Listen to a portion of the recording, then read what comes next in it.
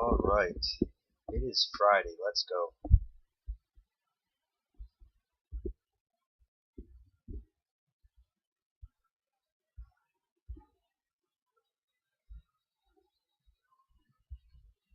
Of course, nobody thought we were going to gap up and go.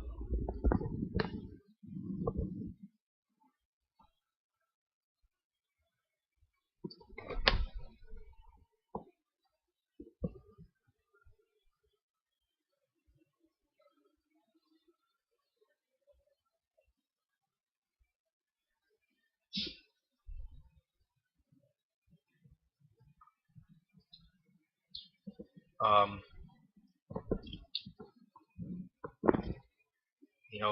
it's weird because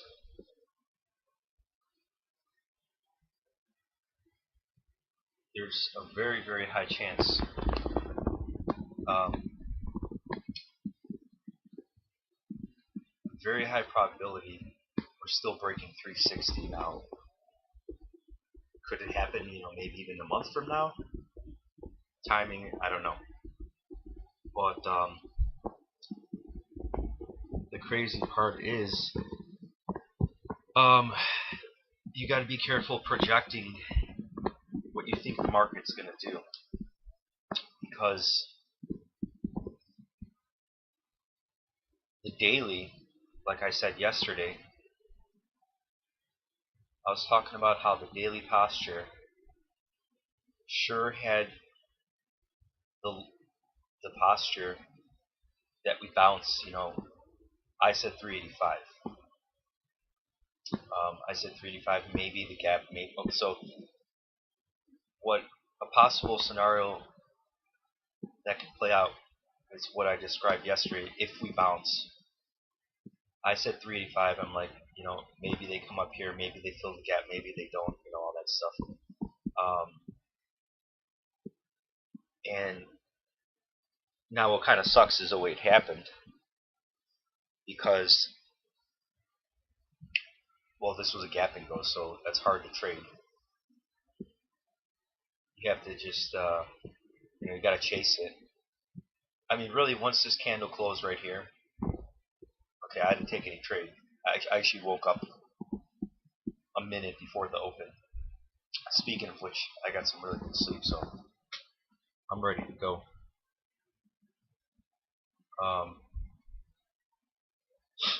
But so these always suck. This is a big enough gap that, if it was like above 80, they could have made an attempt, maybe just here, maybe halfway. That would have been easier to buy. Hold on, I lost my train of thought.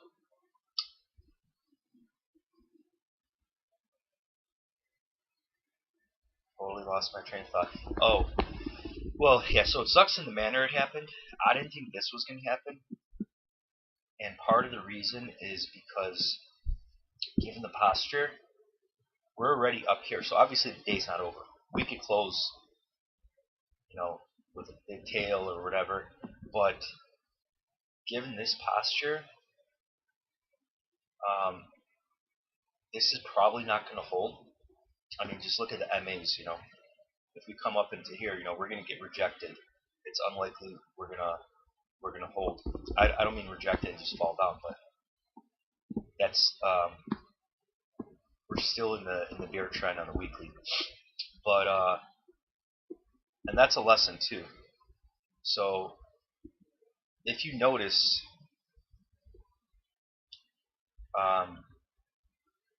now a little to my fault, I guess you could say,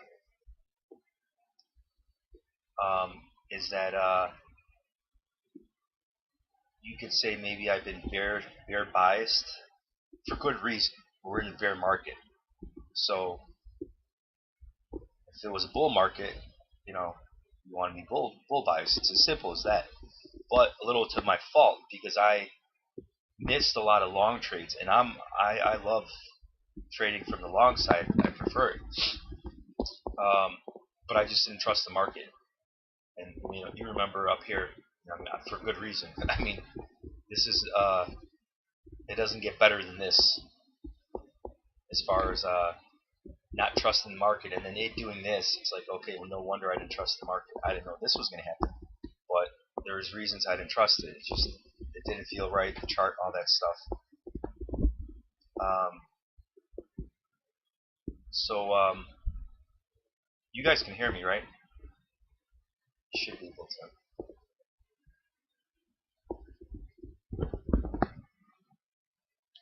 You good?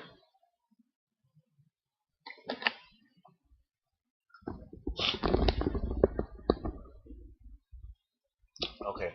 So um, okay, so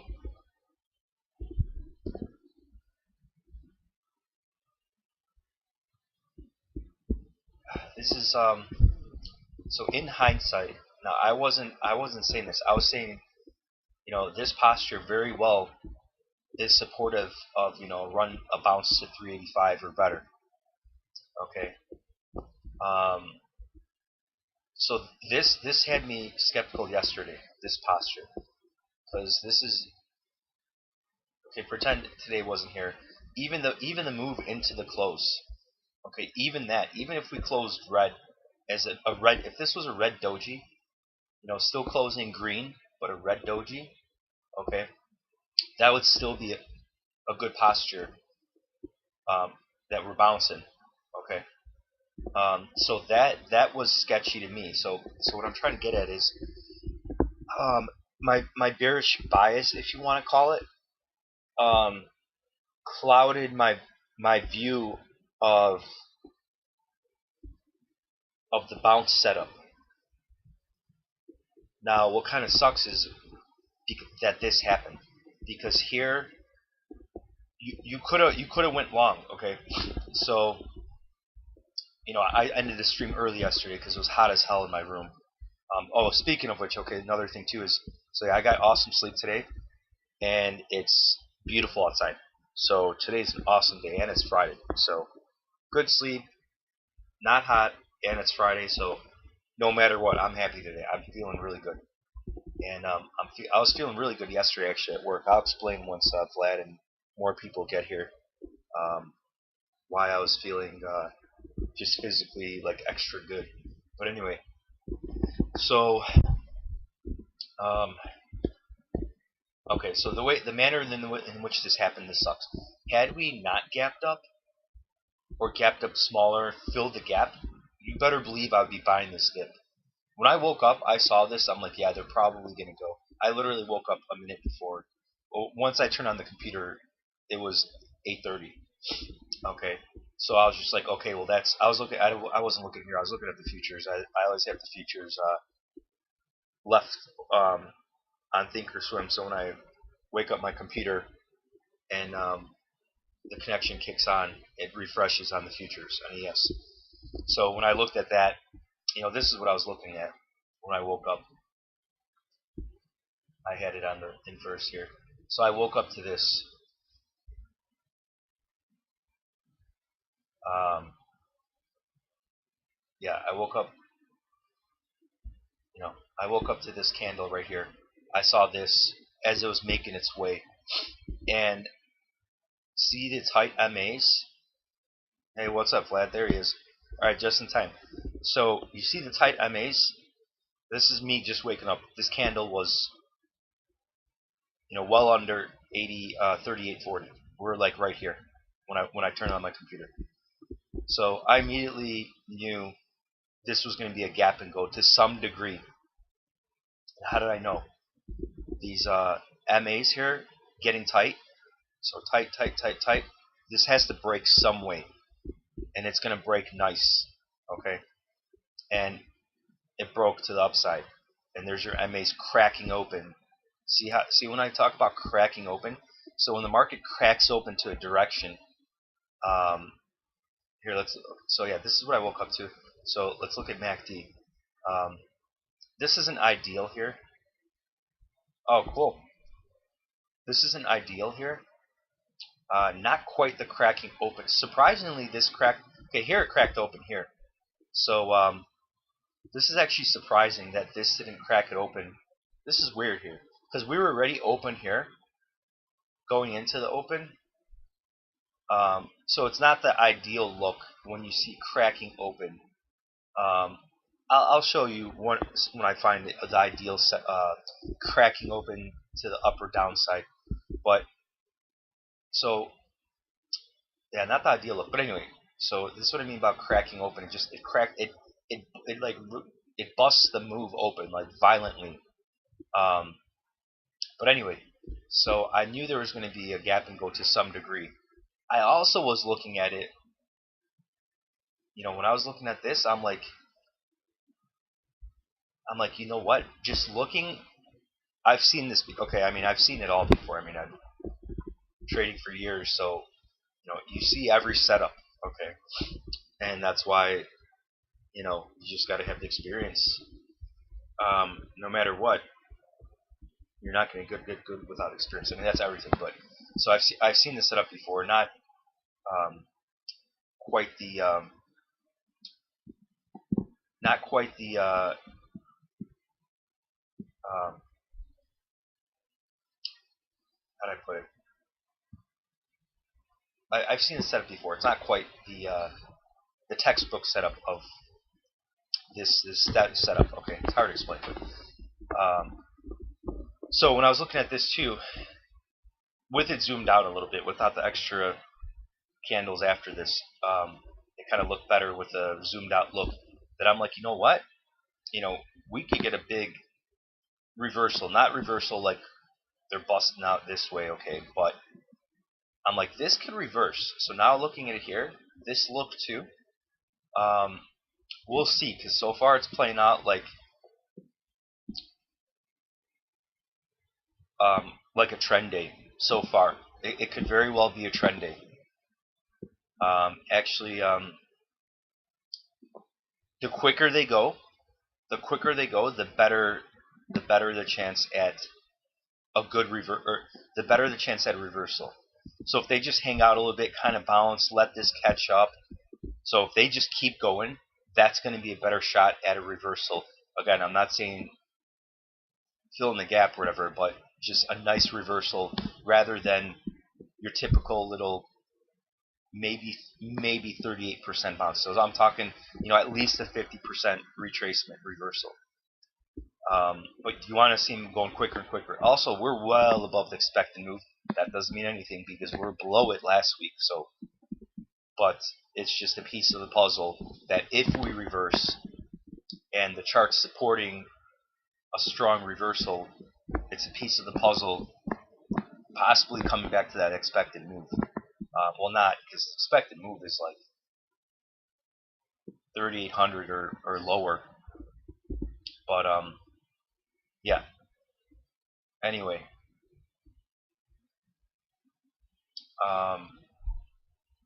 yeah. I mean, just look at this right here. This has a potential here to capitulate to the upside to some degree. Where are we even at here?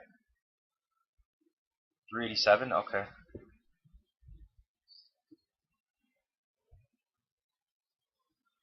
Okay. I lost my train of thought there a little bit. Hold on one second.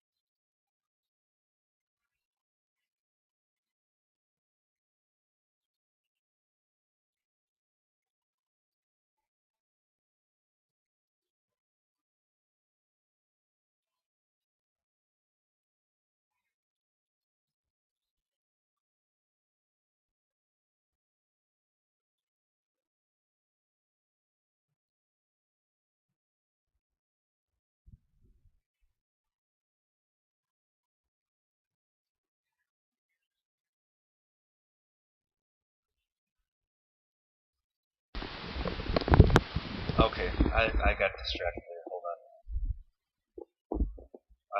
I lost my total train of thought there. Um,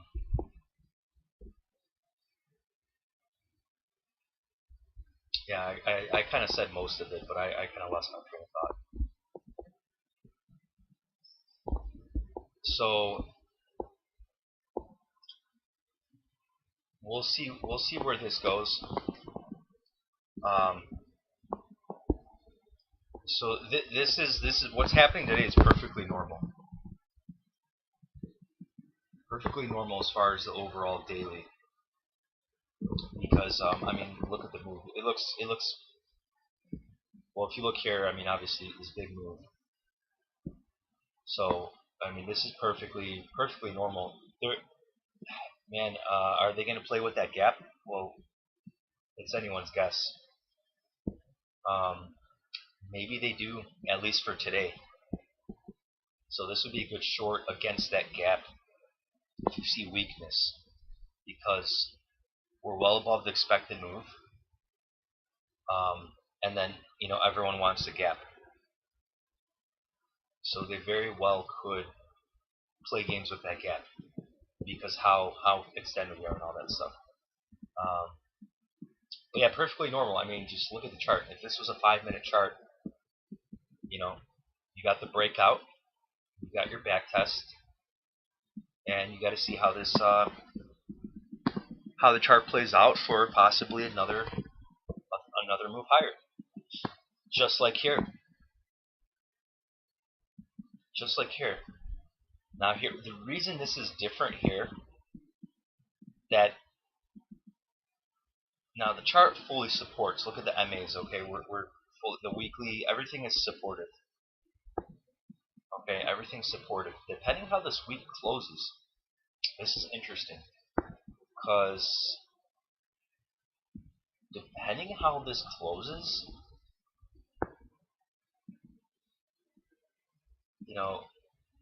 let's look at the inverse here. Let's look at the inverse. So right now, this is setting up for a very nice bullish divergence on the weekly. So if this closes like this or better, that's a very high chance that, again, doesn't mean the bottom could be it's in, potentially, because it doesn't mean, we're not crossed yet. This is attempting. So meaning next week, I guess they could close red, and this could maybe try to kiss but not kiss. But regardless, intra-week next week, we could get capitulation. That still could happen, and I hope that happens because that's going to be an awesome day. I mean, we're at 385 now, so our capitulation is cracking 360. So just imagine they close a day red, back under 380, and then the next day, maybe we get a gap and crap, 380. 20 points on, there could be a crazy day, crazy couple days. That's possible. So this is very interesting. One thing for sure is the market's going to be more volatile, I think, in a good way, because this was just kind of chop. We had some kind of, it wasn't horrible, but there were some bad days actually, just some chop. It didn't get big enough swings. Oh yeah, that's another thing. I don't know if you guys noticed, but I was actually thinking about this last night, or maybe when I woke up today. I forgot, but before I started streaming, and maybe right when I did, yeah, you noticed before, I don't know when, maybe before this big dump happened. Okay, I would be regularly talking about 3-baggers and 4-baggers. Okay, that was a regular result, a regular outcome of my trades. But in recent times, you haven't been hearing that. Okay, the market hasn't been giving those type of trades. I mean, it has here and there, but if you notice, like yesterday was just a double. I mean, this is a pretty decent move, but it essentially, from top to bottom, was a double in both directions. Um, pretty much a double. So I don't know, you could say because volatility is higher and the premium and all that. Oh, this is interesting. Look at this.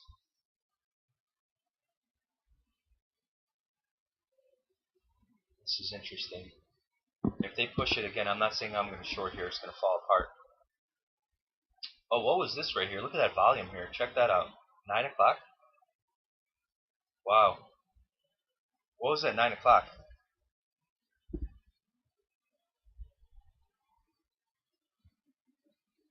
What was that? 28 handles at 9 o'clock.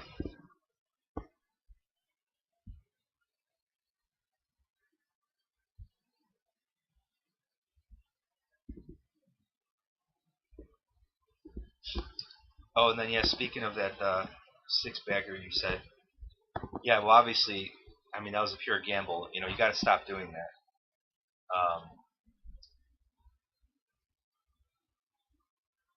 Now, if you would have swung for next week, that would have been fine. No, I'm not talking a huge wick right here. This is a 28 handle candle. What came out at 9 o'clock? Some news hit the market here. Anyway, but your six bagger, okay. And whatever. I could keep telling you. I keep saying things about not being greedy and all that, and I keep doing the same mistakes. So I'm guilty of doing the same mistakes over and over. But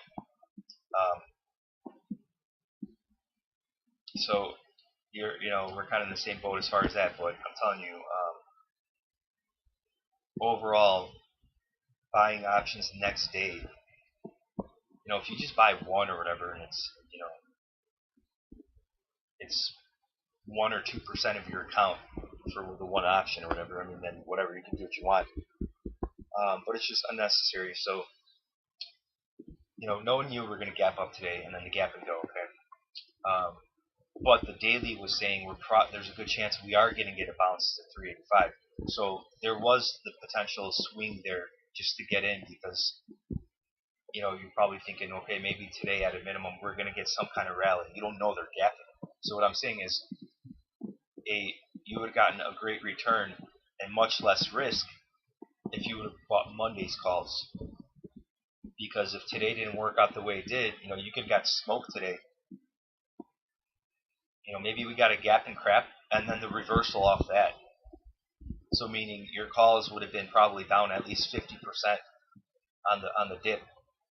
You could have just waited to get it today. So it's a gamble. You don't know how it's going to play out. But the daily did have the posture for a bounce. So at a minimum Monday, ideally like next Friday's calls would have been a pretty good bet. You could have got like 380, 385 calls at most for next Friday. That would have been okay. Okay, but anyway, so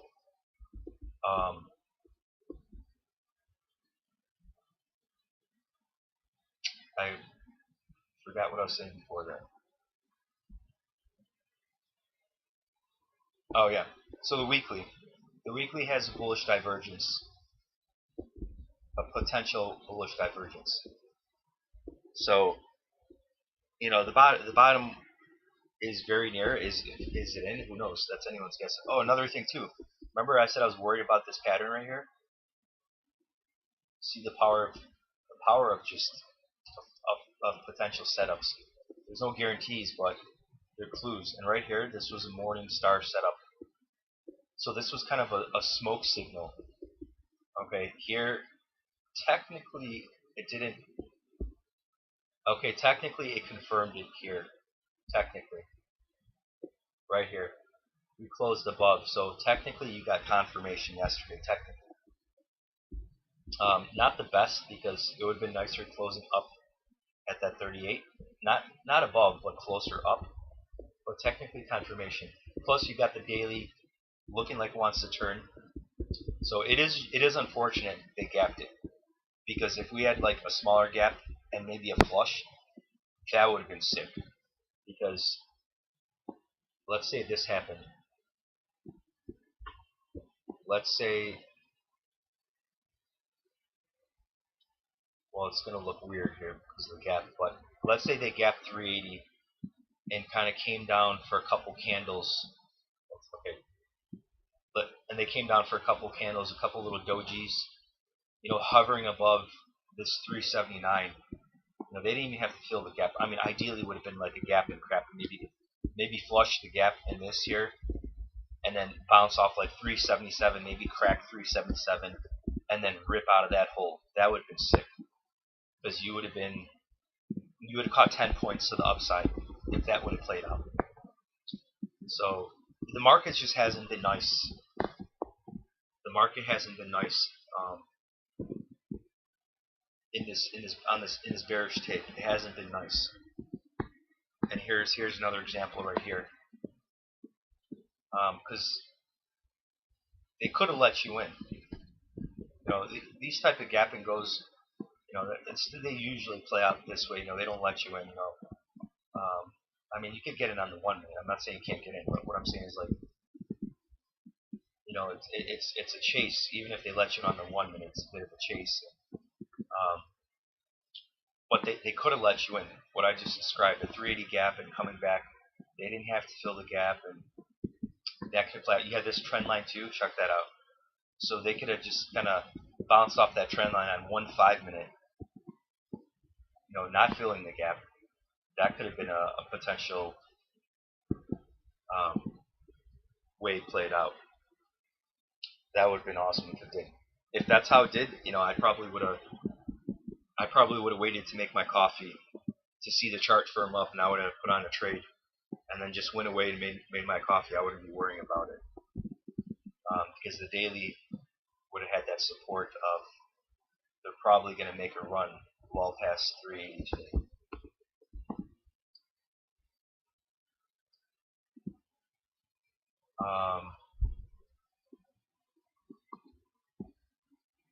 What else is there?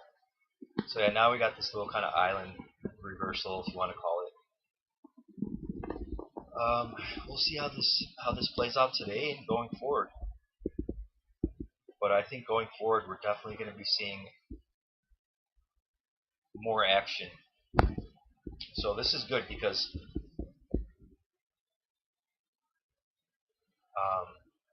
I know I'm bouncing around here. I had some things. I feel like I missed something. I kind of said this before. I said that I had a bearish bias the whole time. I still kind of do. I'm not saying I'm not going to go long, but for good reason. It just sucks how he got there. That's another thing I wanted to say. So this is a huge move down, and with gaps, look how quickly we got there. Look how quickly we fell. 40 points. I mean more. This is 50 points. 50 SPY points. Okay, look how quick.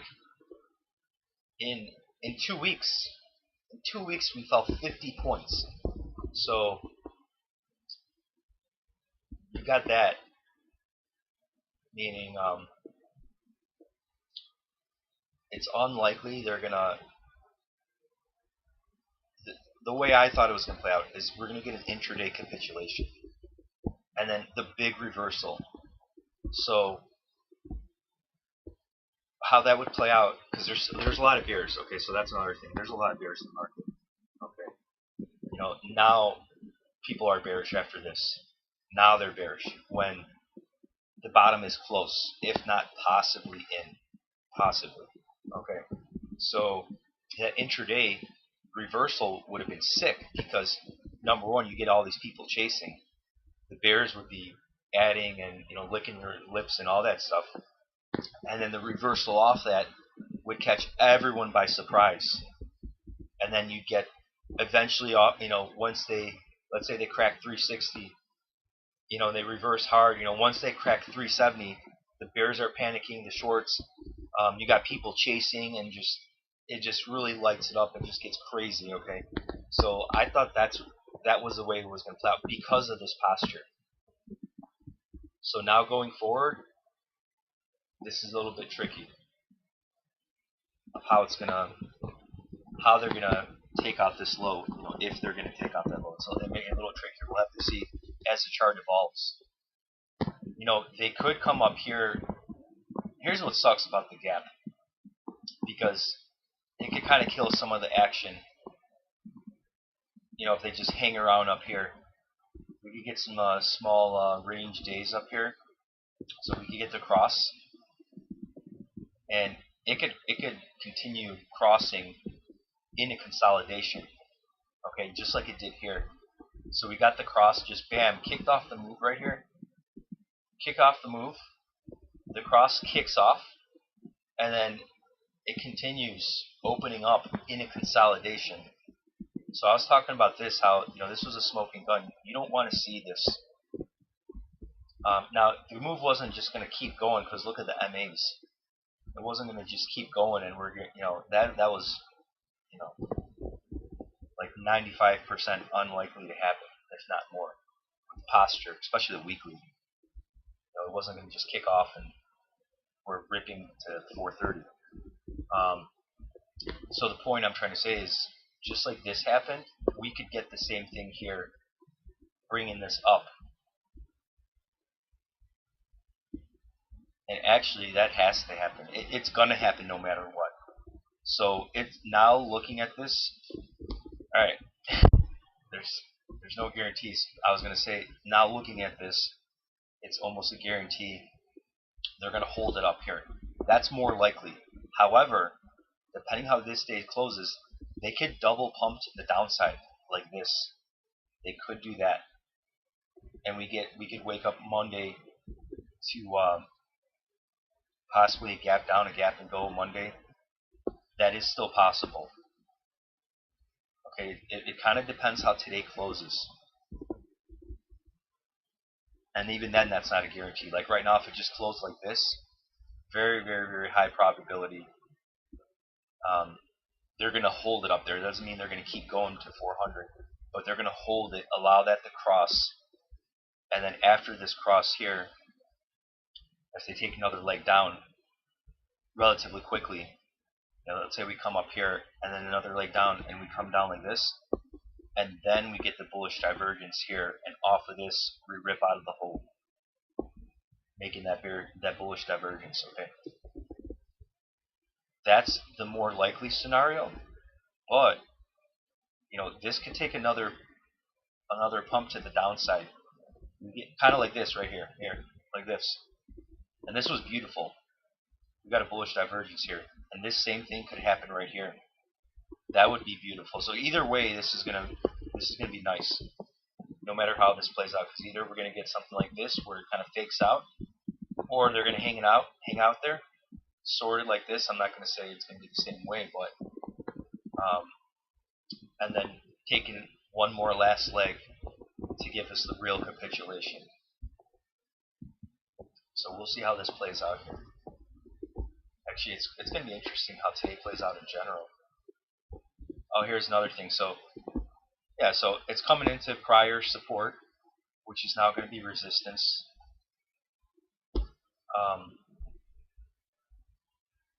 Yeah, there's a lot of ways that you've got to kind of look at this, because everyone thought this was going to hold here. I thought they were going to go a little further. I thought they were going to make the run for 420, 425, and then the next leg was going to happen. That's how I thought it was. I wasn't thinking that this is it. It didn't look good on the weekly. But so what I'm trying to get at is why you got to be careful. I'm not saying, there's a chance they don't break 360, soon or in a month. Maybe they do it. They're probably going to do it sooner than later, just because the overall chart, because we came down so much. This is assuming the bull market's not dead.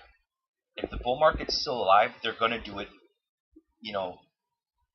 in the next few weeks. if the bull market's still alive, because they can't. I guess they could. I mean, I guess anything's possible. But what I'm saying, if they continue a really good bounce past 420, and then come back by end of summer, October, coming all the way back down, and then hitting it, and then at that point they'll probably hit 350 if they do that. But is that going to play out? That's what I thought was going to play out here.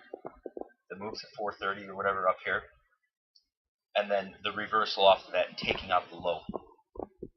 That's how I thought it was going to play out. So are they going to do something like that? I mean, they could just come up here to maybe 400 and then do it. So, I mean, who knows how it's going to play out like that. But given the daily and the weekly posture, it looks like it's going to happen sooner than later. You know, I guess sooner than later could be 400. Sooner than later could be that. And then reversing, taking out that low. And then you get the real bottom. So what I was kind of trying to say earlier is this was the fake out. So now everyone's super bearish. So what I'm trying to say is, you know, maybe they do reverse this to 400 just because now everyone's all super bearish. You know, you got this playing hot. This is supportive of this can go further. Doesn't mean it's going to go straight squeezing up. You know, you got this 9 here. You got, you know, they'll probably consolidate a little and then maybe one more push or, you know, maybe that does happen just because this vicious move. You have a lot of bears out there. Look at the volume too. Look at that volume. It's really not great. This big move down. Again, it doesn't mean it has to be. So meaning we're running out of sellers. You know, you have this decreasing volume here. To the downside, it's been dwindling. So that's indicative of the bull market is not dead. You know, the volume did pick up. Okay, we do have a pickup in volume, but it's been on the decline. Look at the spikes. It's trending down as price moved lower. So that's indicative of the bull market's not over. And this is just a retracement after a massive rip. You know, literally more than doubling in 2 years. In a year, less than 2 years. So there's evidence to support that this is just a healthy pullback in an ongoing secular bull market. So another reason why I think it's going to happen sooner than later is because that 200, I don't think this 200 gets hit. All along I was talking about, I don't think they hit 350. I mean, it depends how this plays out here. You know, you got this big gap now. So they very well next week, you get some crazy, because look at, we haven't had a crazy capitulation week. Doesn't mean we have to have a 20-point SPY day intraday. You don't have to have that to have a capitulation week. You could have just, you know, 2 back-to-back 10-point days, and then you'll get this huge candle on the weekly. So, you know, like look at this candle. You know, this is 45 points at this lower price. So percentage-wise, this is huge all the way down here. 45 points. What's the biggest one we had so far? 26? 28? You know, here they're actually bigger. 29, 27. So with as deep of a cut we had here, you know, it's very, very likely they should have some kind of big capitulation weekly candle. So that has a good chance of happening because we haven't capitulated. So maybe that happens next week. So they could even close this up here, or wherever. They could close just above 380, even down more, wherever they close this week. It would keep this posture here. So on next week, this would continue. We'd get the capitulation, maintaining. You know, this is, you know, all along I've been saying this trend is waning. It's beginning to wane. There are signs, you know, that it's probably gonna try to make a reversal. And MACD's lagging, but the Stoke is kind of leading, or at least foreshadowing, with this posture. It's actually very unlikely that this would just come down like this, a look like this, like a sharp move up and sharp. That's very unlikely to get that kind of look. When you get these sharp turns, usually it reverses. Kind of like here. Here usually reverses like that. I guess you could say here, sharp turn reverses. But this is a beautiful divergence on a weekly. That's a smoking gun right there. So let's look at some capitulation weeks. Well, I guess the low in 08. Back then, 10 points was huge. But this wasn't quite capitulation. This is just a reversal. I think we got to go back to 15. Or maybe here, 2011. Well, it's hard to see what capitulation is because we're much lower in price. But here you go. Well, this was a bear flag. And then, you could have running divergences. So this was, not every setup's the same. So you had this running divergence right here. But the sharp move down, see how it reversed like that? Oh yeah, this is actually pretty good. So look at this. So here's kind of what we have right now.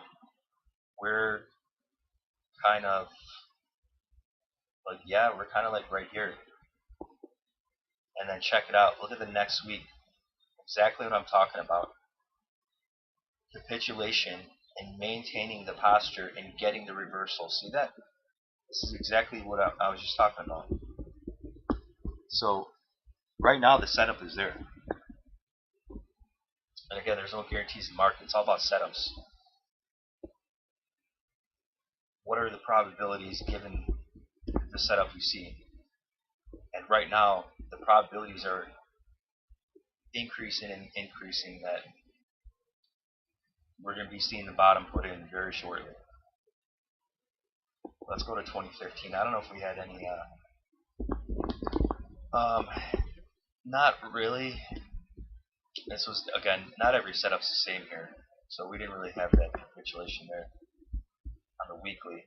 You got to have a strong sell to get that capitulation. This was just like a double bottom. Oh, speaking of, look how beautiful this double bottom was. This was, I wasn't, you could say, actively taking trading seriously back here. I was trading, but I wasn't, trading consistently daily like I am now. I've been trading ever since, I don't know, 2017. I've been trading every day, taking it very seriously. I wasn't doing this back then. I was taking breaks, I'd lose, take breaks, stuff like that, But I remember, back then I didn't know, I was nowhere near at the level I am now. So I actually remember, this was before Trump. I actually, in my prior job, I sold out of my 401k. I think somewhere in here. If I'm not mistaken. I think up somewhere here. So this scared me, and at that time I didn't know what I know now, so I didn't look at the bigger picture. It didn't know how to look at the bigger picture that the bull market is probably not over. I didn't have that perspective, so I was thinking, I funny enough, I actually felt I was proud that I sold. I'm like, oh, okay, I didn't sell that far from the top, and then obviously we know what happened. I thought, so looking at it like this, well, before that happened, I thought this was the top here back then. And boy, was I wrong. I mean, I didn't know nearly what I know now, not even close. Not even just knowing technical analysis, it's more interpreting the technical analysis.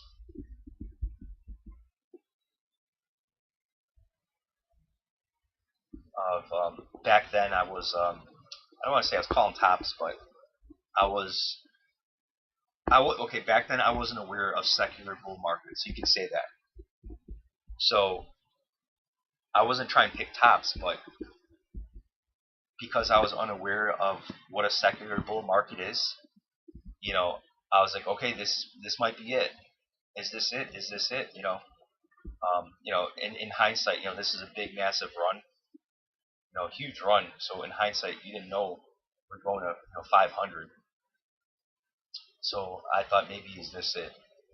Being unaware of secular bull markets um, and interpreting the longer term time frames from the perspective of the secular bull market, meaning your weekly and monthly crosses are gonna fix themselves and the trend will continue higher. Um, I was probably looking at a monthly. Oh yeah. Okay, now I know.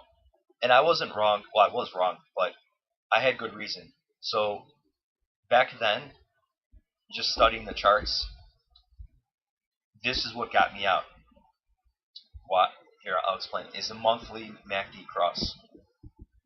So see, we crossed. Yeah. So I got out here on the first bounce. I got up pretty good relative to the high. If this was the high, I got a good exit here when I sold my 401k because we had the cross. And why did I think that? Well, because the prior massive bull market ended with a monthly MACD cross. This is exactly why I did it. Check that out. So the whole time, aside from this one time here, this was a sign that you might want to get out. And look how it happened here too. Look how similar. Check this out. So, I did good in the sense of interpreting what I'm explaining here. Look how similar this is. So no wonder I got out. Look at this. Look how it just kind of slowly cracked open. Look at that slow crack open. It's very, very similar. Look at that. The manner in which this cracked open right here. It's exactly the same kind of look right here. Okay. So as we're here, we took this leg down here. So the market's kind of getting scary. We had some very big, relative to the moves we had. I remember these moves down. There were some wicked move downs here.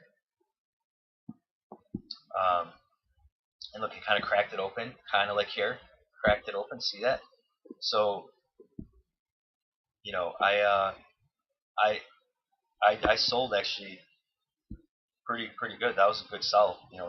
If that was the top. So look how similar it was. So that's why I sold. I mean, this is very similar right here to what we had here. But also another thing, this bull market was going on for almost 20 years. So I didn't know longer term. I didn't understand secular bull markets and the fact that this cross happened after essentially a 20-year bull market run from the 80s. I was just looking at it just based off of the MACD. So yeah, that's why I sold. The MACD was why I got out. If this wasn't like this, then I probably would have sold that 401k. And that sucks because, man, that 401k right now, oh man, it would have been pretty nice.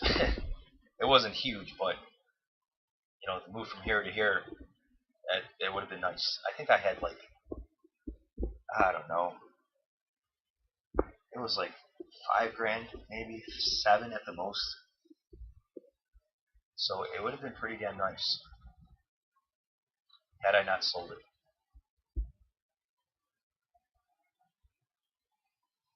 Yeah, see how this monthly is shaping up here? So this is another interesting thing because we have I'm not even looking at the chart yet because the chart's going to need some time here. I didn't even look at it, so maybe we're due for a pullback, but I'm going to let everyone chase the move down and get squeezed out and all that. On a day like today, you gotta be careful, especially since the daily is trying to make a turn. This move might stick. So there's right there's probably without looking at the chart, I'd say there's 80% chance we're not going to get a crazy reversal given the daily posture.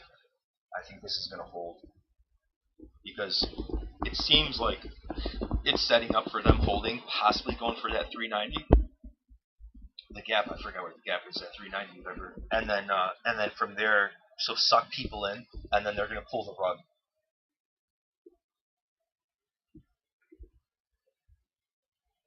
Yeah, so the lesson for TUA, I think TUA is the guy who ran some accounts to like 15 grand, he told me, so you're not a noob.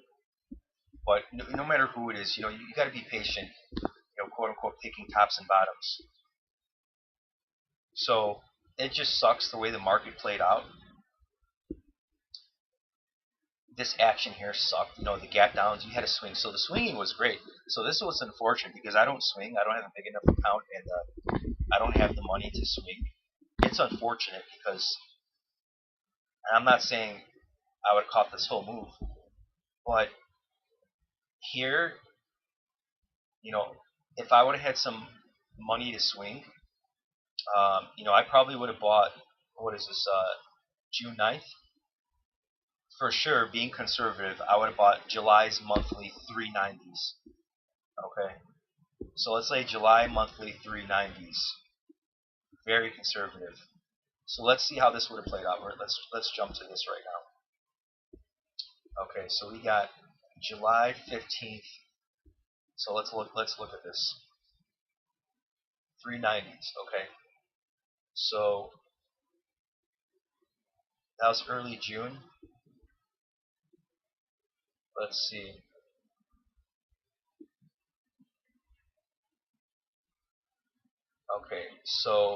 Okay, here you go. Look at this. Okay.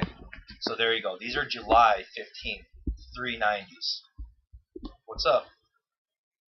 I don't think Victory was here yesterday. But anyway, so check this out. July, so you had almost a month and a half, and you caught yourself a solid three-bagger. You caught yourself, yeah, you could say a three-bagger. Because let's say here, I probably wouldn't wait until the close. As we're breaking out, since I'm going out to July, I would have bought the breakout to the downside. So let's just say $7. So yeah, a solid three-bagger in 3 days, in 2 days. Look at this. Look at this.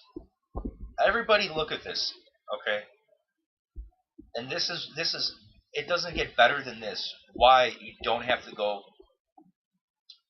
far out of the money or buying weeklies for the next day. Okay, now this is a rare move, but look at this. You had a month and a half.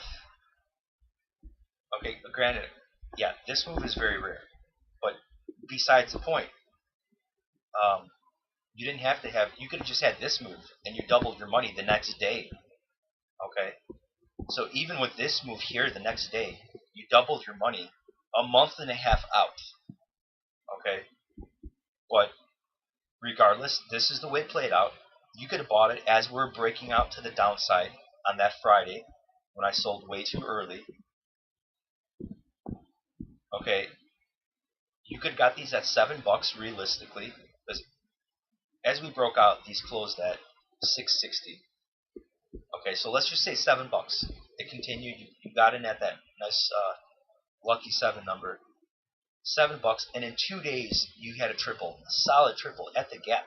No, not at the gap. The morning push, but whatever. Okay, a solid three-bagger in like 2 days. This was Monday, Tuesday. Bam, three-bagger, a month and a half out. And the 390s when we're at 400, that was relatively conservative because you're a month and a half out. Because the 390s were the target. Okay, the 390s were the target. So here it is right here. This was the target coming into here. You got paid on Monday, the next day. So you got in as we're breaking down here, and it worked out immediately, closed beautifully, and then the very next Monday you wake up to this. Well, with the futures, you're doing jumping jacks and backflips, seeing the futures gap down here. I think they gap down. Either way, they had follow through. I think it was a small gap down. Okay. The very next day, and then here, looking at the chart, there's no reason to sell. Now, I'm not saying I would have for sure been fully in the next day because this is support at a minimum. But then even that, bam! Talk about getting paid. I mean, realistically, I would have taken half off the table here. But again, a month and a half out, so you didn't know it was going to gap down again. So I probably would have taken at least half off just because, maybe they gap up a little and, crack. You didn't know that was going to happen. But the daily did support further downside on MACD and everything, momentum. So see what's shorting. We're 50 cents off the top here. Let's look at the chart just for a second. Yeah, I don't see a good setup here. Yeah, we are extended all that, but I think they could keep going. I'm not saying right now, but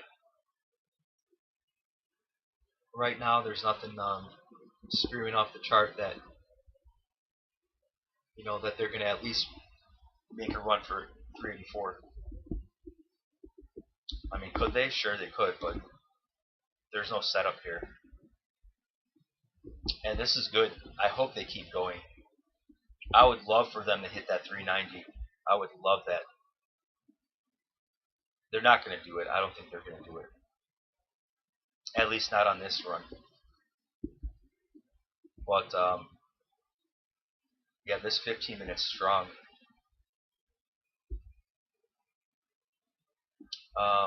It looks like at a minimum they're going to break this 100.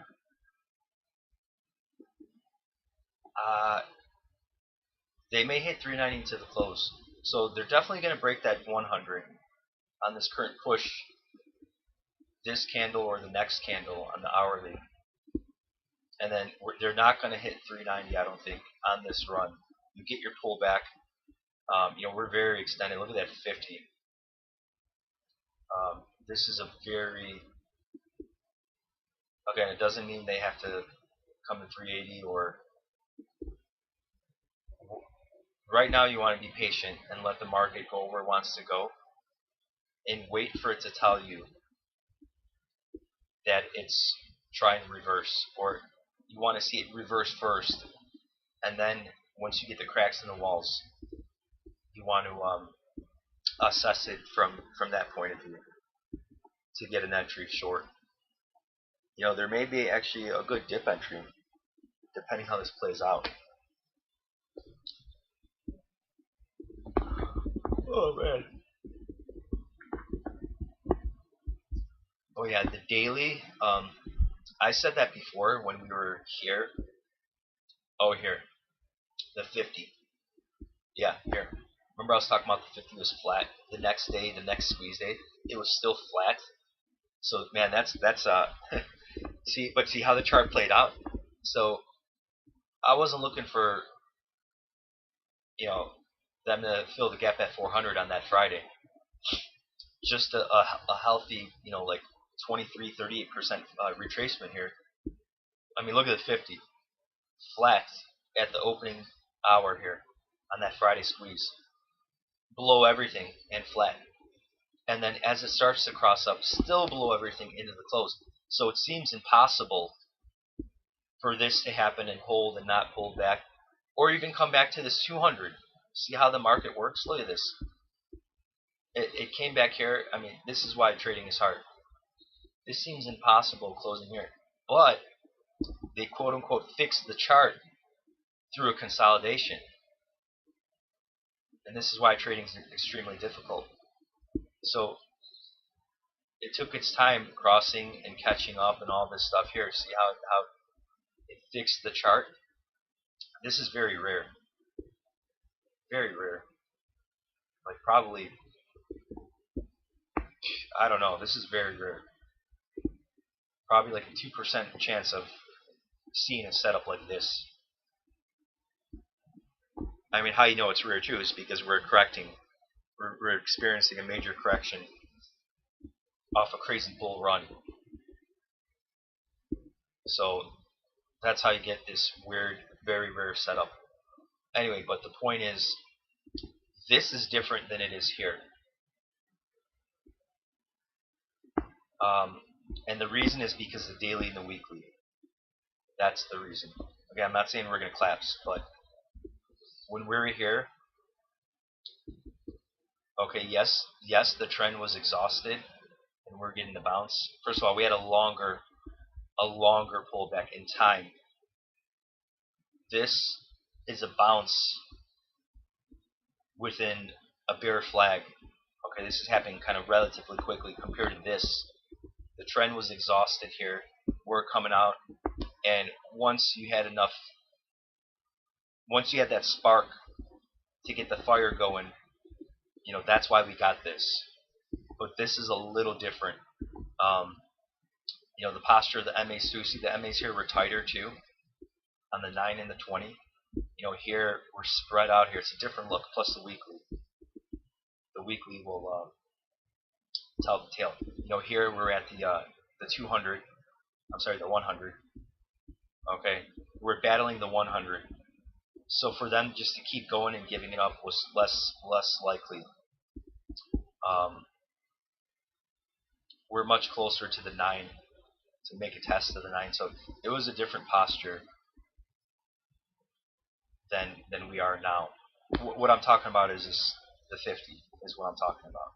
This 50 for today.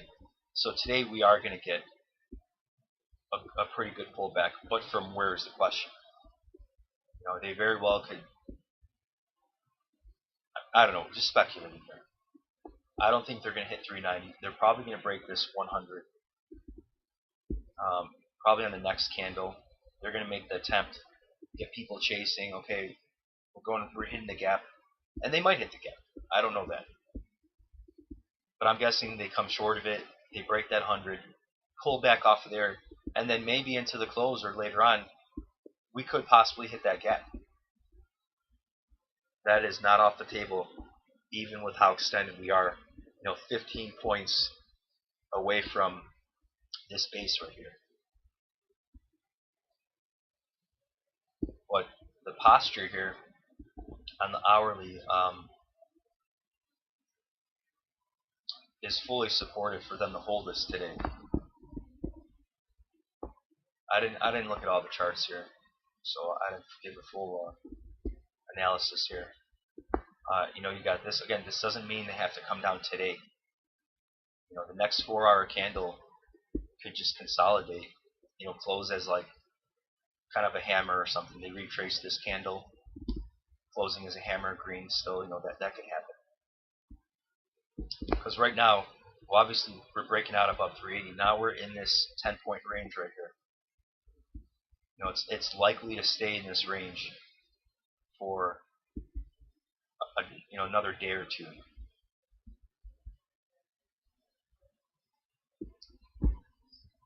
But yeah, this I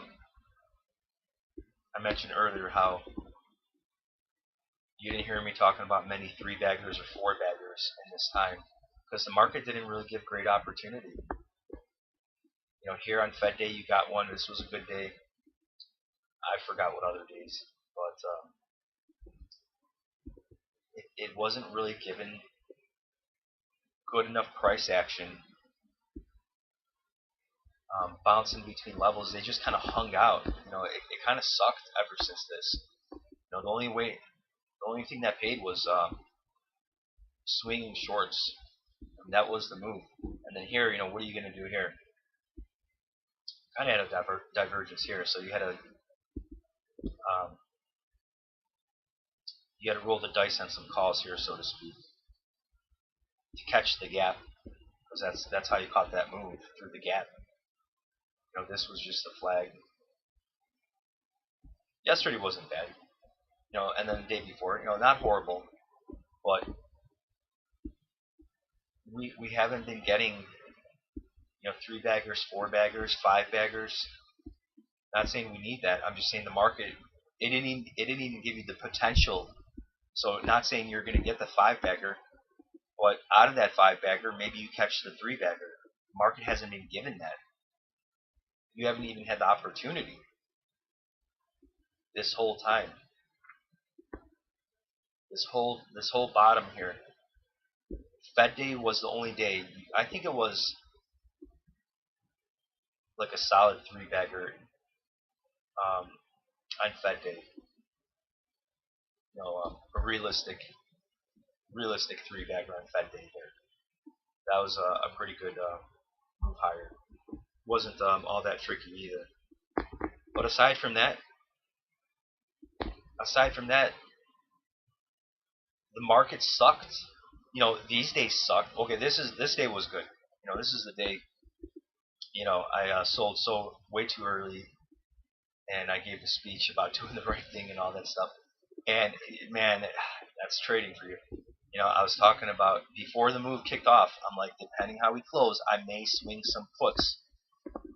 So, that's another thing. You can make all the calls you want, but acting on them, and then what you do with them is a whole nother story. So you can make all the calls you want. That's essentially like paper trading in a way, saying like, this and that. But the point is, regardless, yeah, it sucks. I sold way too early on my dailies. Way too early on my dailies. That sucks. It also sucks that I was talking about swinging some puts, and I didn't because this crazy move I didn't want to chase. That also sucks. But what doesn't suck is what I gained from it is building my confidence a little bit more because I was right. So I just gained some confidence that I read the chart the correct way. I just didn't act on it. I didn't execute the trade.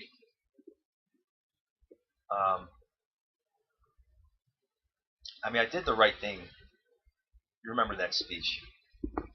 I did the right thing, but I just looking back in hindsight, the 15-minute and the 5-minute, the 5-minute never told you to maybe you should get out of the trade. So I was assuming it wasn't going to hold. But you remember how frustrated I was. They were playing games all day the past couple days on that Friday and Thursday. My frustration, if you guys remember,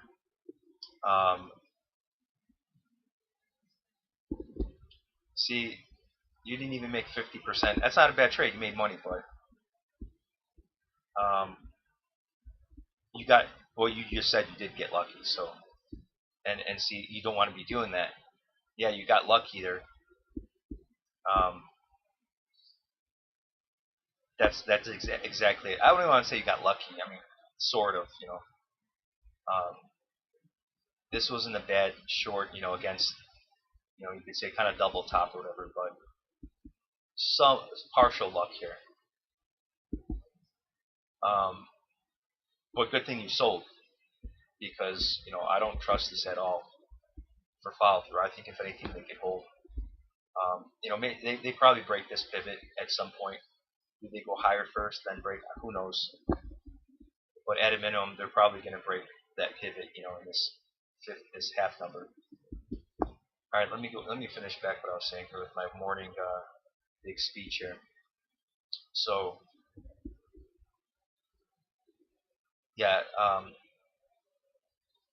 here's trading for you. Being frustrated from the Thursday and the Friday of this move kicking off is why I missed the move. I didn't catch most of that move, and then I missed out on holding the short over the weekend, which I said I wanted to before the move kicked off. But it was a chase. They dumped it big into the close, and I was just mentally exhausted too. And I could have looked at the chart. And I'm not really a swing trader, even though I said I wanted to swing them. I didn't want to. I was green on the day. I'm like, okay, I'm done. I just didn't even want to. I'm like, I don't care. I'm done. But it sucks because I missed most of the move, and I also wanted to swing puts over the weekend. And I mean, Jesus Christ, you gotta be kidding me. I was talking about the Monday 400s for Monday before this happened. I was talking, or no, I think it was Monday 405s, whatever. I think it was 405s or 400s for Monday, or possibly Friday. I don't know. I don't know what it is. I might have said 400s for Friday of this week.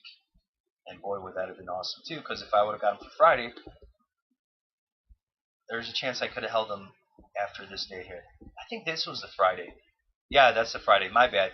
Okay, yeah. Now I remember. So on this Thursday, I was talking 400s for Monday.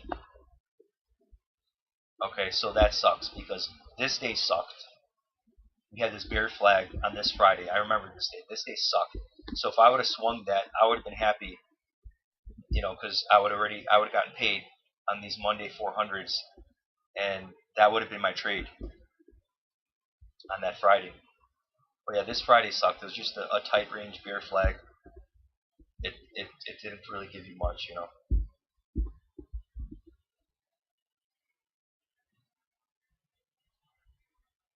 Oh yeah, I kind of went on a long talk there. Went on a little tangent about how the action here sucked. Ever since we got under 400, it sucked. I mean, just look at it. There's your bear flag day. Really didn't give you anything. We had this chop here, chop. Fed day gave you your bounce. Just look at the candles. I mean, there's trades, there's scalps, but there's no real moves here. Just look at the range of the candles. 3 points, 2 points, and you're not getting any. They're not moving. This bull flag, tight range, bull flag, tight range. Yesterday wasn't bad. Okay, you had this and this, but just look at the candles. Like, at least even here, this was kind of just very tricky, and it made you chase, and it really didn't let you in. But you could just look at the candles. Look at the movement of the candles. Okay, there's price movement here. Here, it's not doing anything. It's just this kind of chopping. It's not going anywhere. There's no action here. There's nothing, and that sucks. Because after this big move, how did we not get a big, nice bounce? I'm not saying capitulation day, but this is horrible. The market literally fell 50 points to the downside, and we did not have a good bounce day, like a good, a big range day. So what was the biggest range here? Was Fed day, 11 points. Okay, so Fed day was good. I already said that. Well, look at this. 7 points. So not horrible ranges, but if you look at the chart, there was no action in these days. So you had some decent ranges, but there was no good movement. The range you got out of these days was horrible price action, not tradable at all, other than some scalps here and there. I mean, this sucks. Like I said before, this whole move down was awesome. This was awesome. Not every day, but I did not complain one time. Here, I didn't start complaining until the BS squeezed, and then this consolidation here.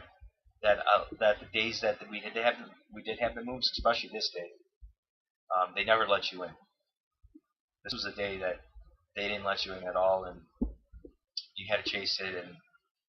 But this whole time, I had no complaints at all. Anything prior here, I didn't start not liking the market action until they kicked this squeeze off. Until this.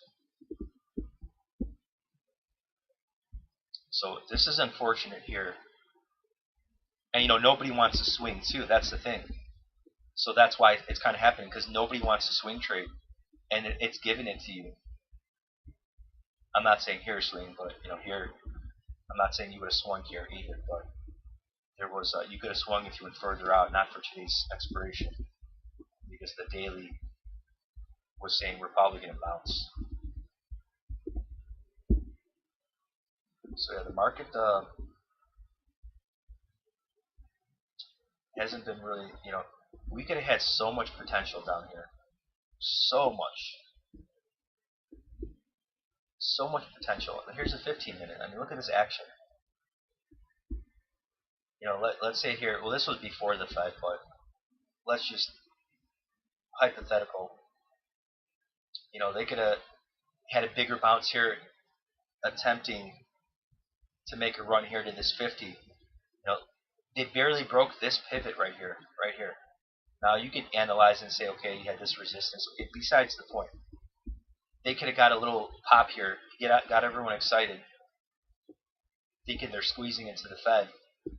But this posture here is telling you it's not going to hold based on these MAs. So they could have went a little bit higher here, made an attempt up here, and then pulled the rug. And then at least there, you had the pop and the drop. But instead you had this little pop, back to the chop. They gave it up a little bit, then they ripped it back up. So here into the close, you kind of had to, I don't know what the 5 minute looked like here, but you got the bounce into the close. But this action sucked here. Look at these days. This day is pretty much the same as this day and this day. These 3 days are essentially the same grindy chop, no action days. 3 days, just they might as well not existed. Here's that stupid gap and go, and it really didn't give you much. The past 2 days were cool. I got no problem with these days right here. These were no complaints about these days. You got some movement here. You got action. But 1, 2, 3, 4 days, 5 days. So this whole time we're down here, 1, 2, 3, 4, 5 days sucked. 5 days out of 9 days. So 60%,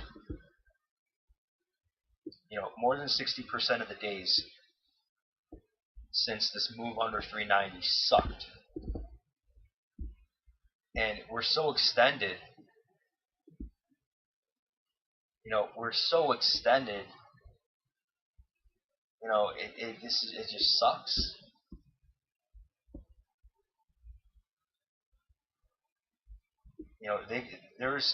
They completely threw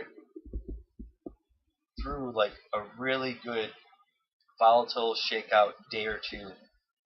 They threw it in the garbage. They had the potential right here to maybe at least one day. Like this day right here. Let's say this candle closed green up here. We could have had a gap and crap. Again, I'm not saying they had to do the 360 capitulation. But on this candle right here, this hourly, this closed all the way up here. Gap and crap. And then undercut these lows. They don't even have to break 360. They could have came short of 360 and get a nice V bottom out of there, closing, wherever up here, and they could have still had the gap, Like this day right here could have been a great day, and it sucked. So, and I mean, is it because it's summer? I mean, is that why? Because we're technically in summer, but see that shouldn't be the case because the market's correcting here. This isn't just a 2021 grind, summer grind. Okay, hell, here's July. This was even better here. Look at this action, and this is in summer with just a bullish grind up higher. But look at the action at least here they gave you. And I mean, yeah, there's movement here when you look at the daily, but when you look at the intraday, it sucks. It really sucked. So a lot of people got chopped up here. A lot of people. Unless you're getting calls a couple weeks out or a month out, then you got screwed here depending how you play this.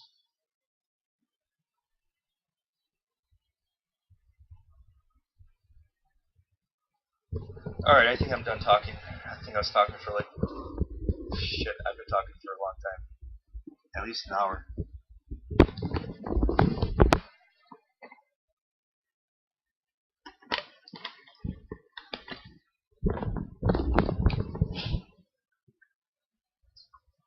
The only thing you have to watch is the chart.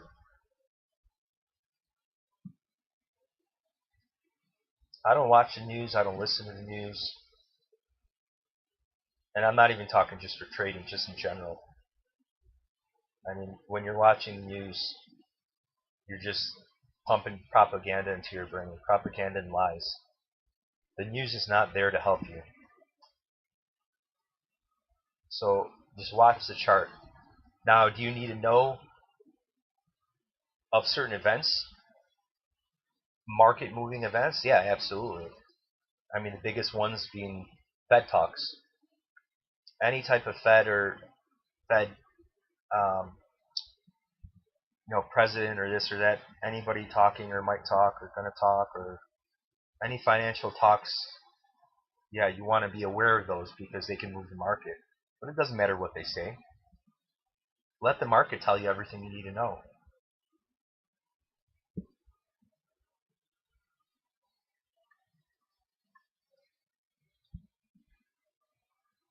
I think news is completely useless and it's only going to hurt you because it works both ways. So let's say there's fundamental news. I mean, there's certain fundamental things you want to look at. I mean, you want to look at the Fed's balance sheet. You know, do they take their foot off the gas, stuff like that. You want to look at that. I mean, really, the biggest thing you want to look at is liquidity. If liquidity is provided to the markets, well, the markets are going to be bullish. If it's taken away, they're going to be bearish. It's as simple as that. But all other news doesn't matter. So here's an example of news. Oh yeah, speaking of news, where's this at? I'm sure it gapped up. Okay, there you go. Speaking of which, I work in freight, and let me tell you what, we are in a recession. It has slowed down so much, it's ridiculous. Ridiculous. Like, we're in a recession. I've been going home early every day.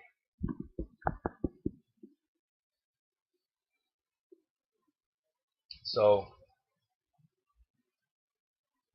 did the market price in the recession that we're currently in, looking forward looking? And now it may be turning the tides that forward looking things will be better by next year. Is that what's happening? That's another thing that too. It's like, okay, the market's forward looking. So let's say a year from now, or in the future, at whatever point, they look back and that this was a technical recession. By definition. Okay, whether it is or isn't, the market doubled in less than 2 years. This was going to happen. So, how do I explain this? So, did you know that there was going to be some kind of recession because the market was due for a big pullback? Like, this was going to. So, what I'm trying to say is,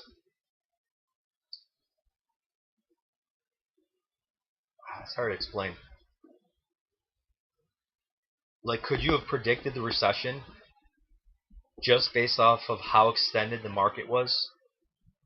Meaning that this isn't going to be just a dip. So because of this move, a recession is coming because we're probably going to get a big pullback. So the market was telling you a quote-unquote recession was coming because we're due for a big pullback. So is that how you look at it? The market needed a good pullback here. A very good pullback. I'm not saying I predicted this and where this was happening. I'm not saying that. All I'm saying is the market needed a healthy pullback. Maybe not down here, but a pullback in time. Okay, So maybe we didn't come back here, but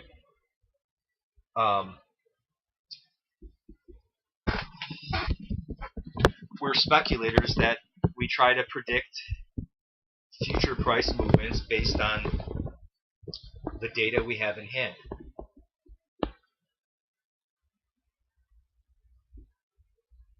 So, what? How do I explain this? What predicted? How do I explain this? Like the chart was saying. Now, I'm not going to say I was saying, okay, recession's coming. But now, looking in hindsight, because remember, we had a recession in 1990, I think it was.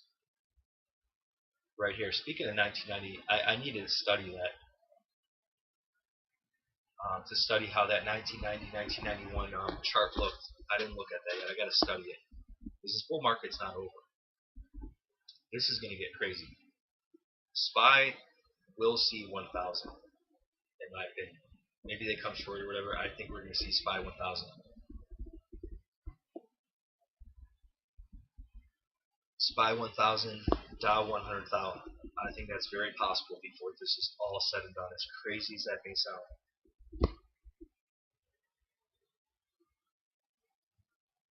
But anyway, so what I was talking about is news. So,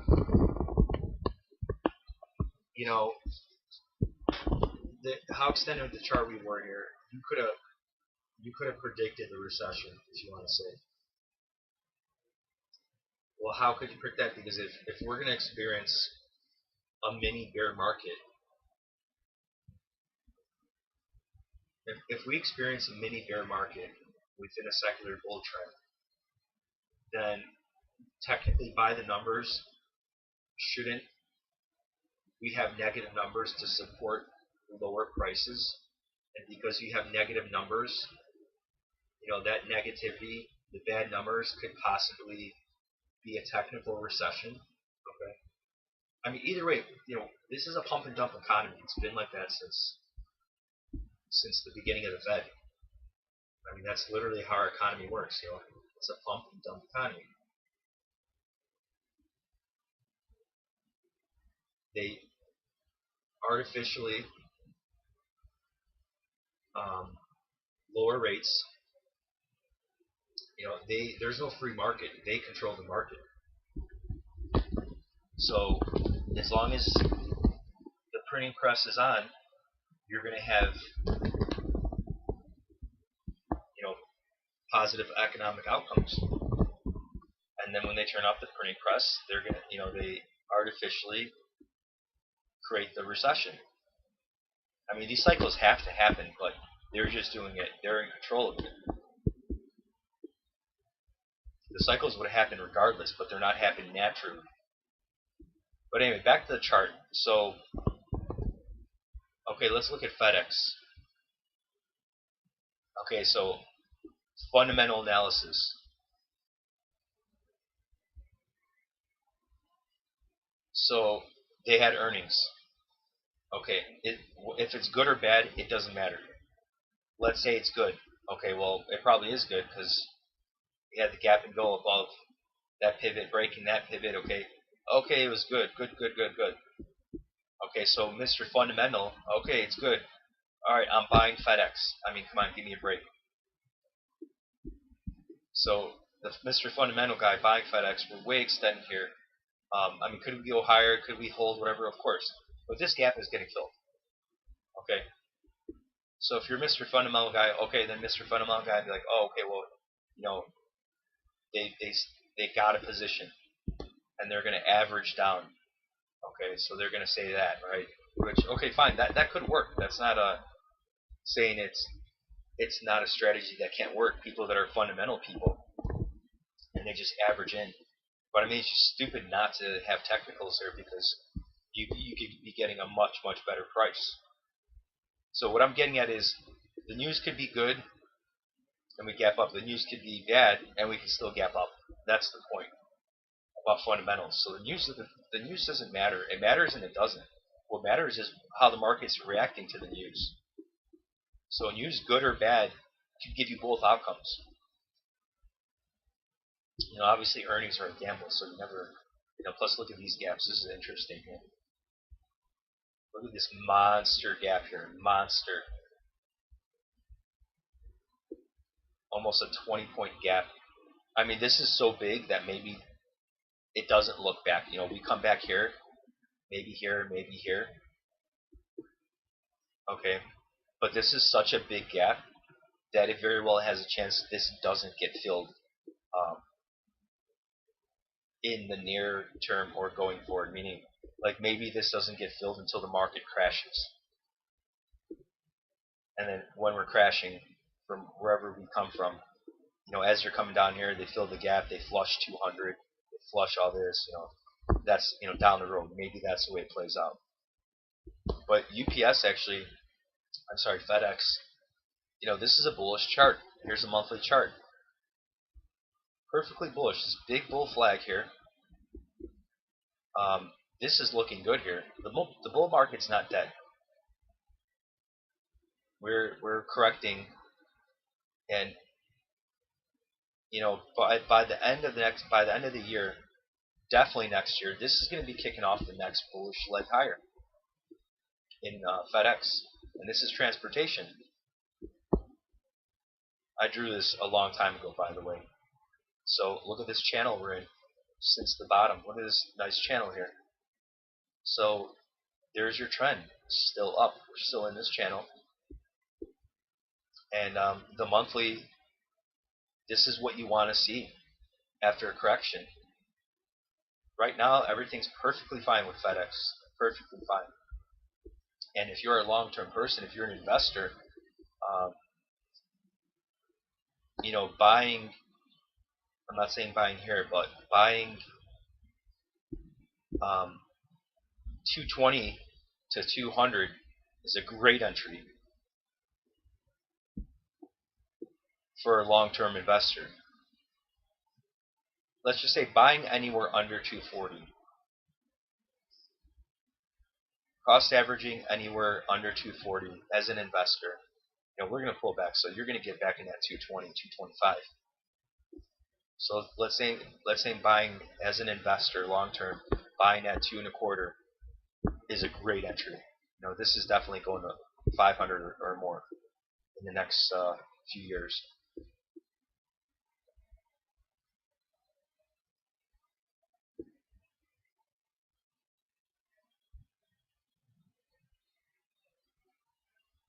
So it's interesting because the market's forward looking.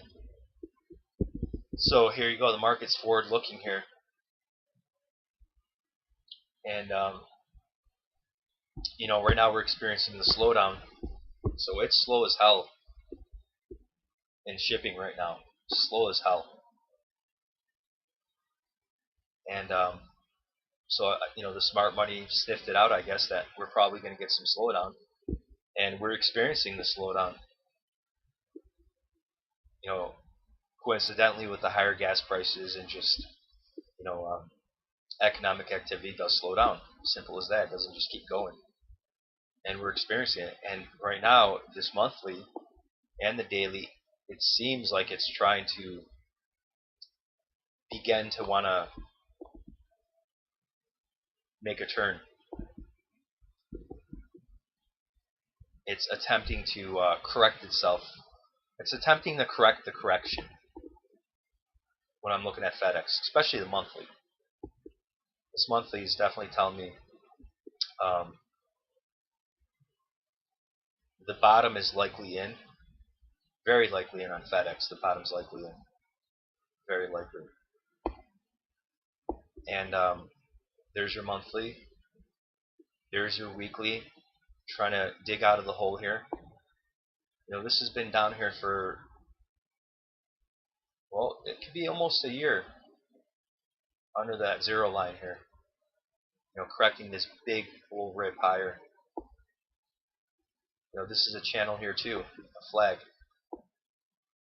A 3-year monster flag. That's going to take another 2, maybe 3 years before it hits its target.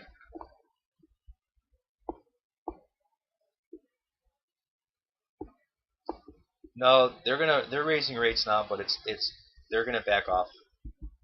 You have to understand, rates cannot be high.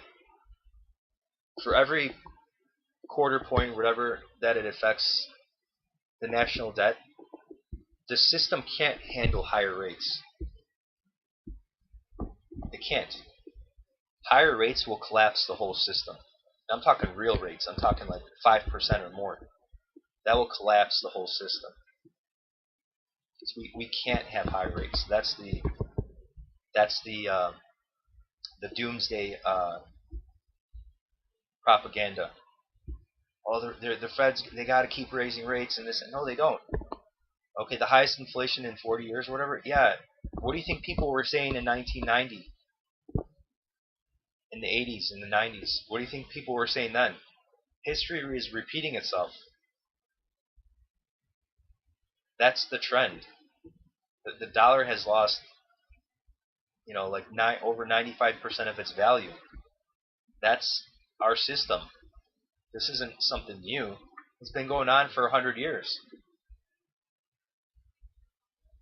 So there's going to be more inflation because that's our system. It's not going to go away. That's built into the system.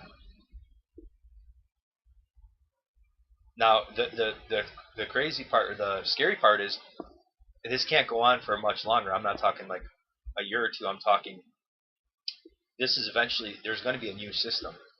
Digital dollar, however, whatever happens, this can't last forever. It literally can't, just mathematically. It has to come to an end.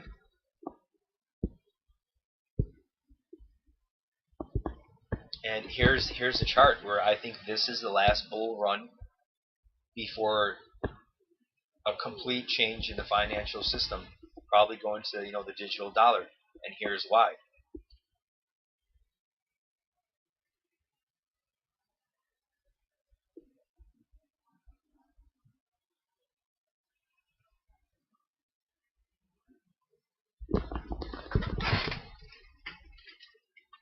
Here's why. Okay, this is a scary chart. This chart scares me.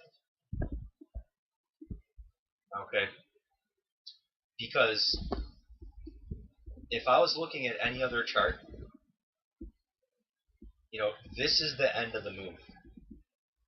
Okay, so this move,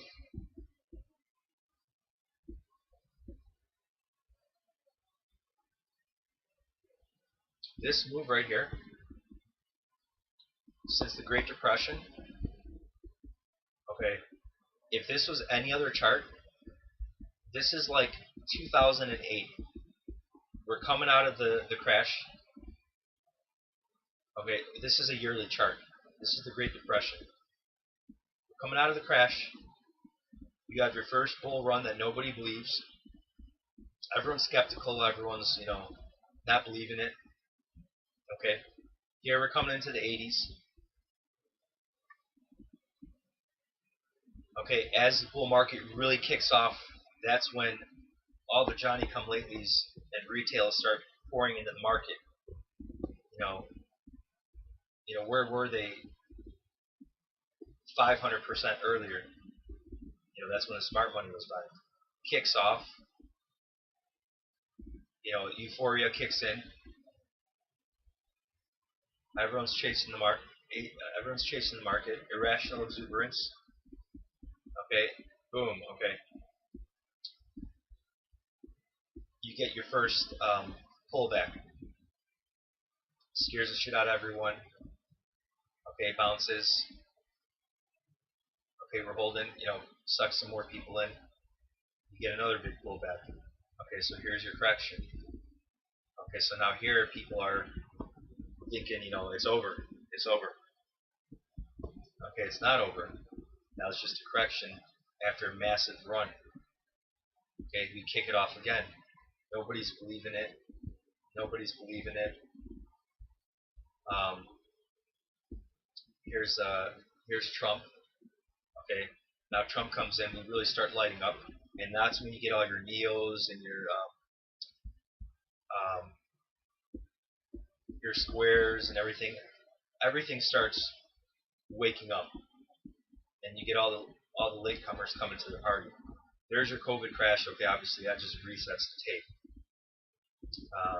And then off that low, so it's not quite the best example, but just follow me here. So, people are thinking, so no one's believing it on the way back up. And then 2021, well, late 2020, 2021 is where everyone starts piling in. Okay?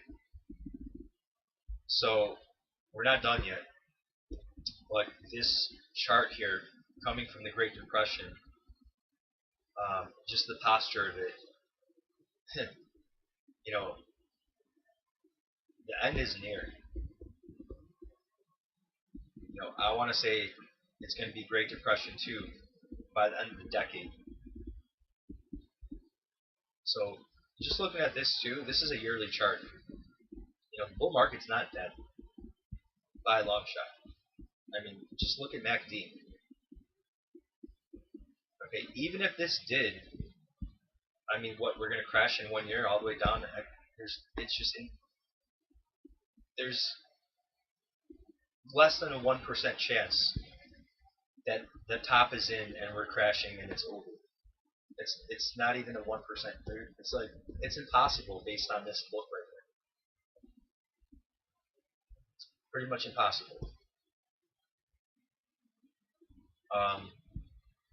Now what's interesting, because even if they do have a digital dollar, I guess SPY still going to have, SPY will still be SPY, but with just a different currency. So this chart, I guess, will continue, but meaning like it's still going to be SPX, and this data will still be here.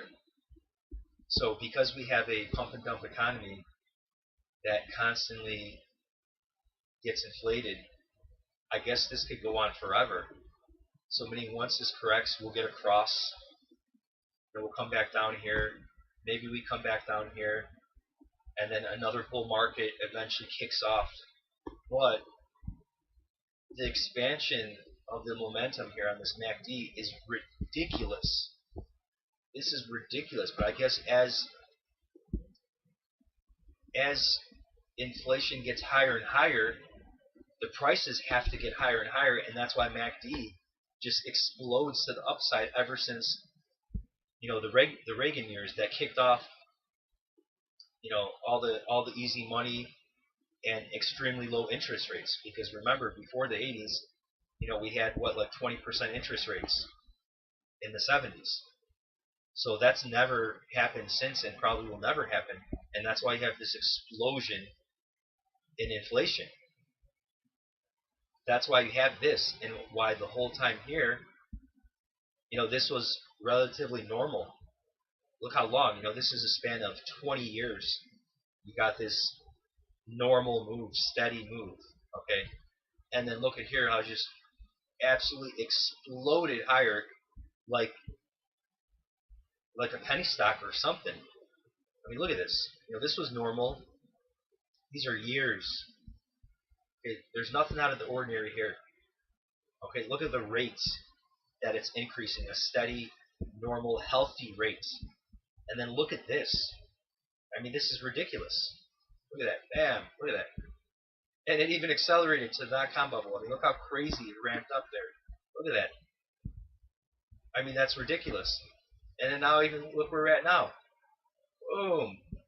Same thing, cracking open to the upside.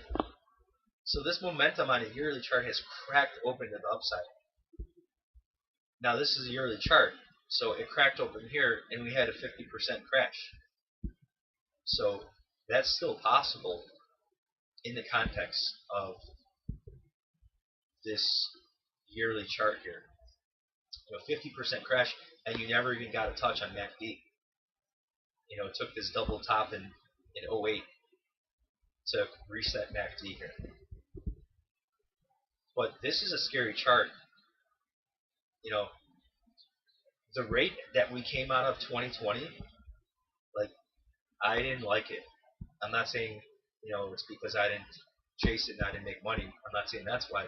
I'm just saying I didn't like the rate that this kicked off. This is ridiculous. Like, insanity. Absolute insanity.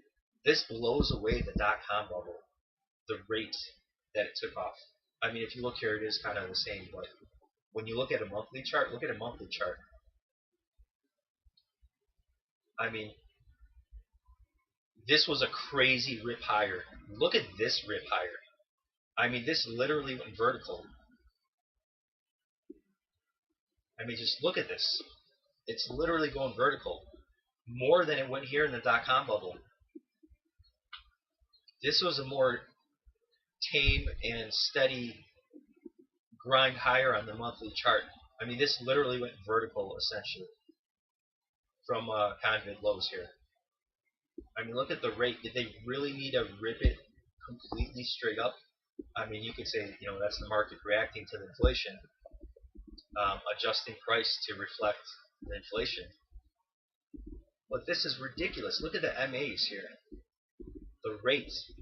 This was fanned out nicely, but it was more steady and sustainable and relatively healthy.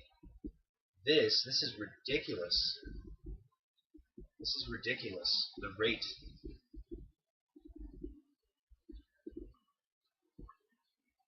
So this is, it's a scary chart how this is going to play out here.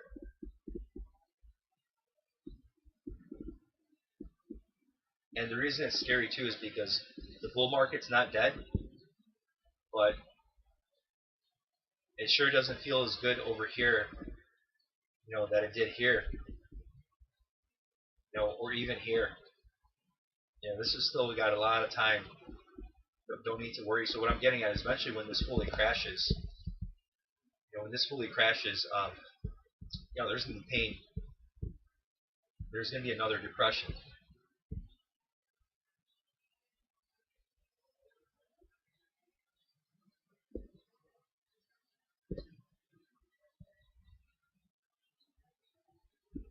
Well, the prices have nothing to do with that.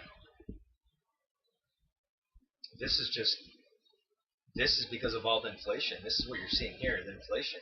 I mean, that's all it is. It's just inflation. It doesn't matter who's in the market or retail or not.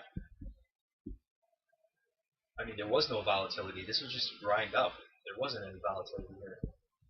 This was just controlled grind up as the Fed just kept buying the market higher.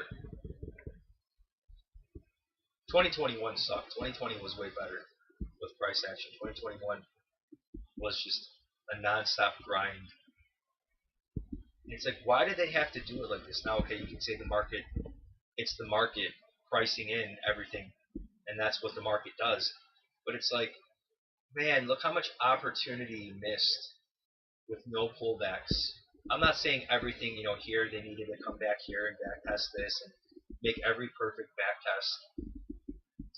But it just sucks because this bullshit grind, it's kind of like,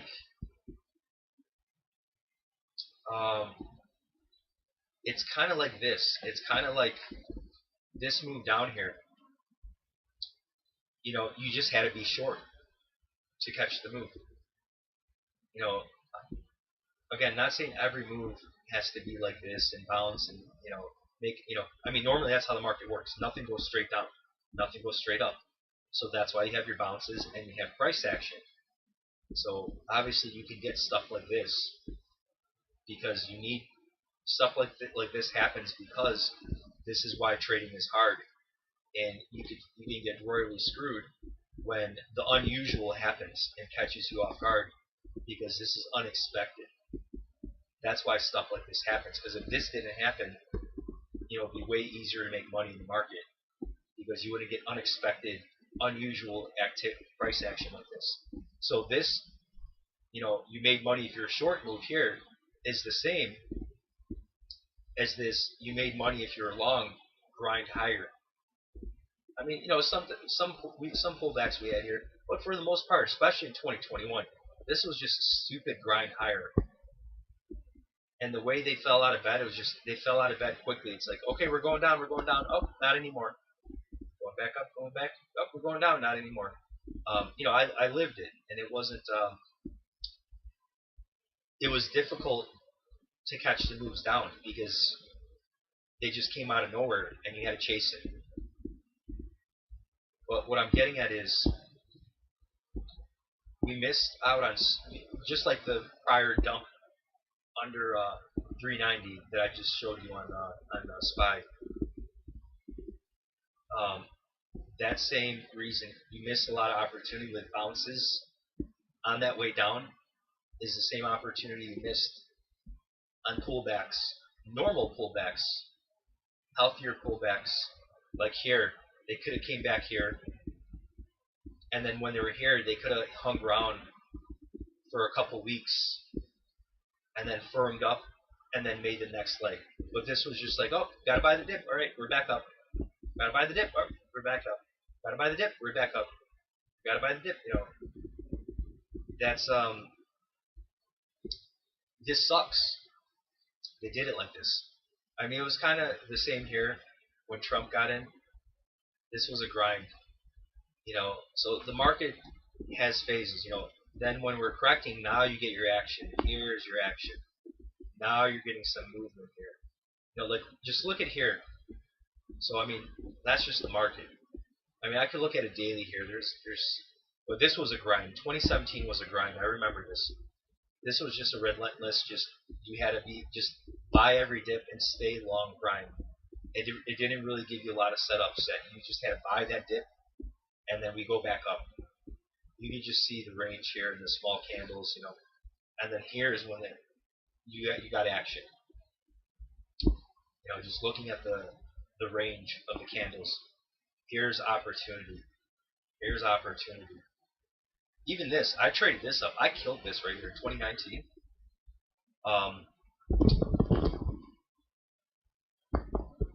I knew the bull market. At this point, I knew the secular bull market was in play, and I knew, I knew at least they were coming back up to 2,800. I rode this move essentially from this weekly candle here. I don't remember the bottom how I played it, but I remember I was swinging here. I was swinging calls on. I killed it here. I caught the move all the way up here to 2,800. I'm not saying I held the whole way. I'm saying I bought dips. I was long several. I think at this point I wasn't focusing on SPY. I was focusing on actual stocks, and I got some Nasdaq stocks and some small caps. I was fully confident all the way up to 2,800. Fully confident.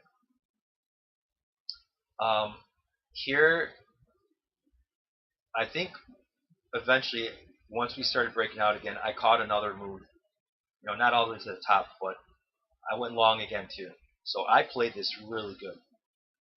I was fully long biased up to 2,800, and I did very well actually, very well. Anyway, so price action, price action, price action, price action. This was the grind. This was, I didn't catch this. This was obviously never before seen in the history of the market falling out of bed at this rate. I definitely got chopped up on the way down. Coming out of this, I think I started futures at the end of 2020, yeah. At the end of summer, yeah, right here, into August, I started trading futures. And I killed it on this move up. And I remember this pullback here, I was long overnight. And I got murdered on this pullback. You want to see this? I got murdered. I blew up my futures account right here on this move right here. I lived this day 9/3/20.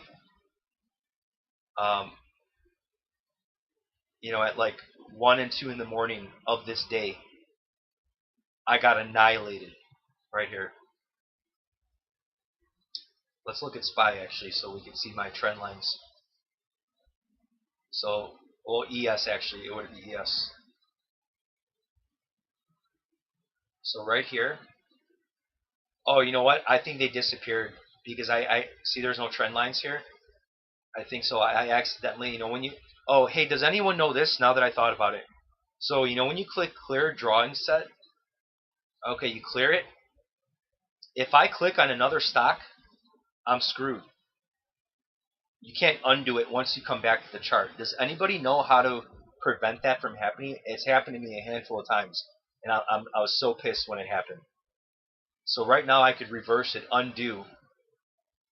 But if I didn't click undo and I clicked on Apple and then went back to ES, this would be gone forever. Do you know how to save your drawings? I think you could save them here, but save as new drawing set. Is that how it works? Because I have one saved.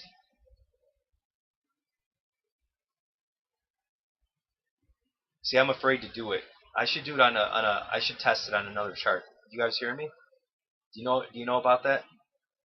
So if I click clear drawing set and don't undo it, and I click Apple, when I come back to ES, my lines are gone forever. Are you guys following me on that? Do you know how to prevent that? Here, let's do an experiment here.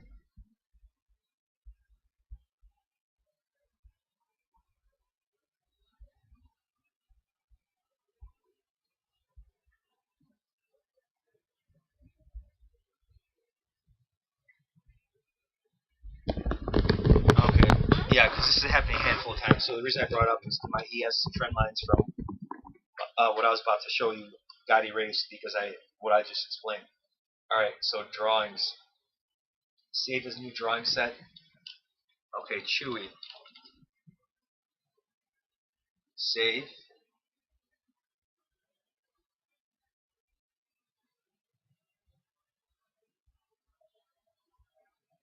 See. Oh shit. See.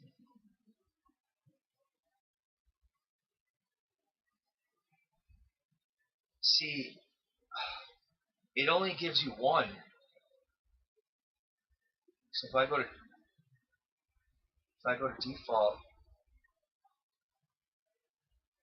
I swear if this messed up my ES chart. Alright, we're good. So yeah, I think I played around with this before. So now if I clear drawing set and then I go to Chewy, oh, it goes back. So I guess you could. Hold on. So no, I have to go to clear drawing set. Now I go to ES.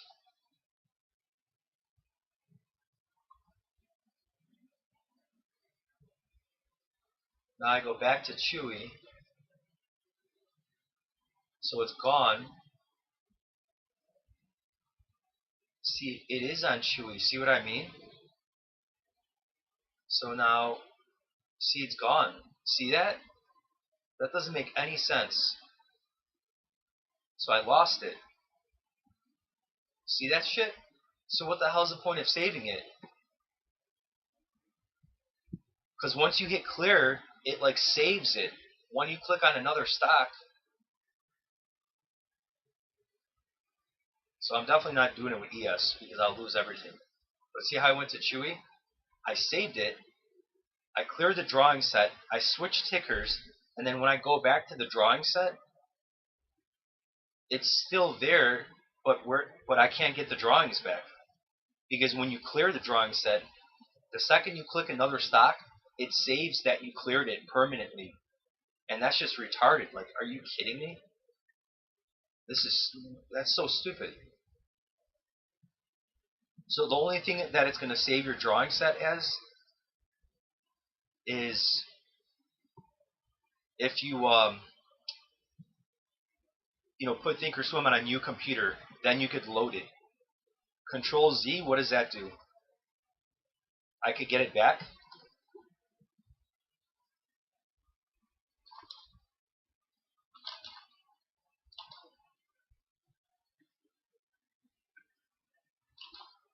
Control Z is not doing anything. It just brings up some hotkeys on the top when I hit Control. Control Z doesn't do anything. But you see what I just did there? I did an experiment. I put the line there.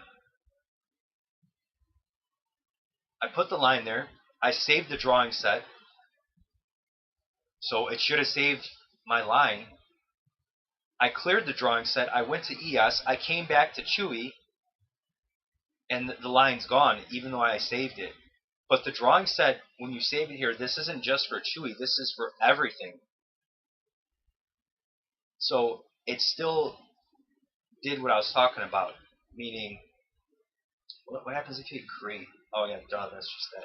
So even though I saved it, yeah, no, you could undo it. But here's what I'm saying.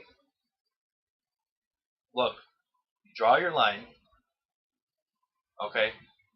If I want to clear a picture like I do on Spy, that's how I lost my drawing set in the past. I forgot to undo it, and when I click on something else, you're screwed. So here we go. There's the line. I could clear a drawing set. It's gone. Now when I go to ES, now when I go back to Chewy, you're screwed. You can't undo it. It's gone forever. You're screwed forever. So that's what I'm getting at. That's why on ES, it's happened to me a handful of times. I was so pissed. A couple of times I wasn't mad about it because there's just so many lines. I'm like, okay, it's a fresh start, whatever. But okay, anyway, getting back to my point on ES. Yeah, see, I've tried it before. It's stupid. If you clear a drawing set, click another ticker and go back. Your drawings are gone forever. I've tried even like forcing. I shut down my computer, like thinking like it wouldn't save it with Thinkorswim, and then I turn the computer back on.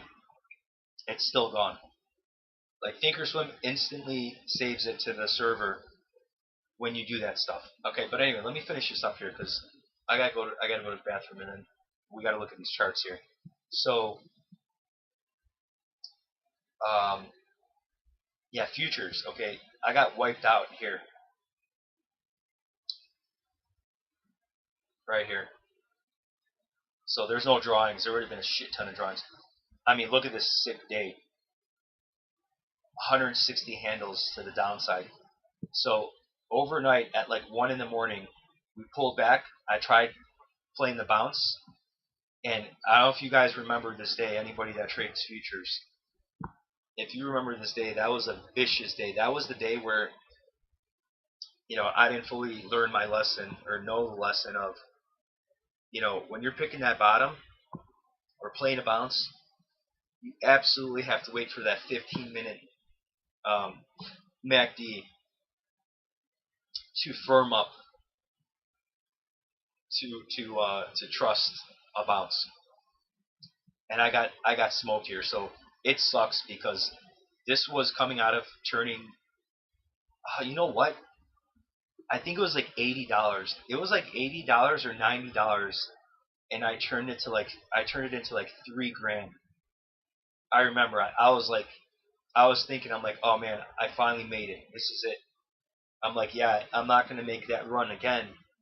But the fact that I turned, let's just say $100, the fact that I turned $100 into $3,000 in 2 days, I'm like, all right, I caught some nice moves. I'm not gonna do that in another 2 days, but I got this. And because with futures, there's no PDT. So this is when I discovered futures. I'm like, oh my god, there's no more PDT. I don't have to worry about all this bullshit. I made it. I'm going to be able to do everything I wanted to do without PDT screwing me. And, I got it. But, yeah, it was like $100 into $3,000 in 2 days. And then I didn't blow up I kind of blew up the account. I mean, technically did. I think it was down to like $1,200. And then I think like the next day or two, I gave it all back. I was down to like 500 and then 200, and I mean, I blew it up. But I remember this day. Oh man, it sucked. It sucked. Oh, another thing too. Oh my god. So I think I was short initially on the first move down. I made money, and that's the thing with futures I don't like, because I'll be up trading the Asian Open. Okay, and it's like you can't trade all day. You need to turn off the computer. Okay, so like many times I'm up at night, wanting to trade because I love trading. It's like you gotta turn off the computer. That's why I also don't like futures too. But I was green, and then as we started, so I was short. I made money on the short, a decent amount, and then the market fully collapses. Well, the market I think came down hard, and then I bought the dip, and then rather than, and this is futures, you could take the small loss, but because this was such an unexpected move, again, you can't assume, that's what happened. That's why the gap downs we just came from under 400. That happens because otherwise trading would be too easy. So on this day, the unexpected happened, and I didn't act. I didn't take my loss. I averaged. I kept adding, and I did the wrong thing, and that's what you pay for it. Most of the time, you're okay, and you could add to the loser and it'll reverse. Well, not this day, and boy did I get screwed. So I made a little money on a short. Then once they took that first leg down, I'm like, oh yes, this will be a pretty good bounce here. I wasn't looking for a huge bounce. I was looking for just a bounce, and it never bounced. And I wasn't in big on the bounce, but then once it took another leg down, I think I added there, and that bounce just it it may have only bounced 23% retrace, if that. And also too, I didn't wait for it to fully get down to the bottom. I kind of got in early, so once we got to the bottom, my average cost from that bounce, I was screwed. And of course, I didn't take my loss, and they took another late. Man, it was horrible. This day was vicious. Boy, was it great if you were short. That's for sure. And I think at this point too, yeah, I wasn't looking at the inverse charts. So I was looking at it. The chart I was looking at here was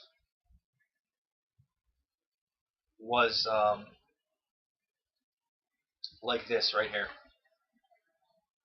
So I was looking at this chart like this right here. This was a chart I was looking at right here. This is literally like identical to what happened to the downside. This, I've tried, like, probably almost identical, no joke. So I tried playing this bounce here, barely bounced, and then just, I think it went for a couple more candles. I think it consolidated a little longer, barely bounced. I hung in there being like, okay, you're comfortable. Well, at least they stopped going down. And then eventually they just broke open again. Another leg, big leg to the downside, just like this. And then this bull, it was too late by then. It was too late by then here. I was done. And then, now they're going to crack a little bit more here. See how this shit happens here? So I got to be careful picking tops and bottoms. Because look at this big move. We barely bounced. We're going to bounce, but right here, there's no reason. You should not be thinking of shorting at all.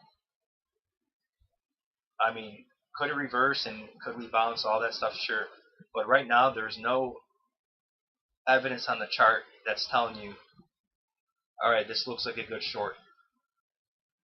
There's nothing that's telling you right here. This is looking like they're going to keep going. So you know what? Now that I'm looking at charts here, we got to look at that 390 now. So, okay, remember I said they hit the 100? Okay, so here you go. They're spiking that 100 at a minimum. 388.20. 388 and a quarter is going to get broken on the next hourly candle. So you're going to get a reversal on the attempted push to 390.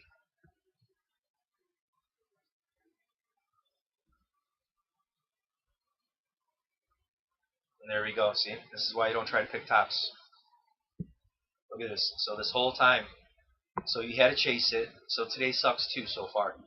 You had to chase it up from the gap and go. And now look, this whole time, what happened? Nothing. I mean, you had scalps, but options, you didn't have jack shit. I mean, you could have scalped that too. Here we got a rising wedge actually. So now that I look at it here,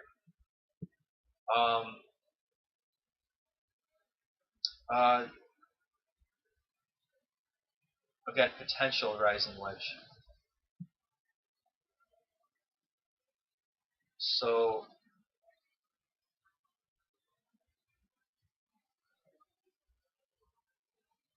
come on, that's shit. Stupid ass. Okay, so this may be the pullback. This may be the pullback right here. It really looked like they were going to spike that 100. Looking at the hourly again, right now it's attempting to pull back. There's no guarantees here. Yeah, you know what? I think it will. It's not going to just go straight down. We may flag out a bit here. So this is interesting. Because if this is high day, if this is going to take some time to play out here, and then we might be cracking 384 later, potentially. Oh yeah, speaking of, so now that we got to look at this. So yesterday I was talking about they're probably going to play games with that gap. We got a futures gap too. I think that. Yep. So they didn't hit that either. And they don't have to. You have this prior resistance support. So it's perfectly, they came deep enough into this, these tails here. This is more than enough. I'm not saying this is fully reversing. All I'm saying is they went enough to satisfy the chart, so to speak. But yeah, this is not going anywhere. Normally when you see this, you want to wait to get as close as possible to the zero line for the real pullback to have some momentum to it. Like even this rising wedge here, I don't even know if this is going to play out yet, because the target, it's got it's $1.50 range, $1.50 target, so it's not that big of a move. So it could play out. It's going to take time here, So you got to think, because everyone's, if we only come back here, that's not even halfway up this candle. So this may play out by the end of this hour, because that's not even a big move. And then from there, I actually might be looking to buy a dip there. So now we got to look at the regular chart here, and yeah, we are very extended, so it's going to be a risky dip. I'm going to let the chart do its thing. What's interesting too is this 5-minute. This is a rare look here, coming all the way from the zero line, never crossing, and then this stretched out look. I'm not saying we're falling out of bed, but as far as buying the dip, it's going to be a little sketchy. And then these MAs, so we'll see how this plays out. If they break out and make a run for, let's say 388.5, 388 and a quarter, 5, above 388, I'd rather have that happen first, because I'll take a short off of there, if only for a move back down to 386. I'll take that short. So everyone's looking at that rising wedge, so it might not play out because of how extended we are. It's really kind of a coin toss right now, whether it plays out or not.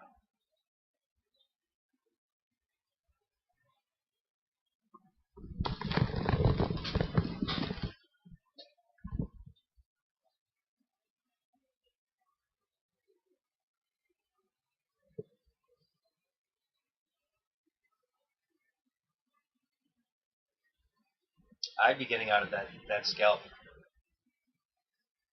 we're in the bear flag. I would, if it was me, I'd, they may spike it here, but because you got that rising wedge, because you got this bear flag, because you have this shelf here, if they spike this, if it was me, I would get out. Especially since you're in green on the trade. If it's futures, you could always get back in. Um,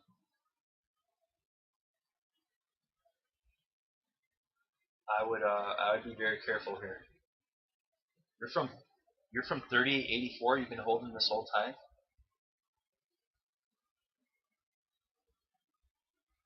Jesus, so you're in from here. You've been holding. Yeah, man. I mean, I'm not saying I would have did perfectly. Shoulda, coulda, woulda. But yeah. Especially since don't. I used to do that too. Don't do that. I would just sell if I were you, man. If they break this pivot low right here, I would sell. Because then you're going to be playing the game of, you know, you're green. You could get back in. See, there you go, bam. So there, see, there you go. Hope you hit that button there. Hope you hit that button there.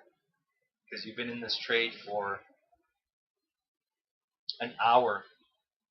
And now you just gave back a lot of your profits. And you might turn right on the trade, which would be stupid, right? I do that all the time too. So right now there's a rising wedge. You're in a bear flag. The 1 minute MAs are turnover. You should be out of this trade.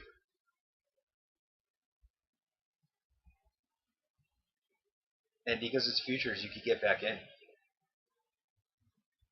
So regardless if this goes up or not, you shouldn't be in the trade. Because you're just gambling. You're ignoring the bearish signs here that we may be pulling back here. And believe me, I do stupid stuff too, so I need to listen to my own advice. Well, yeah, if that 87 breaks, that should be your trigger right there. If they hit that 87 again, press the button if you're not out already. Rising wedge, bear flag, below the 1 minute MAs. The MAs are crossing. We're very extended.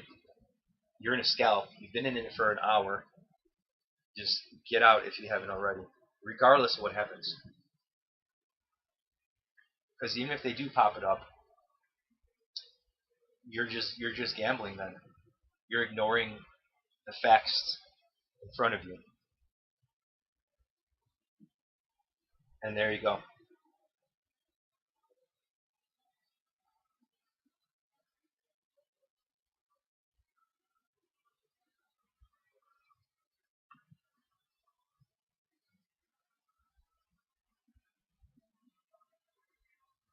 So, and believe me, I used to do that too. I used to stay in scalps. Well, you wanna. Well, I'm not gonna say to do this, but if you want to scalp, you want to be scalping short with this. I'm not saying right now, but look what you could get out of this here. You got 15 handles, 15 potential handles you could be making here. Much more than what you had there on that scalp. So, and this would make perfect sense coming to that pivot, satisfying this kind of rising wedge. So right now you could be short. Well, right now this posture, I wouldn't be short just yet because this, again, it's tricky because you're kind of picking a top in a sense. So right now, the bear flag, the MA's crossing, we're there. We have reason to believe we could be pulling back here. However, this 1 minute has a little bit of a divergence here. They could kind of spike it. They might even break high day and then pull the rug. So, again, that's tricky. All right, good. So now, since you could be in and out, they're probably going to spike this. I would wait. I would wait for this 1 minute to rotate. Right now, it's not good probability. They sure could pull the rug here. This could, but right now the probability isn't as good with this look here to hop in short. It could happen, but I would be a little skeptical. I mean, you could get in and then just have a very tight stop. Right now, you could have a stop against that pivot. But because you have evidence, you have bearish evidence. But I have a feeling they're going to spike this. If not, maybe fake out this little bear flag. It's possible.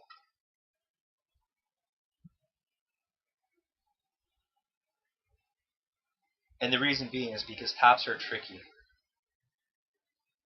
This 100 too. Well, let's not use the 100. The 100 could take time to kind of flatten out. Let's see the 5-minute. Yeah.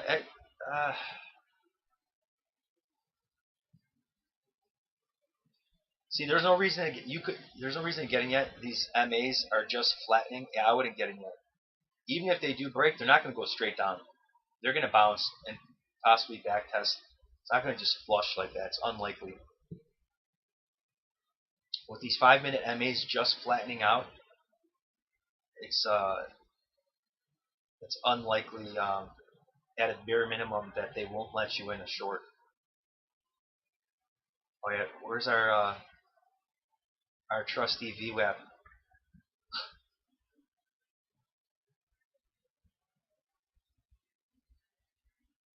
Oh, we're above VWAP. All right, buy the open. Whee.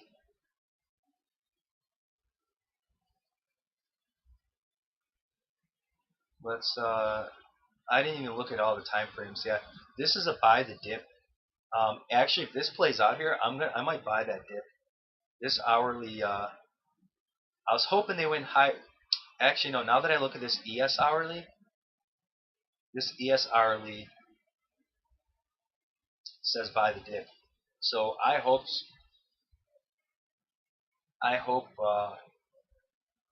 they come down here on this hour, and then they buy it up. Actually, no, on the next hour I prefer. So maybe they just kind of hold it up here, keep this posture. On the next hour, you get that flush. This will start creeping up a little bit more, and then that could be a dip buy. Plus we got a big fat round number. So yeah, 3,900 is going to get broken. This will get broken today. And you got that 100 on SPY at, what was that? 388 and a quarter, or 388 now. Now that another candle. That 3,800 break will happen before 390. Sorry, the 390 break. So they could break it on the ES, and then people will be thinking we're going to fill the gap. I don't think they fill the gap today.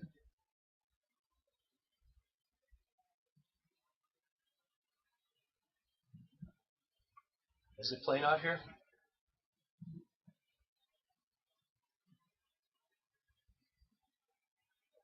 This is it's tricky to play these when you have days like this. This is tricky.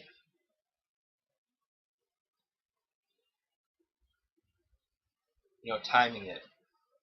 I think that they're going to attempt to do it. I don't think this holds. We're just coming back here from now. So buying at 82 here wouldn't be bad. Buying 82 against 80, you could risk 2 points to make 8.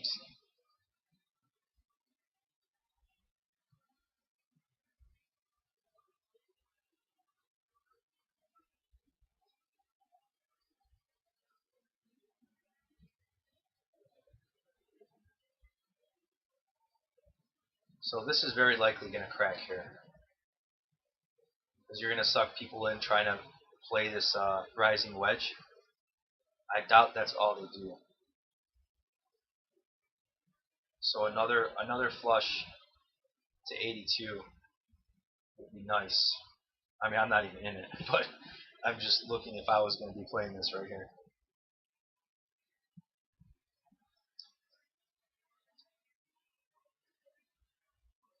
Probably come here.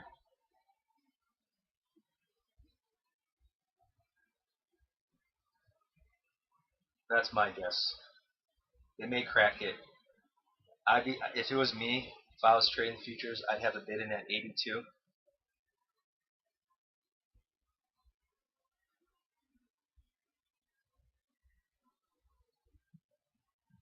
I'd have a bid in at 82 against 80 and a quarter. That'd be my stop for a potential move to 90.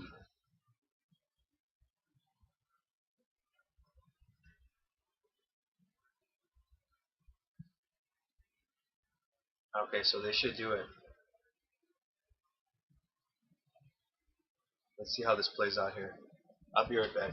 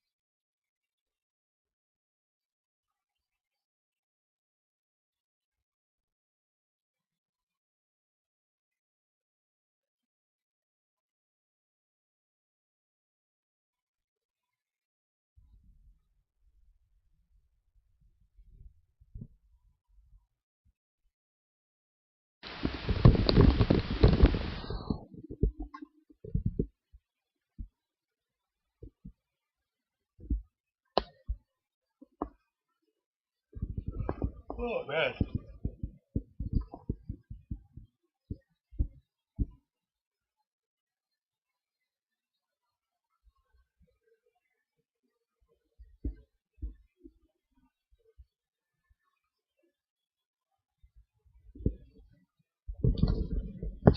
I would hang around. It's a 4-day week. Plus you left yesterday. I'm not saying you need to keep trading, but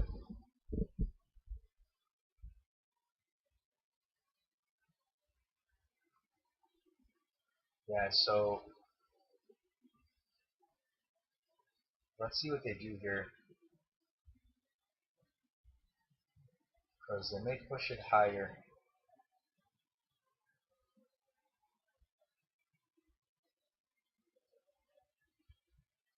I wonder if they're gonna flush.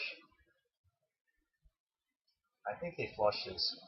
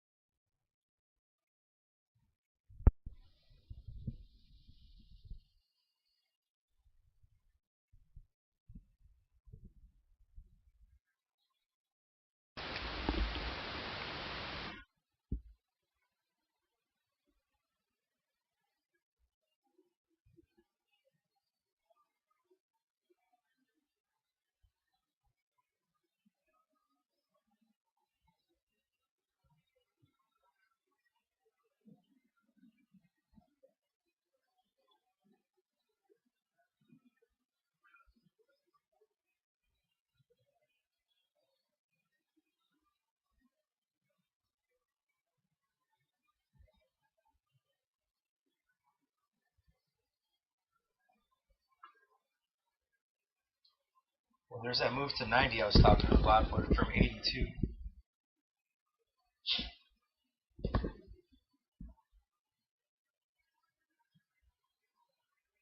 If Biden's talking now, they may even spike it. So that, that's how the market works. I really thought at a minimum they'd suck in more people here. So that was kind of weak.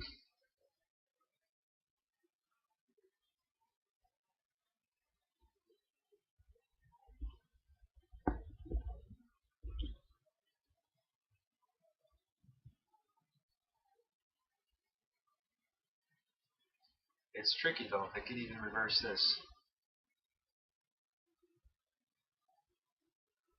It's tricky.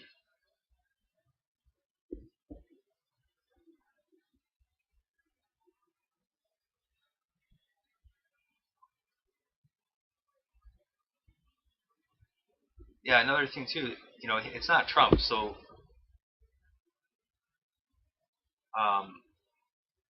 Biden talking, has it ever been bullish for the market? I mean, it sure can move the market, but it's Biden, so I don't know if him ever talking was ever bullish or pop the market. I mean, how could it be? Nobody likes him.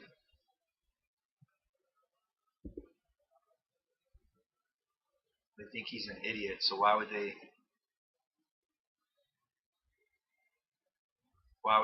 market move on anything he says?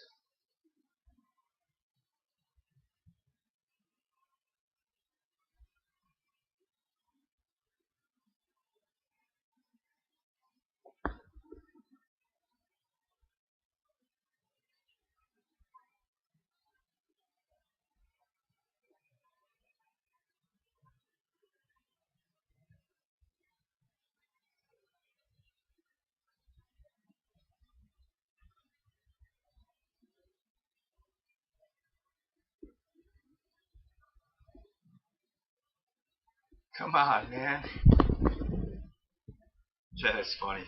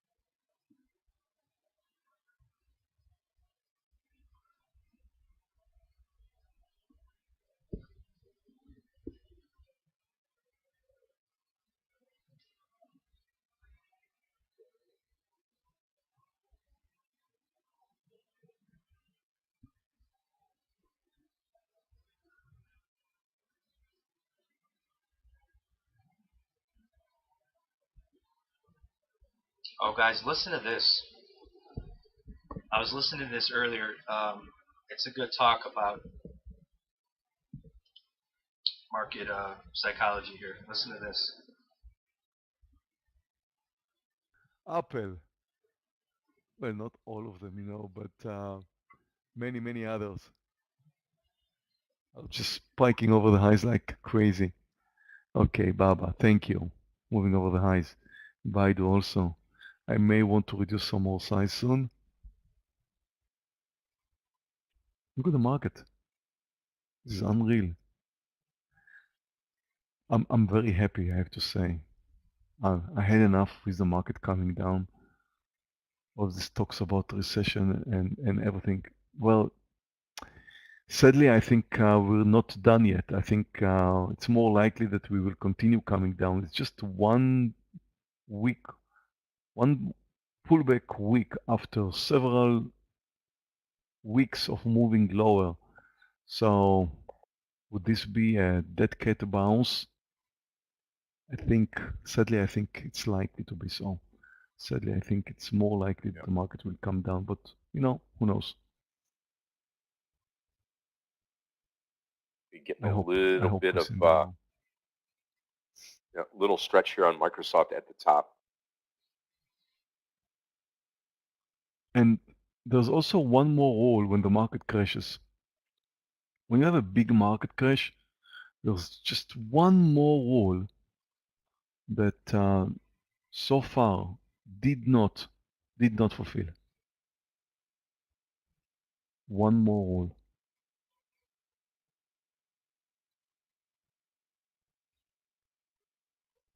And you're probably wondering what is this rule, right? Exactly. One new high.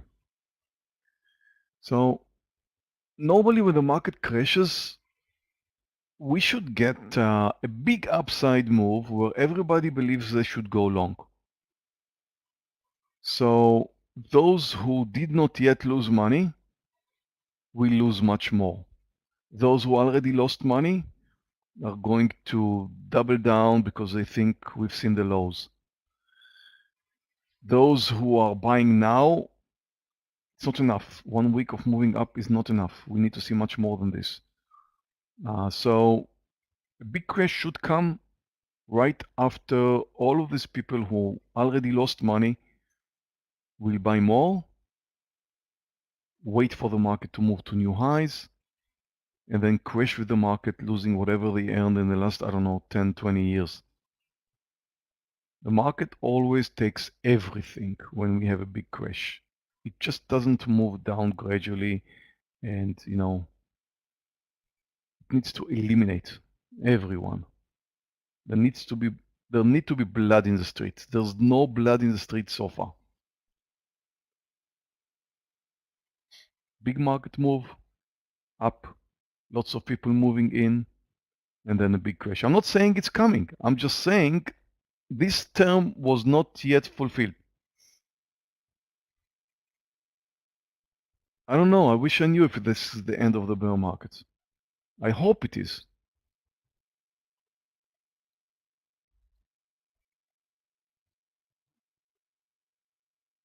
I had enough fun coming when the market came down recently. And I think I'm done with it. Wouldn't mind seeing the market moving higher from here.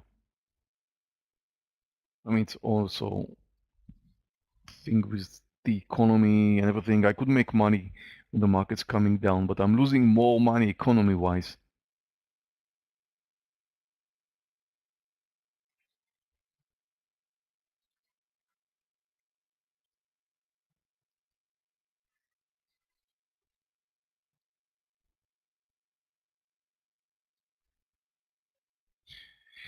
Yeah, Ken, I'm looking at the daily chart of the SPY each and every day. Let's take another look here, just so that we all see the same. We're all in the same picture.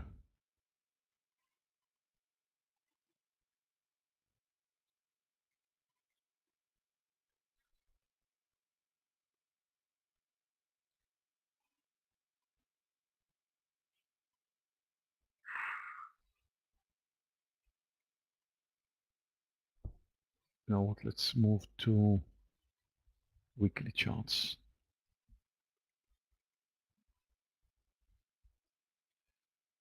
I could do more than 5 years. I could do 10 years.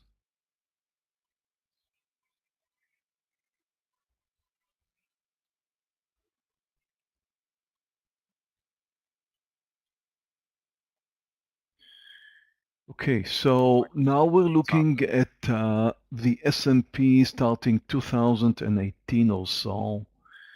Just a few years, not much, but you can see that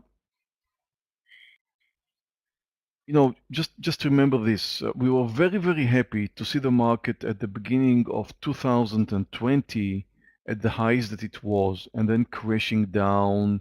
We had some fun during the first the first and only Corona crash, and then we moved up over the highs and continued to move higher. So I'm looking at the markets now where it is. We came down and we're still higher than where we were. Alright guys, this is looking good for a short. I'm not saying I'm taking it, but for scalping futures, um, you could be short against this 89 here, this pivot. It looks like it's shaping up for a move lower here. It's not yet confirmed. I would wait one more candle here. If you want to jump the gun, I mean, they could spike this. We're still in it's a little shaky. You know, they could do some spike jobs like they might be doing here. But yeah, right now, not yet until we get across here. 5 minutes kind of firming up here. Can you hear me now? You should be able to hear me pretty good, yeah?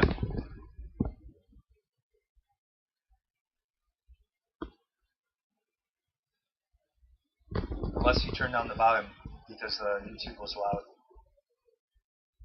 But I didn't change anything. The volume's up all the way. I just have a bad mic. You know what? I never even... How about now? Am I louder now? Am I louder now?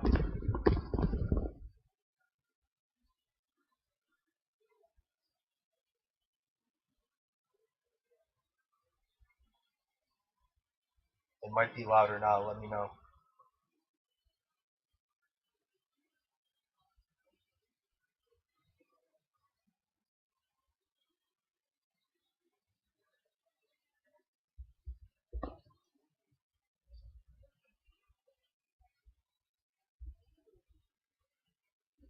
Hello? Am I louder now?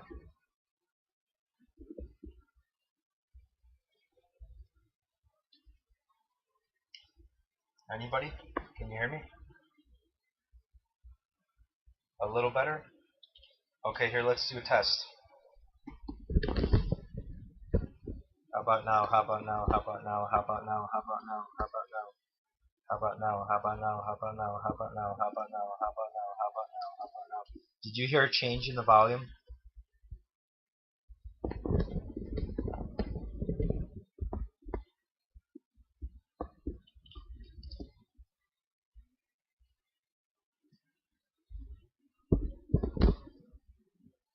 No change in the volume? Okay.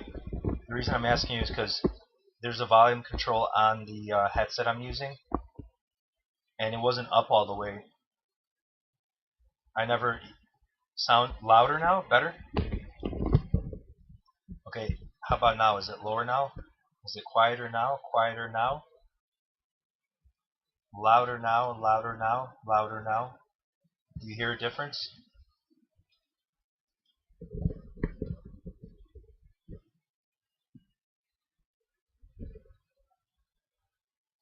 Okay, did it go quiet to loud? Did you hear a change? Okay, but was it quieter when I said quiet, quiet? Is it quiet now? Is it quiet now? Is it louder now? Is it louder now? Do you hear a difference?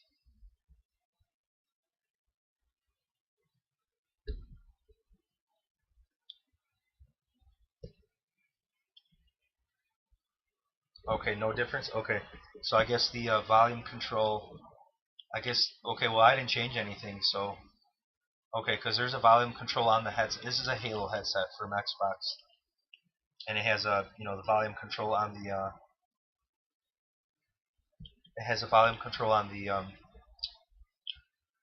the little plastic thing that you can mute the mic with, and it wasn't up all the way.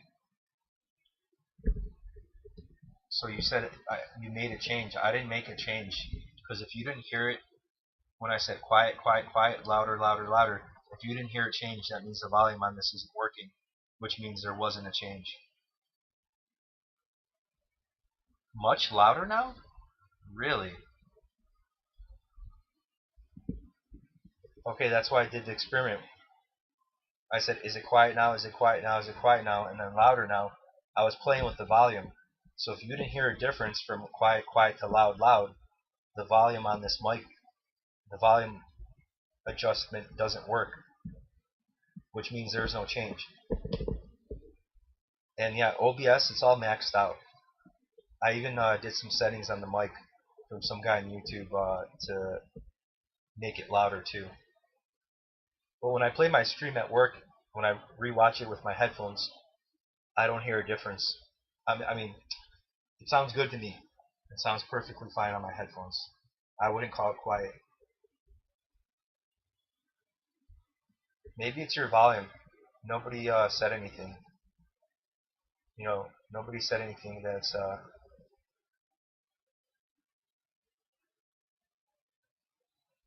nobody said it's quiet today. So whatever, it's good now. But anyway, okay, here's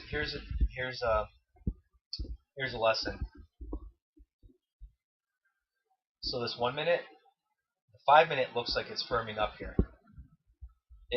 See, oh man, not anymore. And that's why you got to be careful. For a second there here, it was looking like we're gonna get across.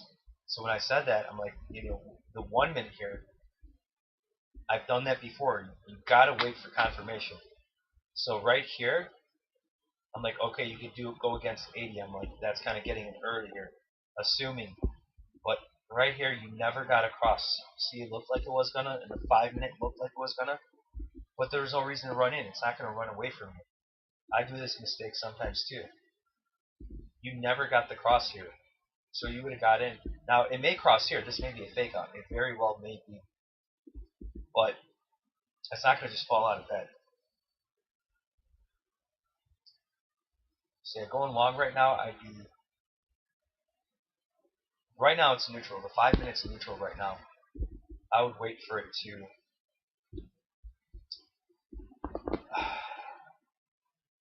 It's tricky. It's tricky. If they go higher on the 5 minute, it's not going to hold. We need the correction first, and then the rotation on the 5 minute to get the real move, either the bounce or the next move higher.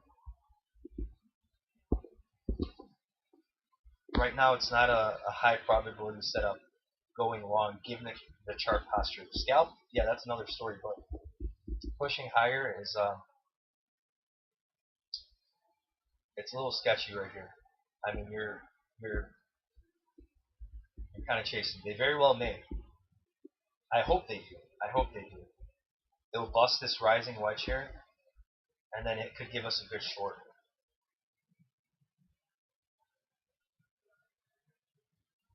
So definitely scalps. It's looking like they're going to break high day here actually. They may spike it. If it was me, I'd have my order at 95 on the futures in case they spike it. Maybe 94, being conservative on a spike. Yeah, probably 94 on the spike. I don't know if they spike 95 like in a candle, in one candle. But here you go. This is why, as far as the short here, when I was talking about, this could play out. There's no reason yet to get in short at all, because probably, I laid out the 90 run case, but I was looking for 82 to 90. So this is tricky. This rising wedge is going to play out, but from where is the question. So see how that works? So you could have got the puts preemptively. Now look how I moved this line. So if you'd be in the puts as they're pushing higher, so we went from a target here, well I just put that there, but if they broke it down here, we'd be going back to 70. Now it's another 5 points, and who knows where, maybe they break down further. So the point is, if you were in a put, no, I'm in nothing. If they do this relatively quickly, I'm going to get myself a probably a 387 put. If they pop SPY another dollar, I'll probably get a 387 put. Now, that's just me shooting from the hip here, because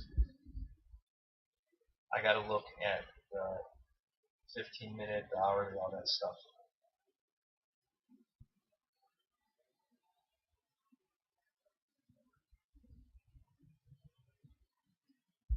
Oh yeah, this is interesting here.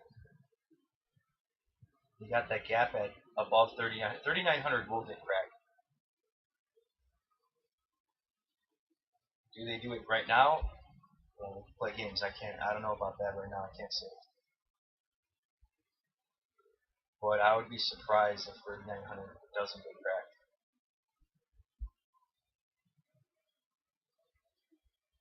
I don't know if they do in this run here.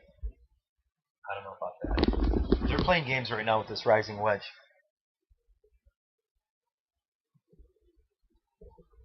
Oh man.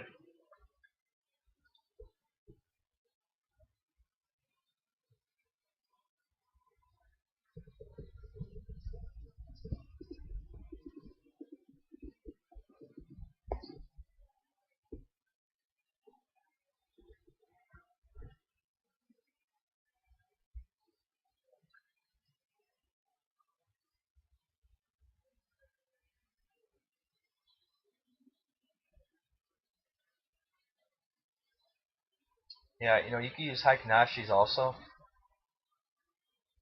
I mean, either way, there's no magic chart. So whatever works for you. Because see, when you look at these,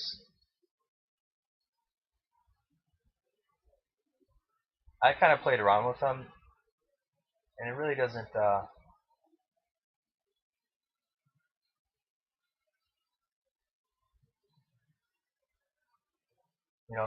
It tells you the average pace. It kind of keeps you in the trade longer. So you got to play around with it. So if you look here,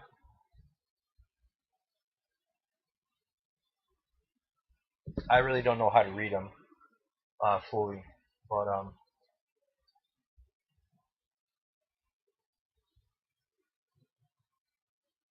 I don't think this has it.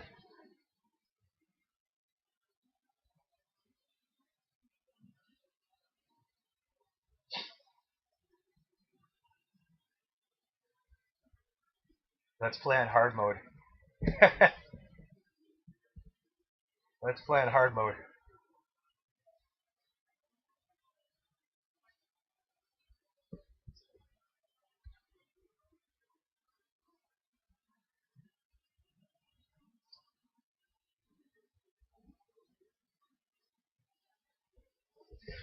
Oh man. See, a lesson learned for today. Today's a day you want to kind of sit on your hands. You don't want to be guessing the top here. I mean, there could be a setup, but you just don't want to be guessing.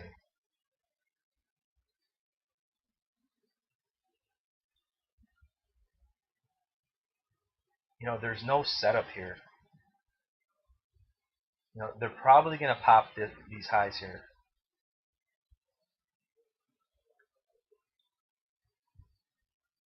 $388.25, $388.50. That's probably a good shot of them hitting that.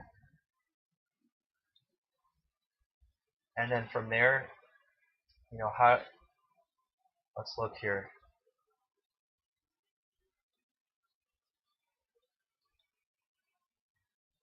See, I'm not going long now because they could fake out. Well, we're extended. There's not going to be much upside here. I'm not going long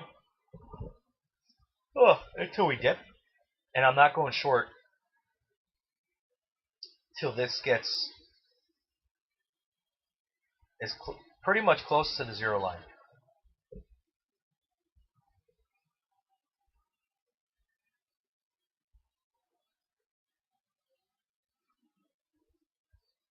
Oh, that's what I forgot to do on SPY. So,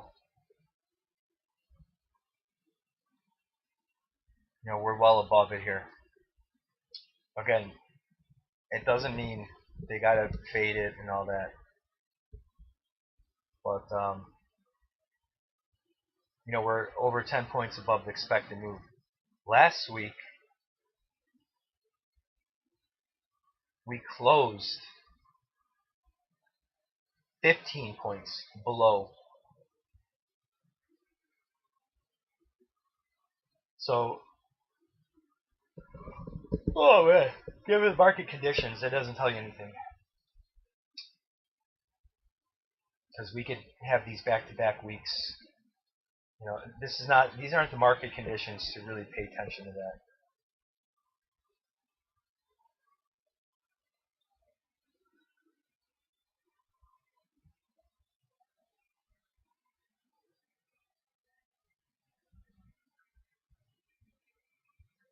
Yeah, man, this is interesting how this is going to play out here.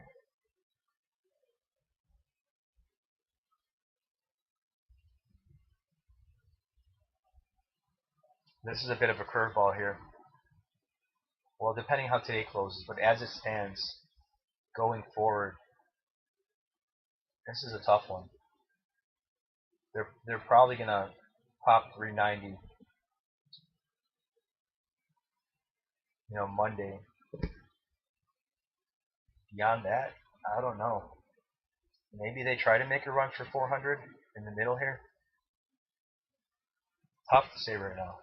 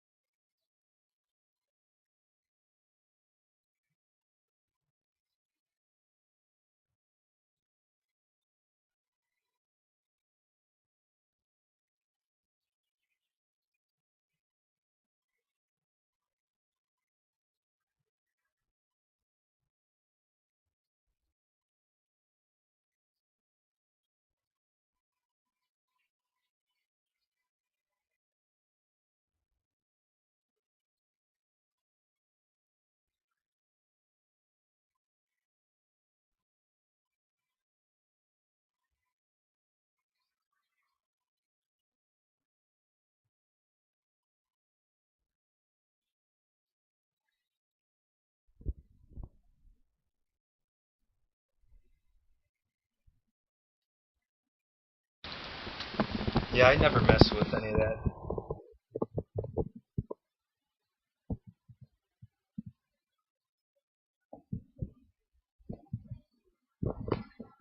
One thing for sure is, there's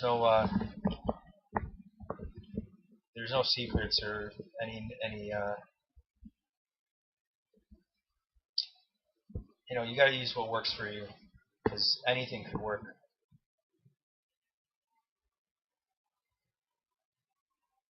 Yeah, this is interesting too, because normally when you get a spike like this,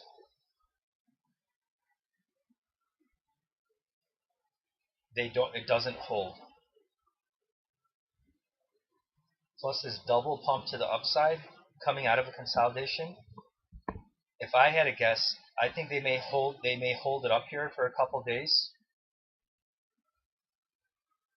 and by the end of next week they pull the rug. That's my guess right now. If I had to pick how this is going to play out, maybe get an inside day. The day after, maybe they spike it. They try to, they fill the gap. Who knows? So maybe on Monday we get an inside day. People buying over the weekend, they don't pay them. They leave people guessing. They rally it on Tuesday, spike it, reverse it, and then maybe on Wednesday they pull the rug.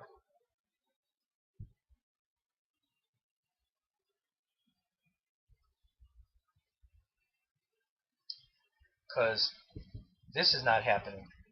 I'll say that much. Just look at the MAs. This 4 hour, these MAs here, they were tight. See that? It was able to snap it up. Okay, being tight here. This thing's still falling.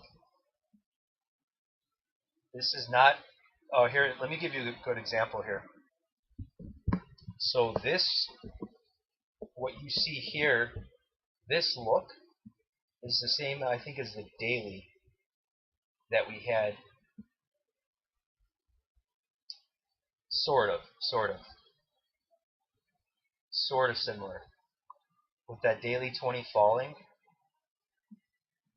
and once they popped up here, they didn't do anything, and then they pulled the rug.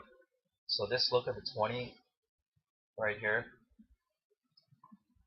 is a bit similar to this look here, where it's unsustainable. It's not going to just keep going.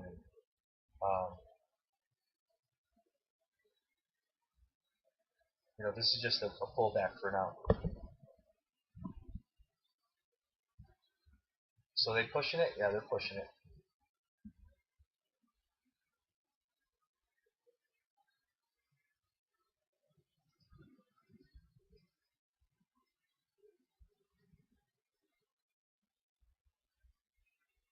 So if I had a guess,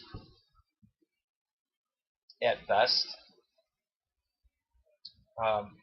they're going to crack this 85.5.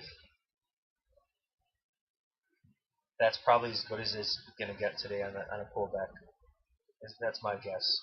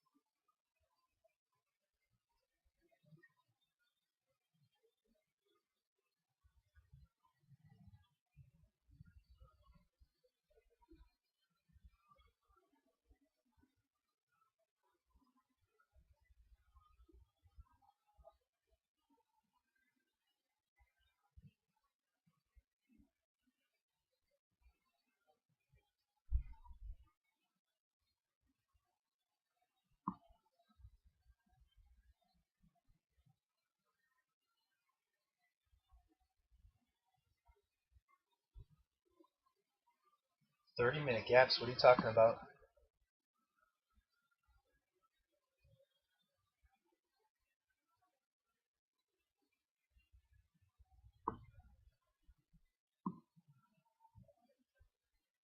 Speaking of the 30-minute, now that I look at it, they're likely going to pull back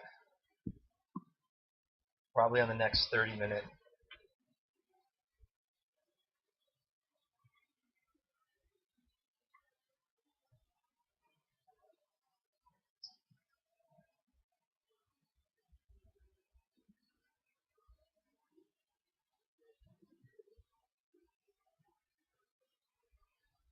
Look at the 15-minute.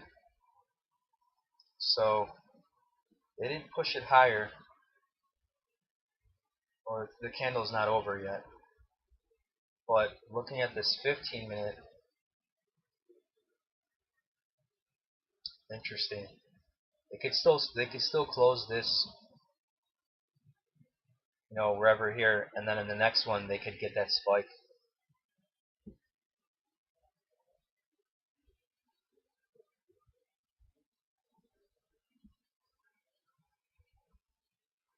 One thing is for sure, we're very unlikely to get a big pullback.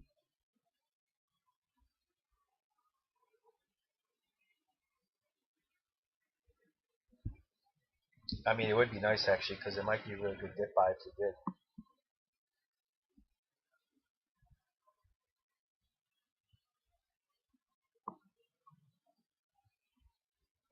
Yeah, check this out. I wonder if they're going to be running this. I was calling for a rally this summer in the weeds, and it's tough to say right here what's going to happen. But I'm not saying right now, but they're due. They're due.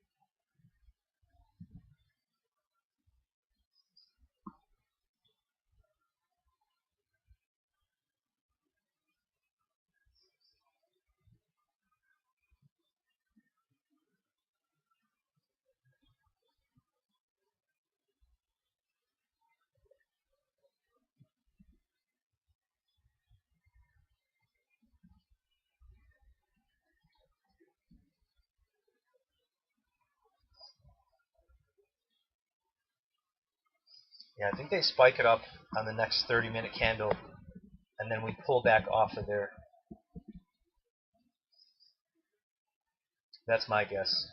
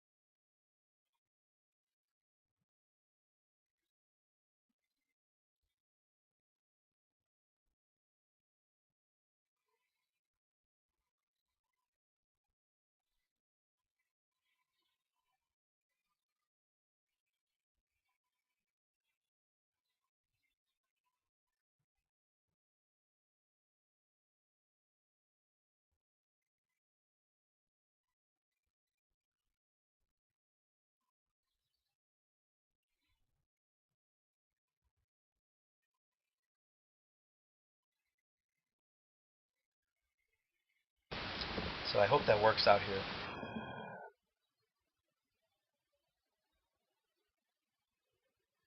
Fake off to the upside,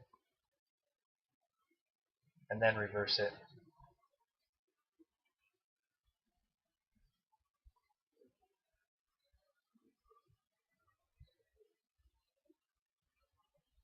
Higher before lower.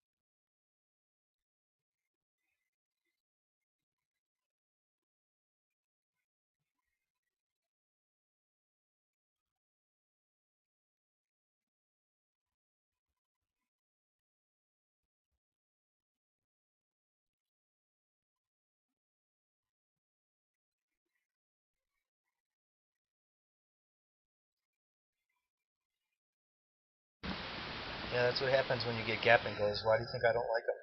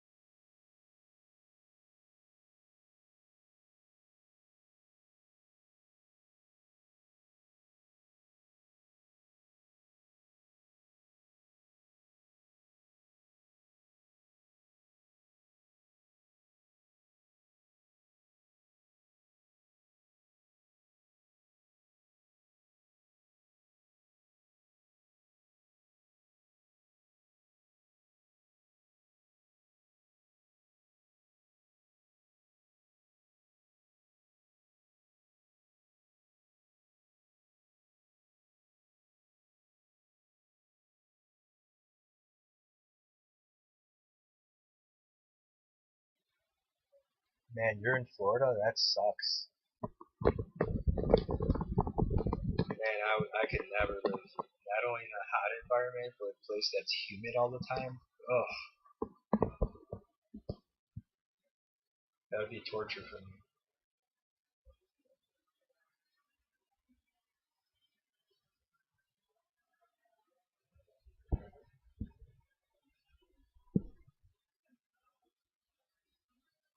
The only good thing about Florida is they don't mess around.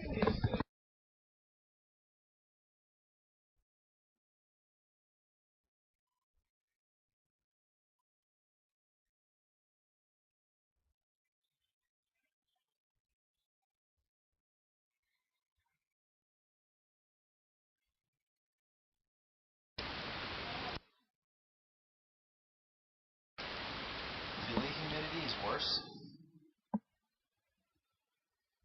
How's that possible?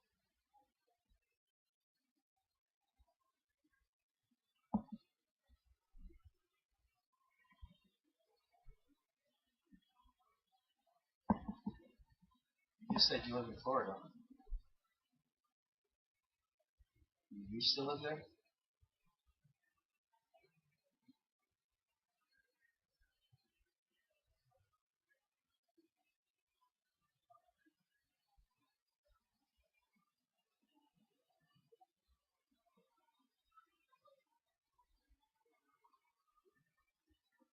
Oh,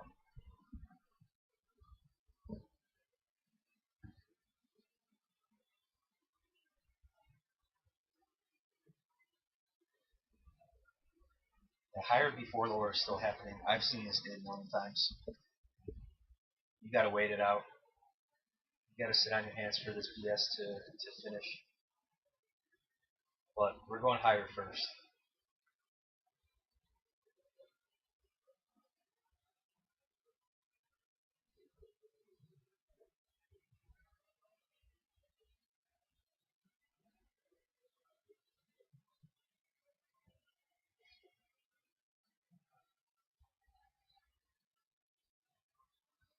I was calling it on this 30-minute. They're gonna spike it.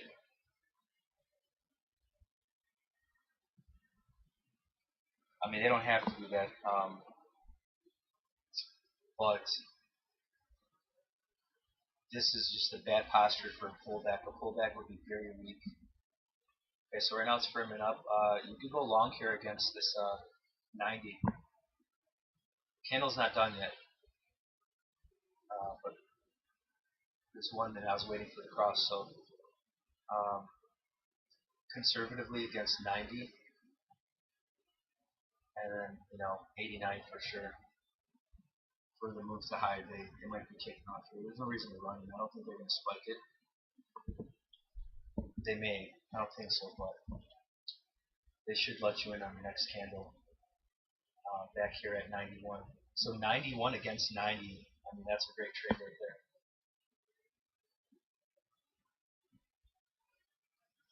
Probably not going to let you in. They might be spiking this.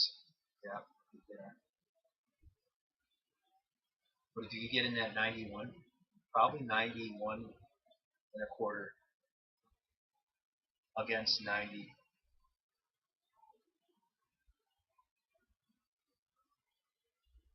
Yeah, actually, I've been thinking about it too. I think I might go back to futures. Not only futures, I'm going to do both. Oh, cool, you're in that 89? Yeah, use 90 as your stop. That's what I would do. This should hold for the high date break. Possibly 3,900. Not in one shot, but see, this is tricky because when you got confirmation was here. That's why I was saying on this candle here, get in at 91. But as I was saying that, I don't think they even came back to 91 before the candle was done. See, that's why trading's hard. That gave you your confirmation. This confirmation, actually, I was looking for a short on another one. It never confirmed. But once you got confirmation here, now it's hard getting it in.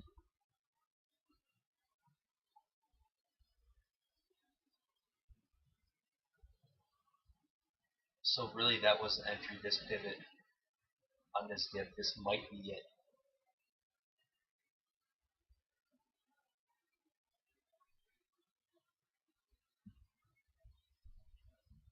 If not, if they give you 91, I would get it. If they give you 91, take it. 91 and a quarter. Being a little 91 and a quarter will definitely get you in.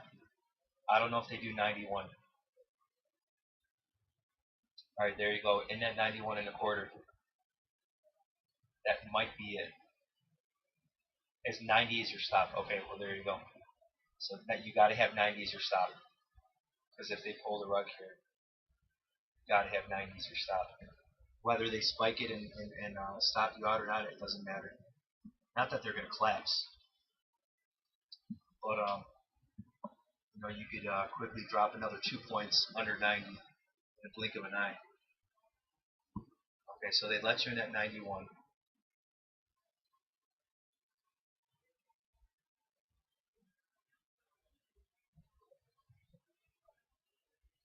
I probably would have been in at 91 and a quarter. Because I didn't think they were going to do 91. 90 is a stop. 1 point stop. Even though they could do a stop job here, they shouldn't come here if they're going higher. They shouldn't even do a stop job.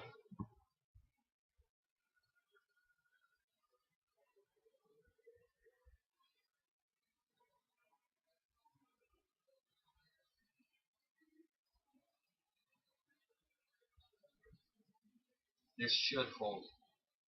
You see how that is there? On that move down, it sure looked like they were going to get that 90, right? And there you go. That's just that move right there. Those shorts that got sucked in. This is what, there you go. People got sucked in there. I'm not in the trade, but I was sweating it for a second. Being in for 91 and a quarter in my paper account. I was like, oh man, come on.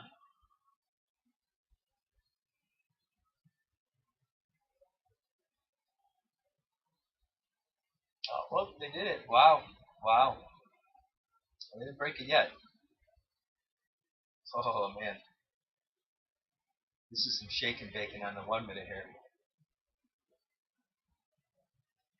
That 30 minutes saying they should spike the high.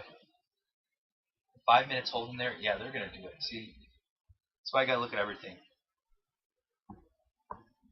Because 5 minutes hanging in there. There's nothing to sweat right now in the 5 minute. That doesn't mean they can't crack 90. They already tagged it. Doesn't mean they can't crack it and still push higher, but they shouldn't. Even though they already tagged it, they shouldn't crack 90. Even just to stop the people. I don't think they're going to crack.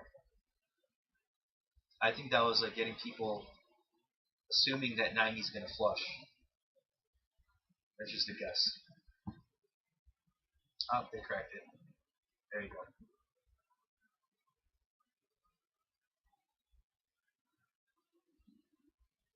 Yeah, they've been here. I mean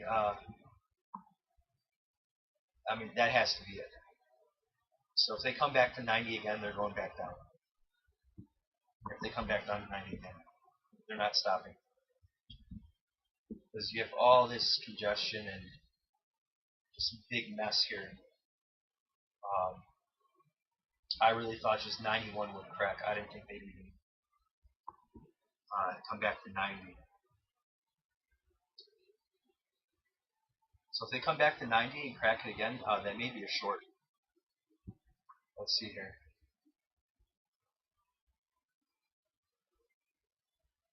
Okay, that's looking like a short now. This is a short. You're going to flush this pivot now. This is a short. See, that's why I got to look at both sides here. The 5 minute's not there yet, but this 1 minute, looking at it from the 1 minute, it's looking like a short.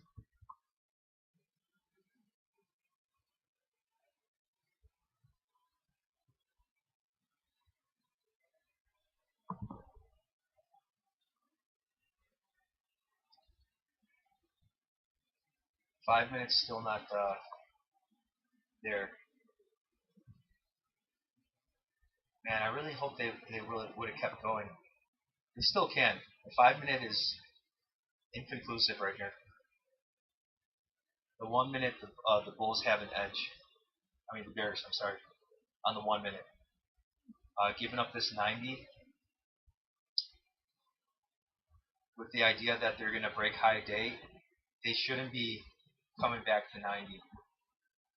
As far as the 1 minute goes, the 5 minutes, a coin toss, which way they go.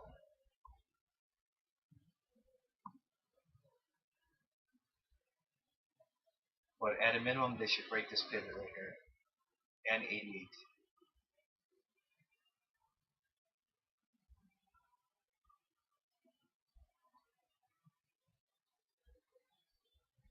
And then probably, okay, so they're already below this, so this should have some follow through. But I don't think it holds.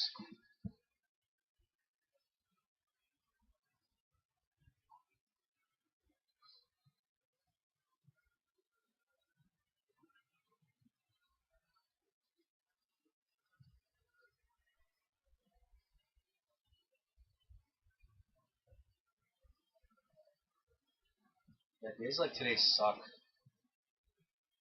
Wait, are you for real, man? No, you're joking, right? Are you joking?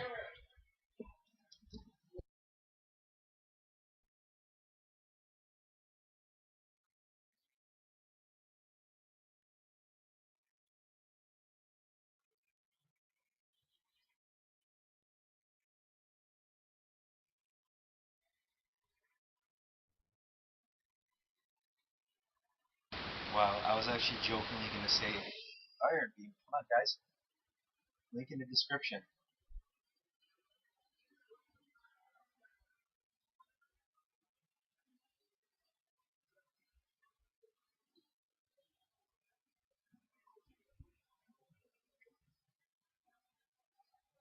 This 15 minute is saying we're going to get the dip, but we're not going anywhere right now.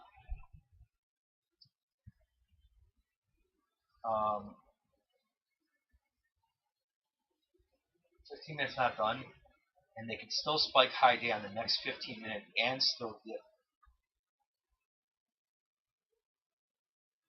Yeah, just the name is stupid. Iron Beam? Come on. That's a stupid name.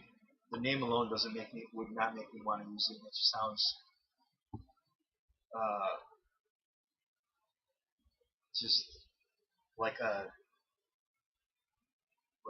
cheap broker, just like the off-brand. I don't know. Like there's a million brokers out there. You know, that's not the one I would pick.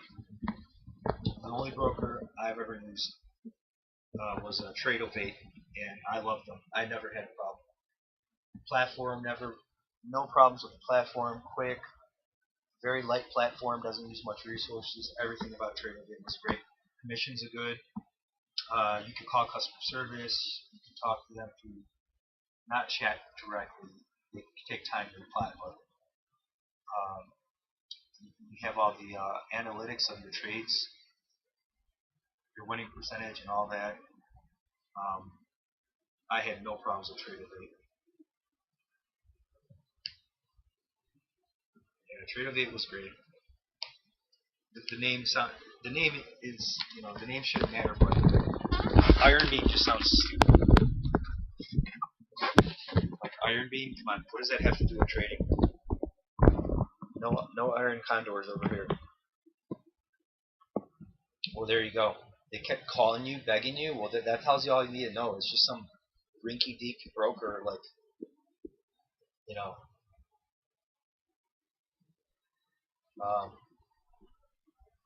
Yeah, Tradeovate, the name sounds better. It has trade in the name. All right, so yeah, you could definitely go short. You got to be conservative, probably against 92. I mean, you need a little wiggle room here.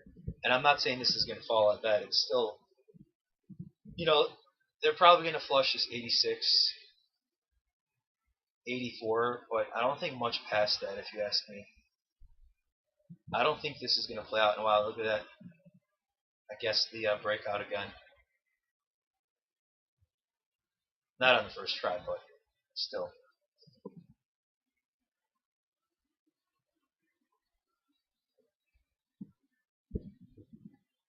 See, this is why days like this suck.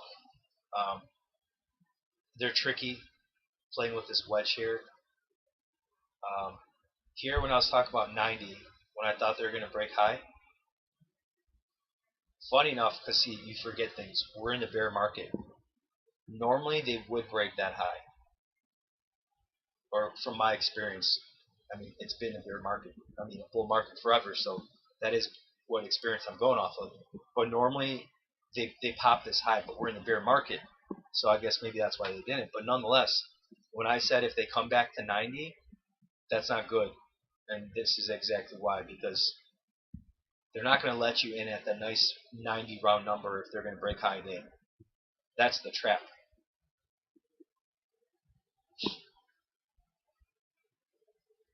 No, I don't think it's going to be a healthy pullback. I mean, healthy maybe like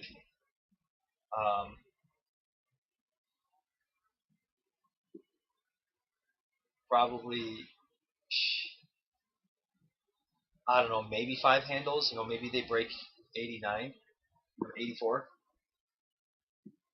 and they suck everyone in here. But I think they do that, and then we do make another high. So the real pullback's probably not going to happen until the end of day. Power hour. Whether it's the last 30 minutes or into the close, I don't know that. But right now, this chart, like I said, is 5 minute. I'm not thinking of going short until we get to that 0 line.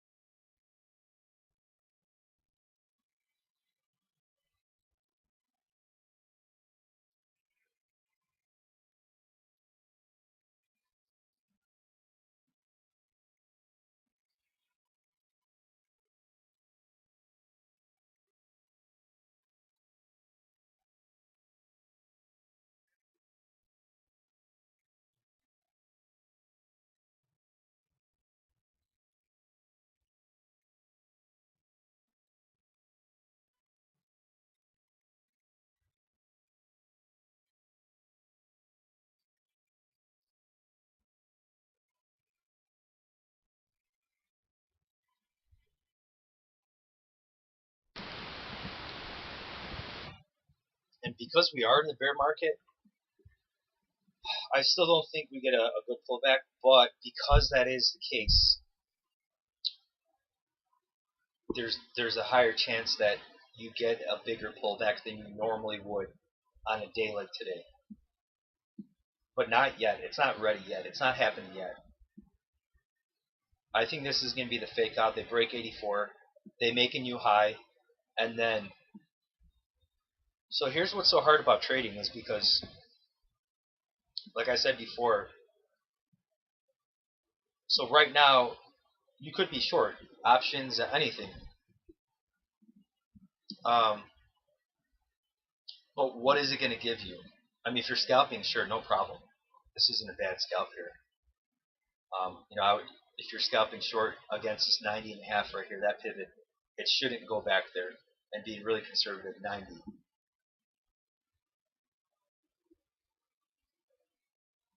It shouldn't go back there. If this is going to play out, that's the key thing. If it shouldn't go back there. But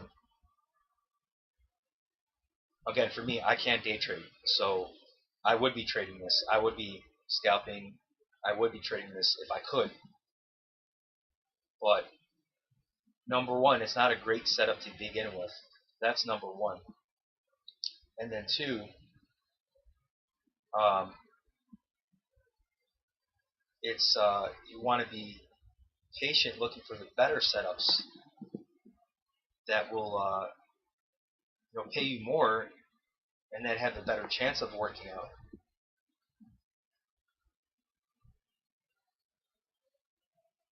And that's why trading is hard. Because days like today, it's hard to sit on your hands and do nothing all day.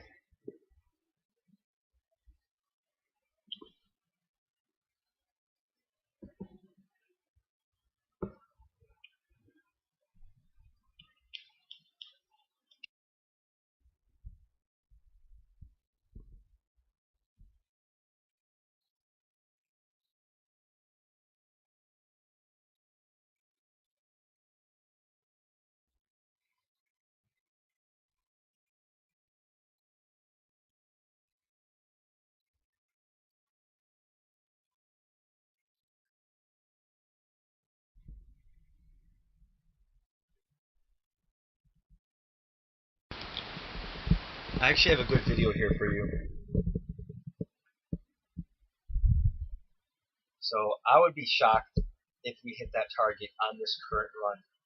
Now, if they move lower and then come back and make their way there, yeah, but just in the next 15 minutes, I would be shocked if that happens. And then if it does happen, I'll be saying, oh well, it's a bear market, so now it makes sense. But normally, given this posture here, we're not going there on the first run. At bare minimum, not on the first run. Because even though it is a bear market, today is the trap everyone long day. So granted, that's not a big pullback. I mean, look at this candle. That's not even breaking that pivot, let alone getting into this candle, let alone coming back like here.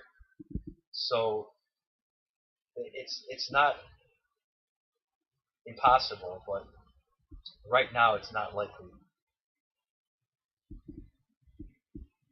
And see, look at this. See, look at this crash. See what I'm talking about? So now, mate, this might not even work out here. You're stopped out. It's just why get involved in this bullshit? Look at it. You're stopped out. See, look at this. See what I'm saying? This is all bullshit.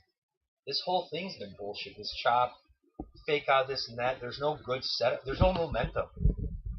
The momentum to the upside is waning. It's being sucked out. And that doesn't mean they can't go higher, and that doesn't, anything can happen right here. So why get involved? Why do you think I haven't even talked about one trade? Well, I talked about if this happens. If they were to keep going on high day and hit that 388.50, I think it was, I would have taken a short there. If it happened, here, if they would have went for it and they made that move, I would have went short at that 88.5. That 88.5 short for the move back under 86. That was the trade that I was looking for. If they did it that way.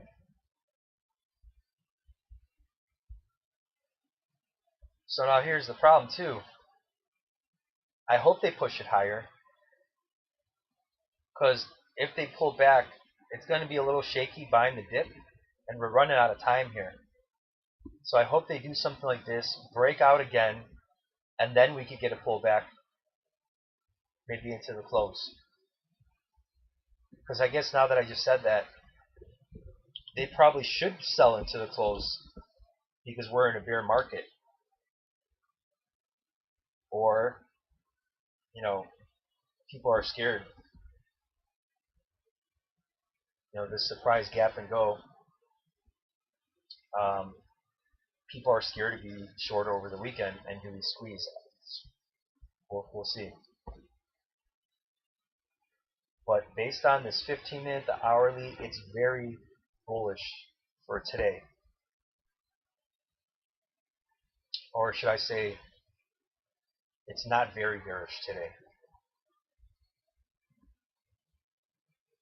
So it's kind of, we'll see. So far it's playing out. That's not that far away. That's not even breaking that pivot. So, I mean, that's very possible, but I don't think it happens in the first shot.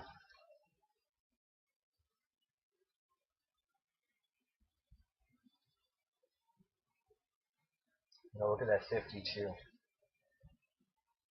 It's again, it's just not a good setup.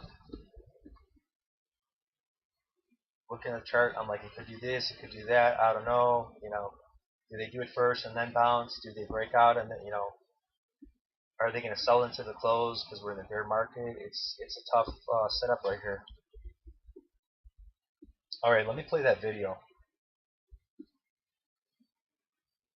It's funny because this video came out just the other day, and this is exactly speaking to me. Exactly speaking to me. So check this out. If you guys, you don't have to watch, you could listen. It's very short. But check out this video.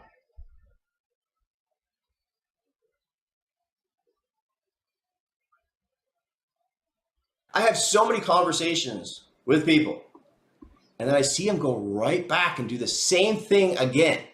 And it's as if, one, the conversation never happened, and two, they're expecting some sort of different result, right? And it's just, you talk about it, goes in one ear, out the other. They get it, they understand it, but when they're faced with that situation, when they're faced with the trade, when they're faced with that decision, they make the wrong move every time. And they have that FOMO. I want to be part of this. I feel like I should be part of this. And they don't make the change. Did you guys get that?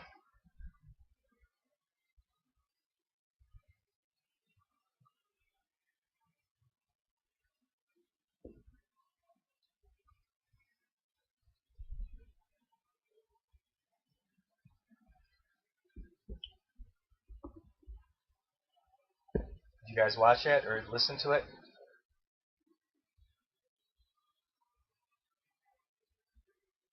I haven't heard from IT. IT, you still there? I know the rest of you guys should be there. I'm just making sure you guys heard it. The volume should have been on. It should have been okay.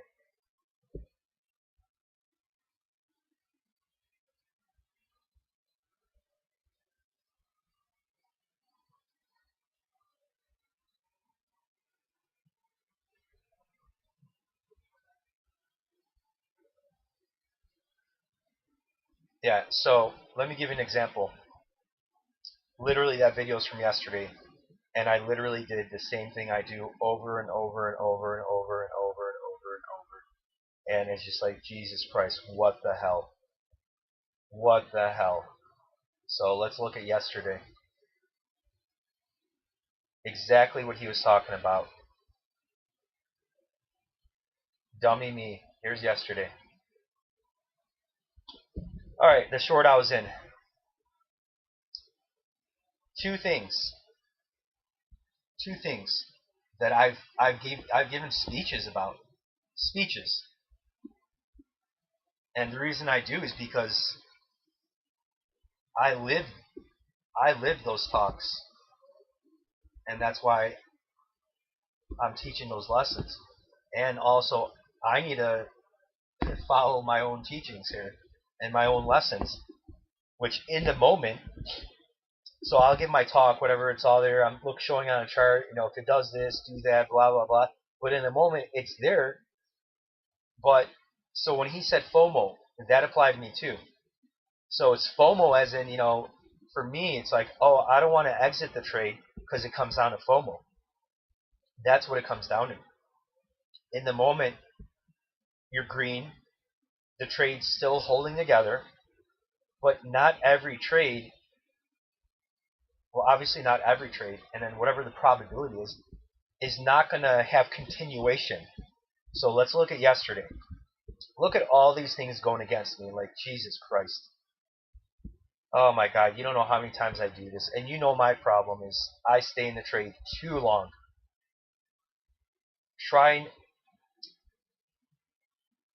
Yesterday wasn't trying to squeeze every penny out of it. Yesterday was FOMO. Yesterday was FOMO. That maybe they open the trap door, which is so stupid. Okay, so catching this move, I was early. I got in here, got paid immediately, sat through all this bullshit. We finally break out here, essentially straight up in the sense of, relatively speaking, they didn't consolidate for they didn't consolidate this here for an hour and then go. This is relatively quick.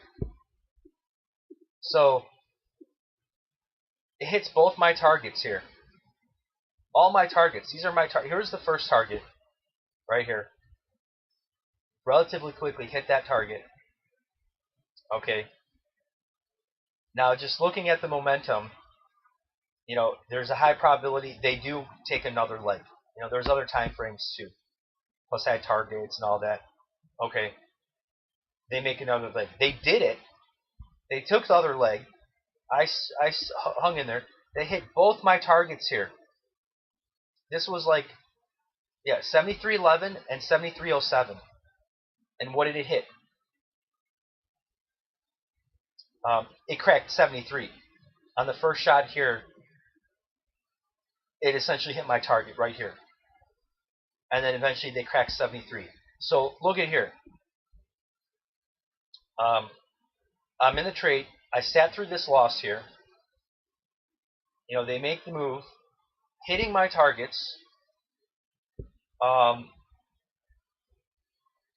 There's another thing, a big thing. This is the biggest thing of this trade. Okay. Anyway, the point is, I'm in there, and stupid me, so I'm about to explain this, but let's just look at it from this. You get a MACD cross, and right here, you're assuming, well, really hoping and assuming both, that there's another leg coming. Once you get this cross, this is a whole new trade. And the trade doesn't become confirmed. Right here it looked like they were going to do it, but it's shaky for many reasons, but without getting into it. And this is actually not even a great trade in hindsight because you don't have momentum on longer term time frames. There's many reasons why not selling at the target was stupid. Okay. But let me just give you the biggest reason. And this, Jesus Christ. And the funny thing is, here's the funny thing. Yesterday, I didn't see this. Okay? What do I mean by that? I mean, I literally didn't see it. It's not like I saw it and ignored it. I didn't see it. Okay? This is probably, there's probably a lot of times, but as far as me, putting my foot down and being like, okay, no matter what, you sell this, no matter what. This is probably like the 5th time it's happened since I'm like, all right, enough is enough. No matter what, it does not matter. You sell this. Unless there's very, very, very strong reasons that on longer term time frames that the trend is supported. Maybe not to go higher or lower, but at a minimum to hold. Okay, but either way, it's a sell. Is right here. When you get a MACD cross under the 0 line, going positive and making a run, you always sell this, no matter what. It doesn't matter if another leg's coming, okay? Probably at least 80% of the time, probably 90% of the time. It's probably 90% of the time. Across from under 0, making the move, the trade's over. Fully over. There's a small probability, depending on the hourly, the daily.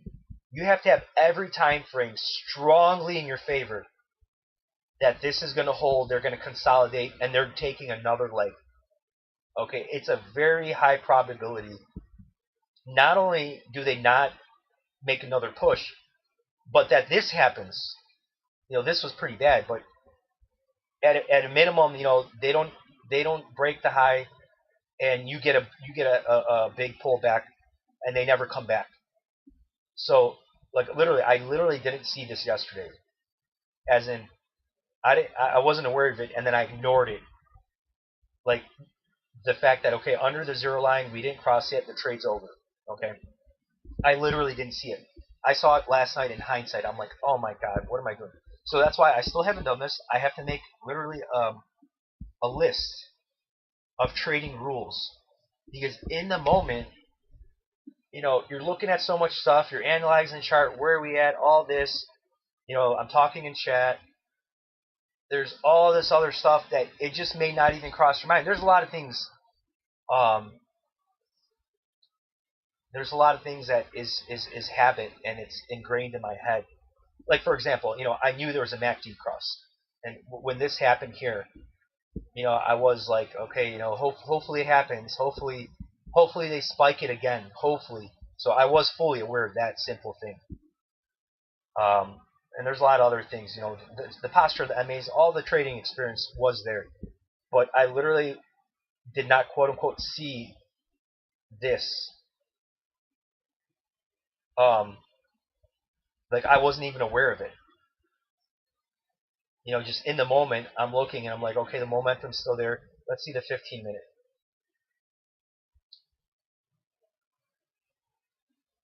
Come on, Jesus Christ. I think your swim can suck sometimes. The hourly looked like it was getting across. We got that pinch. Look at that. We got a kiss and just rode it. So, and I said that in chat. I'm like, and that was my plan. I'm like, the hourly, they should spike it on the next candle. And I said that. And they didn't even do that. And seeing the move they had, that sure is a shame they didn't do that. Number one, because then I would have got out at a great profit if they did that. And then two, that would have made this move make even more sense. They faked out the breakout because 72 was the big number, and they only cracked 73. 72 is the big one. If they made that run to 71 or 72, even cracked 72, that would have made this move made so much more sense. Okay. But yeah, I mean, Jesus Christ.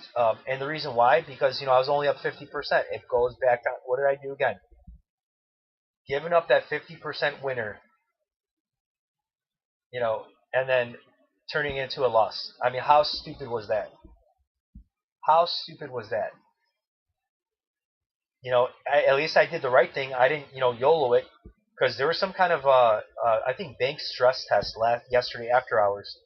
So I was thinking, I'm like, oh, well, maybe I'll, they're going to dump it after hours. Well, thank God I did the right thing and I didn't swing this loser, because obviously what happened. See what I'm talking about, how in the first run here? Now it's beginning to get in position. We're not there yet. And see what I laid out here? And that's why I'm being patient. I'm still not taking the trade yet. Okay?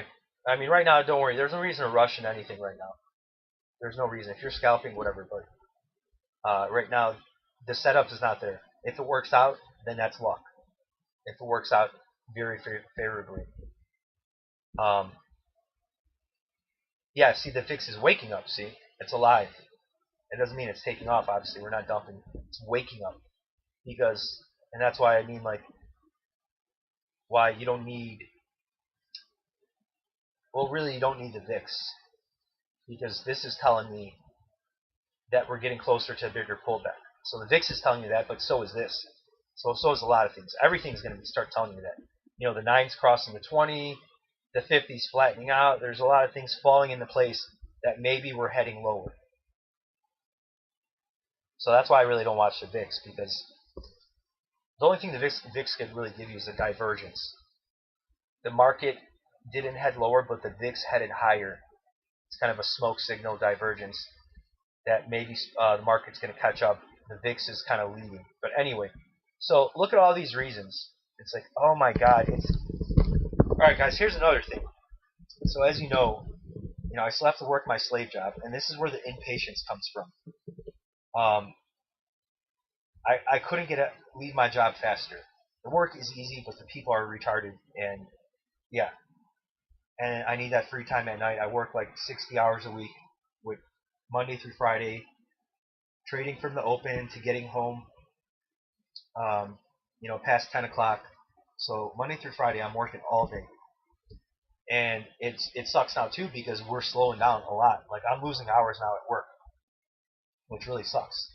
Got a lot of bills to pay, and so that kind of adds to, kind of wanting every trade, not to be a five bagger, but you know, and for this, I would have been fully happy with the double, fully happy. That would have been like, hell yeah, I killed it. Given this current setup with the double, I didn't think it was going to happen. That was a stretch for the double, but I thought on this next hourly they would have spiked it, and it was just stupid. It was stupid. There are things clearly telling me hit my targets. Here's another smoking gun, right here. Look at this 200, this falling 200 that at this point just began to flatten. Which again, you could have made the case they were going to go lower or higher, however you want to look at it. But because of this, it wasn't going to hold. But I was hoping they were going to spike it. There's nothing saying they're going to spike it. And in the moment, I knew, I'm like, this is a bear flag. But then it turns into, well, now I don't have my 50% gain. You get into that game. I work evenings. But, so now you turn into that game. I mean, I already explained this before in previous times. So it was actually, I was up, like at the peak, it was 60% on the trade. So then, all this time wasted, a good 45 minutes. Now you're peaking at about 40% on the trade. The hourly says maybe they spike it and then, they reverse, But, again, it boils back down to this. My targets were hit. Even though I didn't see coming from under the zero and never crossing, it was waning. At the bare minimum, it was waning here. Right at my target. And the momentum wasn't there on the hourly and all this other stuff to support that they're going to hold it here. The only thing I had going is, we're in a bear market. We could get that surprise. Oh, and here you go. Freaking VWAP, upper VWAP band. What else do you want? Jesus Christ. Hitting the targets, waning momentum, upper VWAP band, this falling 200, and it's not that I'm not aware of it, it's just you got to have the discipline that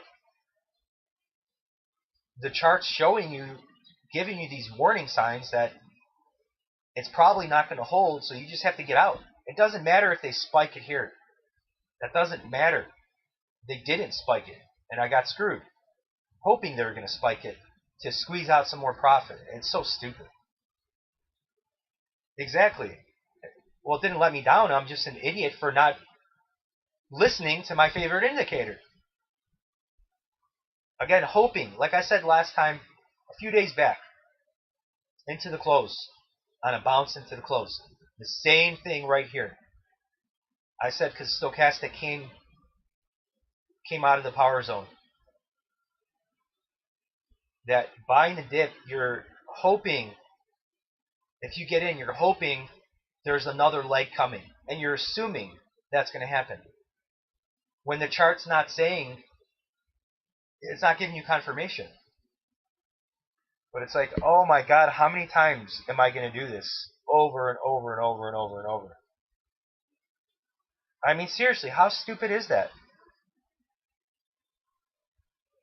I mean, seriously. I mean, I just explained it.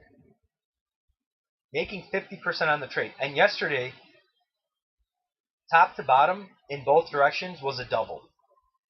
So if you timed it really good, I'm not saying you hit a bottom ticket, but if you timed it really good, you got a double out of both directions. So on a day that you had to catch the whole move to make 100%, perfect timing and catching the whole move to make 100%, and I'm up over 50% on a trade, catching the whole move, like Jesus Christ.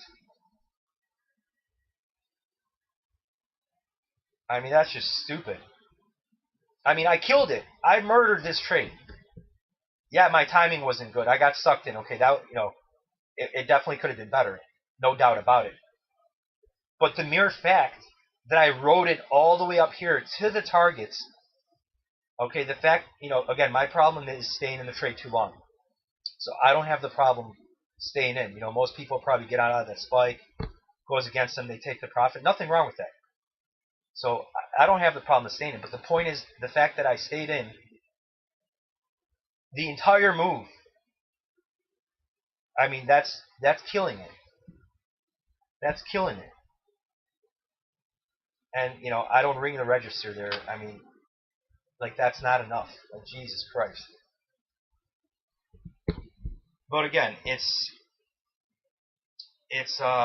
impatience is what it is. It's not even wanting. It's not even that I want to make $1 million. I want all this money. It's not even that. It's just having the financial security, not having to go to my stupid slave job every night. That just can't happen any faster. And so I could have been a full-time trader, realistically speaking, like a year ago. A year ago, I could have been a full-time trader had I not done these stupid mistakes.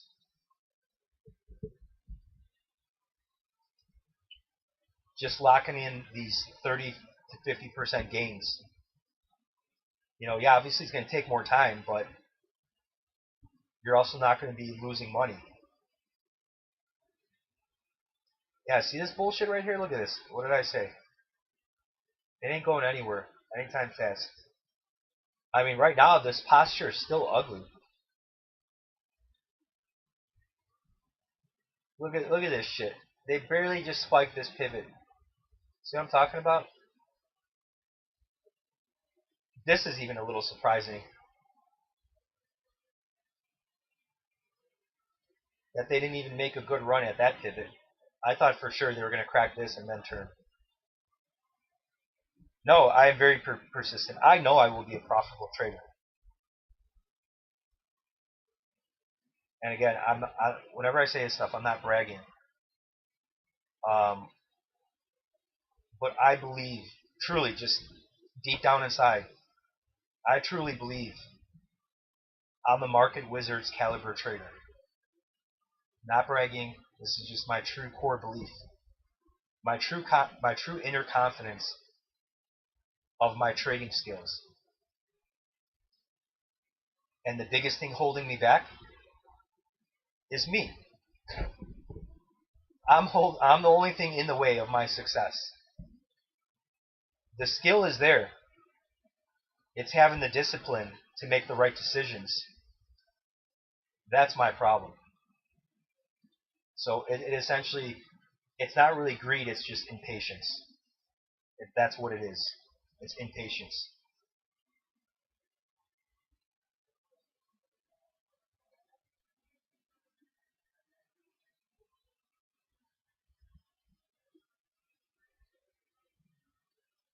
I didn't mean it like that. You read Market Wizards, right?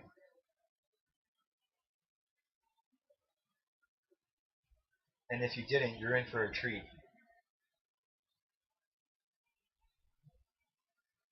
Oh, okay. All right, okay. You're just joking. Okay.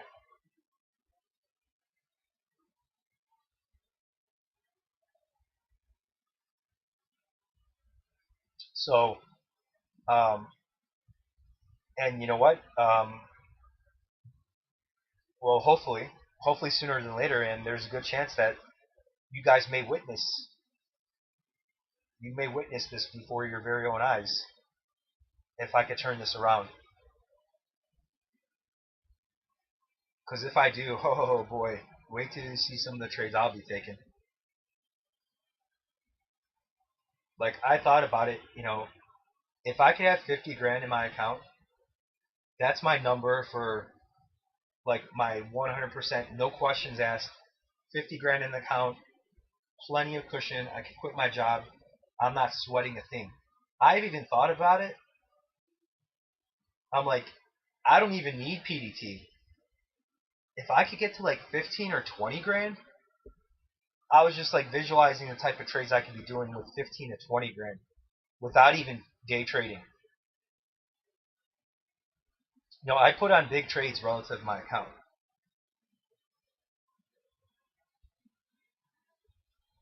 So with a $15,000 account, every trade would be a minimum of $1,000. So look at it from that perspective. The $15,000 account. If I take 15 trades in a day, that's a lot. I mean, if you're just doing $1,000 trade, but that 50% move yesterday on a $1,000 trade, $500. I mean, just look at it like that. Look at the perspective that I said based on a $15,000 account. So what I did yesterday is the equivalent to having a $15,000 account, taking a $1,000 trade, making $500 on that one trade, and being up $500 on the day on a $15,000 account. So without getting into percentages, what percentage of the account it is and the return on the account, $500 for the day, the day's done. The day is done on one trade with only using $1,000. So that's just giving perspective of when I build my account up, it's going to be exponential. The rich get richer type of thing. But the problem is getting there. And I was so close a few times. And I told you I literally turned $200 into $7,500 at the peak in 2 weeks. So once I got a taste of that $7,500, I just got stupid. Because then I'm like, oh man, just a little bit more, 10 grand. Oh, I could be at 10 grand. Oh man, just get to 10 grand, we'll be good then. And then the sky's the limit from there. I was already tasting it. When my account was at 7,500, well, it spiked intraday at 7,500, but it closed at 5,500 on a closing daily basis. Once I got over that 5 grand from $200 in 2 weeks, I started to taste it. I started visualizing, not that I'm going to catch a 5-bagger, going all in or whatever. Not that, but I started visualizing the numbers. Just let's use the $10,000 account. Not even 15. $10,000 in the account. Yesterday's trade, $1,000 in the trade. I made $500. And yesterday wasn't a great day. So the point I'm trying to make is, it's not that I'm never going to lose. The point is, psychologically, that number, when you scale the account up, I would take that profit because it's $500. It's not $100. It's $500. Okay? So psychologically, just for my own self, I would be happy with that $500. And I would be I would have rung the register. But again, getting to that point is the hardest thing. You know how they say, I don't know if this came from Seinfeld. It's probably not just from Seinfeld, but when George is joking about, being an architect, I think that's when he was joking about it. But he's like, the first million is the hardest. They always say the first million is the hardest. And it's funny, and it's true. Digging yourself out of the hole and getting to a certain point, that's the hardest part. Once the money's there, it's so much easier to make more money once you have the money. You have the cushion, psychologically, you're more patient, all that stuff.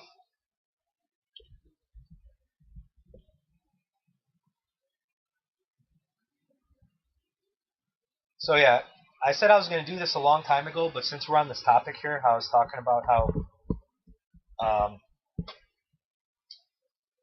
I'm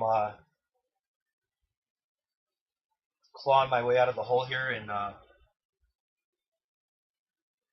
doing what I can to leave my slave job, which is sucking right now because they're cutting my hours.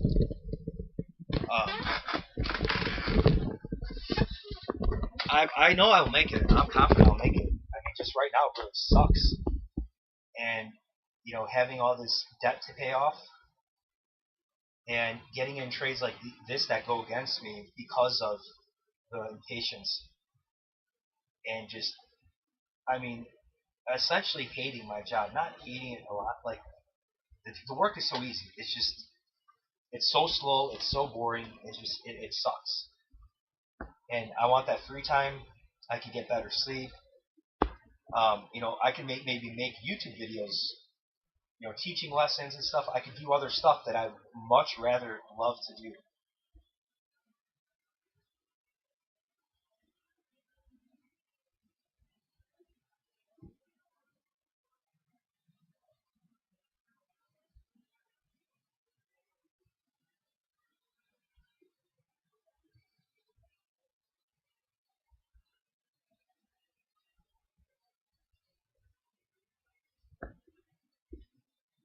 The biggest thing is the burden is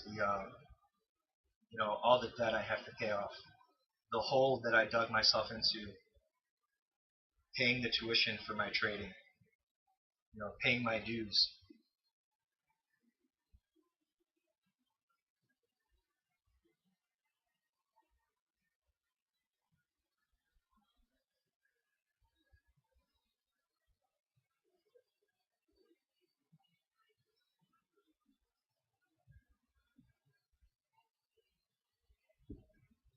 So he's not here, but because I know he said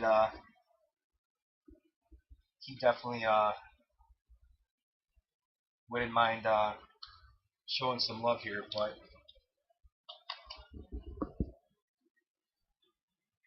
next time he's here, I'll show him. So again, nobody absolutely has to do anything, but if any of my teachings and input has helped you out, feel free to show some love.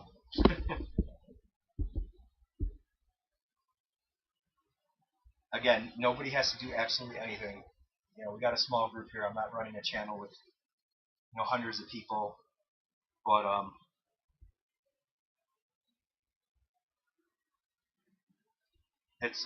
that's Cash App.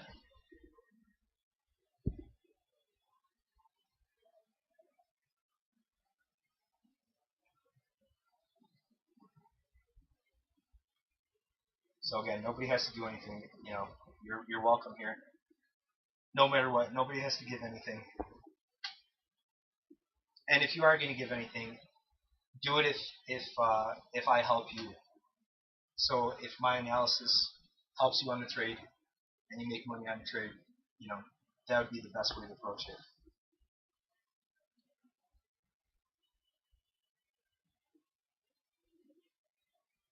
I talked about doing that from the get-go, and it's been over a month and I didn't do it.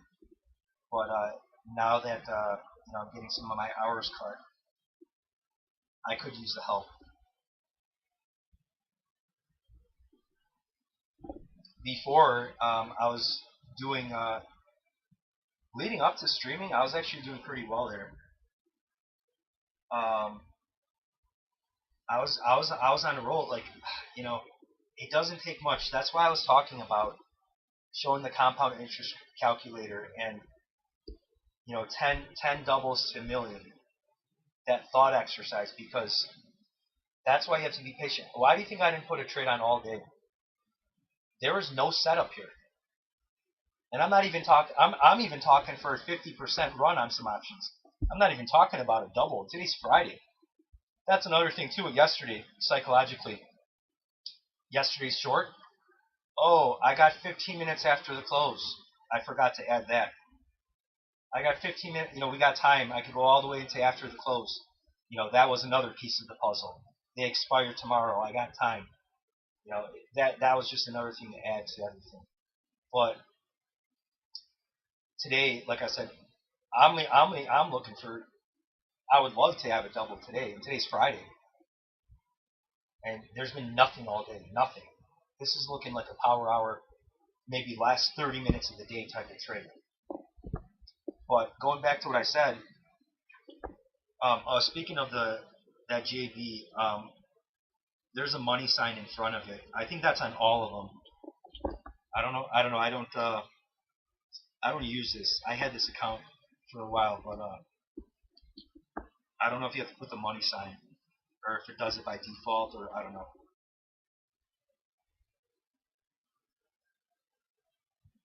So that's JB007 times 5. Yeah, that's it.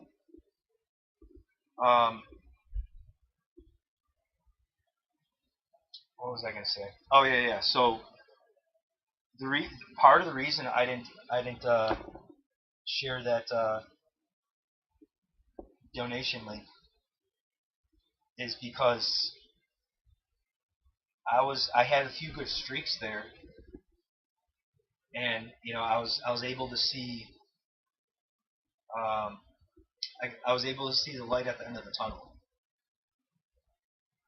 I'm not saying I made 10 grand in a couple weeks or anything, not by a long shot, but the way I was built, the runs I had in my account were good. I had some good runs that I gave back. It's just like doing the same stupid things I keep doing, like I explained in the last trade yesterday. So that's why I bring up that compound interest calculator exercise, because I know on any given day I can easily make 50% on the trade in general. Today's not one of those days. It's not over yet, but there's no setup after the squeeze. So this is kind of, who knows what will happen today, okay? But in general, I know I can make 50%. So here, let me give you an example here. So when I was using that 10% and 20% a day return calculator exercise, here's an example. So let's say you have a $10,000 account. Now, 20% is tough. 20% a day that's very hard. I think I might be able to do that. Hey IT, what's up? Welcome back. I think I could do 20% a day, but that's when I kind of tried it, and when I kind of crunched the numbers, that's going to be the limit of what I'm capable of. I mean, you can't do 20% on your account every day. That's impossible. You'll beat Warren Buffett in 6 months when you do the math. Okay, it's impossible. It's more so to give you perspective of what it takes to make every day. So if you do make 20% on your account in a day, or 10% or whatever, when you're there, like, you killed it. You absolutely killed it. It kind of gives you perspective. It kind of gives you a goal, okay? It gives you a goal. It gives you an idea of, if you make this amount, where will you be in a month, 2 months, 3 months, 6 months? You can play with the numbers. Speaking of GME, I kid you not. You want to see something? I was watching it. Okay, again, anything I say, I'm never bragging here, because anyone that looks at it will be like, yeah, okay, sure. So right here, after the dump, I knew. Here's my trend lines. Here's the proof. I knew. I'm not even kidding you. Just seriously, now that I think of the story, just kill me. Okay, listen to this story. After this dump, I was watching it patiently, waiting for everything to fall into place. The daily to start to attempt to curl, the hourly, the 4 hour. I shit you not. That's going to look like shit. Hold on. The scale, you can't even see anything. Well, here's my lines. We kind of had a falling wedge here. Look at my targets right here. Look at these little measly targets. 56 bucks. 51. Shit you not. The day this happened, I was watching it. The day before, I was watching this.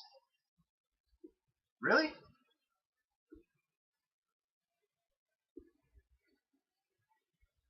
I haven't used it in forever. Hold on a second. Did you put the money sign in there? Did it write? It showed that it was like a legit account. Again, to be honest with you, I only opened the account to try to do a Facebook payment. I'll tell you the story another day, but I got scammed on Facebook out of $50. That's why I opened it. I'll tell you that story another day. But that's why I opened the account. So I never actually used it. Well, I used it. I sent money, and the guy sent me money. That was part of the scam. But when I go in the app, I mean, it doesn't say anything about. It just says complete your profile. I don't think that should matter. Yeah, if it doesn't work again, I could start a chat. There's a chat function in the app. So if it doesn't work,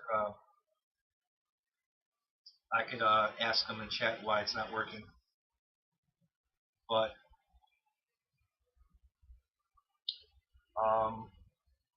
there's a money sign in front of the username. So I don't know if you have to put the money sign or if that's like by default. But it says money sign and then JB, and all the rest. With 5 sevens. So I don't know if you need the money sign. Again, I'm not familiar with it, but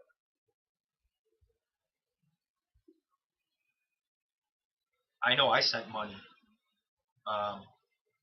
to that person and it worked. I sent $50. And I think you just use the Cash App name. But that's what it says. Cannot accept payments. I'll have to. Let me go to chat right now.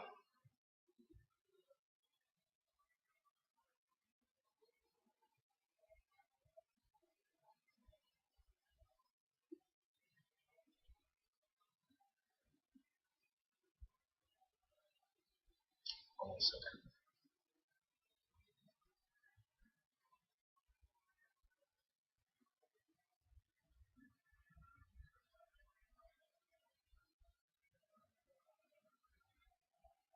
It says Cash App.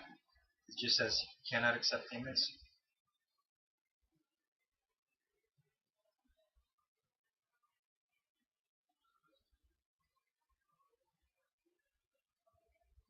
Oh Jesus! I'll get someone to help you. This may take 2 hours. All right, well, whatever. I'll get a notification. All right. Let me finish my talk right here with GME. So anyway, I was watching this right here because you were talking about GME. 30 grand off 1K. That probably a victory. When was that? What day was that?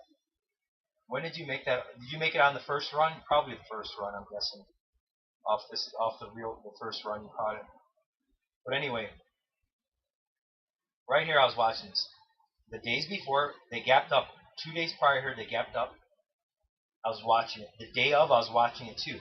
The reason I didn't get in the trade was because I was looking at the calls and I did the math. I'm like, okay, if they go here, then based on where the options were priced, if they go here, it'll be a 3-bagger at best or something like that. And maybe I was looking at SPY. Okay, the first one. So maybe I was looking at SPY. Okay, I shit you not. I put in an order and I canceled it. Okay, here's not having day trading power and all that PDT shoved up your ass. Okay, because that's why I had to choose which option play is going to give you the most return. So I didn't take it. I was looking at let me see if I can even pull this up. This won't even work.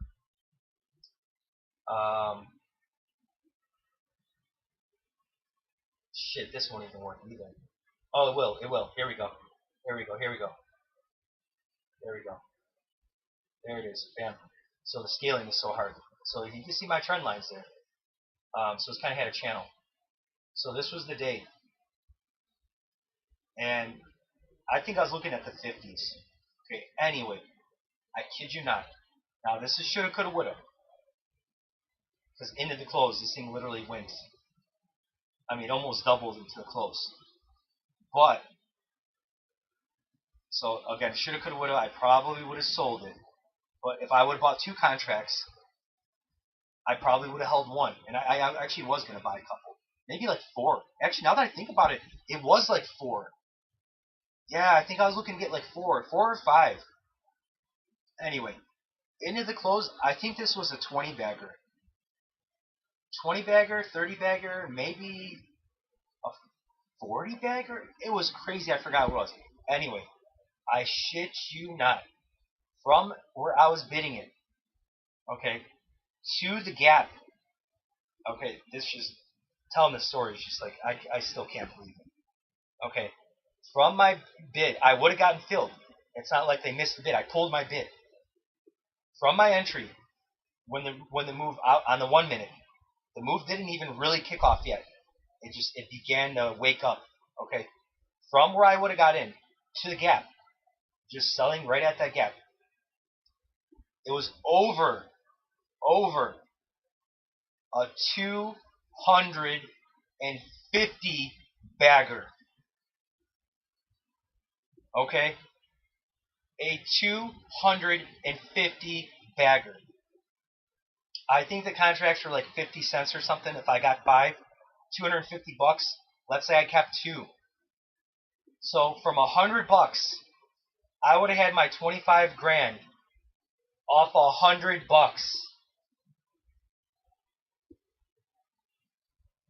You guys hear that? If I would have taken a measly $250 trade on this that I didn't take, because looking where the options were priced, thinking if it goes here, what will I get? Okay, maybe a 3-bagger. And maybe I was looking at SPY or whatever. This was a 250 bagger at the gap. Over. It was like 260, 70, 280, I forgot. 250 bagger. 250. Life-changing trade. Off a couple $100. Now, obviously, it's shoulda, coulda, woulda. Because this move, a move into the close with a 50 bagger, I think it was. It was for sure a 25 bagger in this move into the close. So I would have had, over 5 grand off this move. So obviously it's a big shoulda, coulda, woulda. But the move was vicious. And because I had a small amount in the trade, and because it is GME, who knows how much I would have YOLO'd it. I for sure would have kept 1 contract. For sure. For sure would have kept 1 contract. Absolutely. No doubt about it. So a 250 bagger. So what's 250 times 50? $7,500. So taking aside the profits I made on the run up, if I would have held the 1 contract overnight, that 1 contract would have been $50 to $7,500 off that 1 contract. So whatever profit I made here, 20 bagger, I probably would have ended up making like 12 grand if I would have just only held 1 over the close. But just to give you perspective, if you just YOLO'd $100 and held it, you would have had 25 grand from $100 on this move. I mean, you've got to be kidding me. And I didn't even get 1 piece of that because I looked at the option chain and was like, okay, yeah, maybe I get a 3-bagger. I didn't because they were so juiced up. But the move was so crazy, I mean, it didn't matter. And obviously, I didn't know this was going to happen. I knew a move was going to happen. I forgot what I thought the move was going to go to. I think a move to 60 was my target. So I forgot. Well, here are some targets from here. But I thought if it really got crazy, maybe we see 60. I mean, you got to be kidding me, man. Talk about bad luck. I'll tell you another story, too, because someone mentioned WWE. I got a story from WWE back in the day, having the worst luck ever. And in hindsight, it wasn't bad because had I made the money, I probably would have lost it in the end anyway.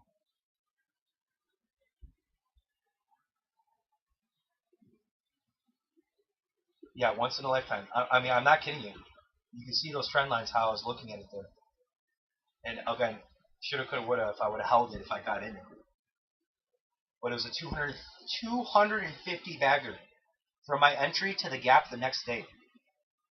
So I guarantee you I would have held one contract. For sure I would have held one. Just one. And that $250 trade could have been 12 grand. But if it was just, $1,000 on that trade, I mean, obviously, shoulda, coulda, woulda with $1,000, you could have made $250,000. I mean, that's the, that's the dream. You definitely wouldn't have held that after making a 25 bagger.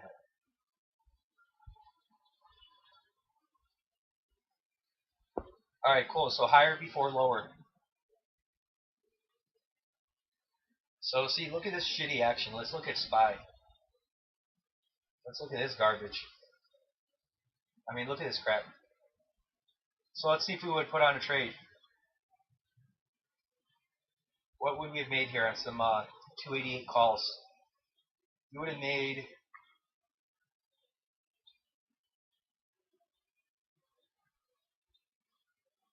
a whopping 10% on this move right here. 10%. This is pathetic. From the open, those 288 calls, you could have had a 4-bagger on that run.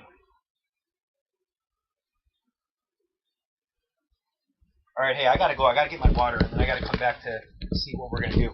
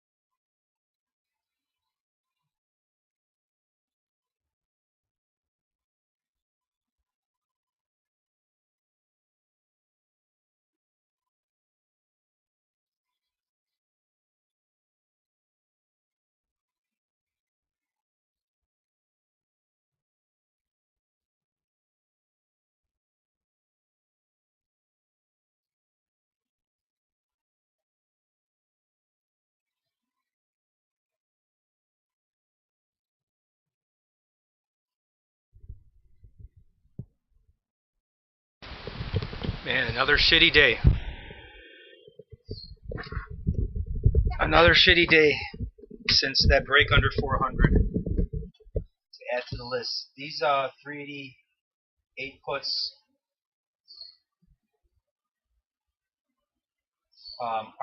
won't even double if they drop $1. Same here.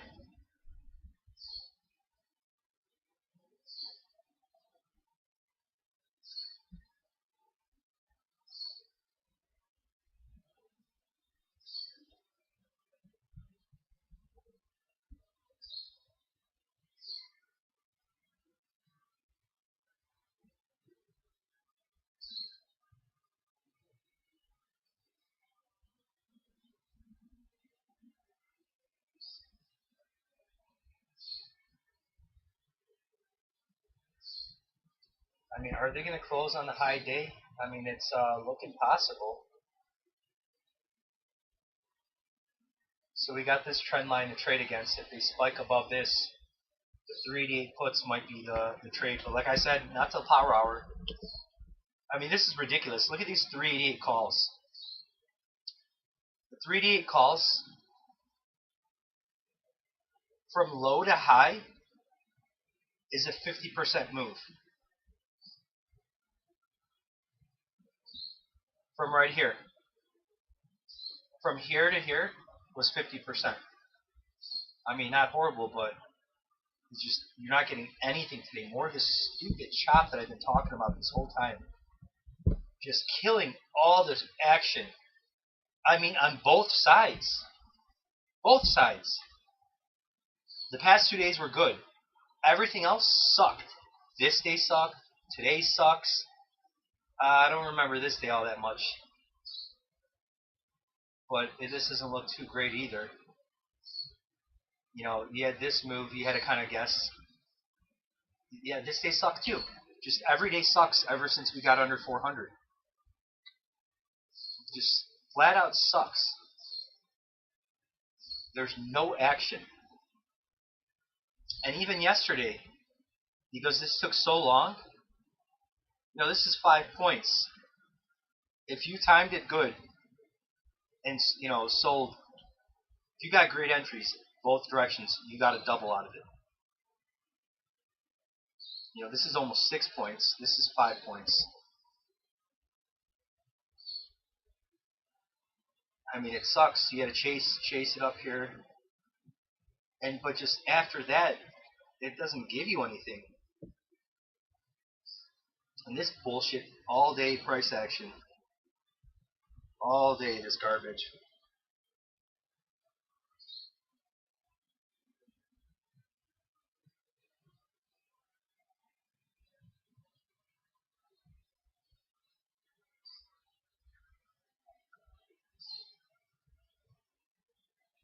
Well, there you go. Yeah, for scalping it would have been pretty good, but even not, because it was really, really choppy.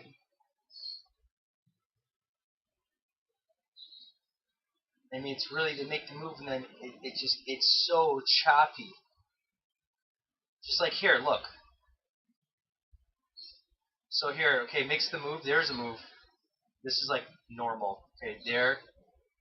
Wash out, back up. It's pretty choppy. With such a small, tight range. You know, this is 50 cents. Chopping your way through 50 cents, you know.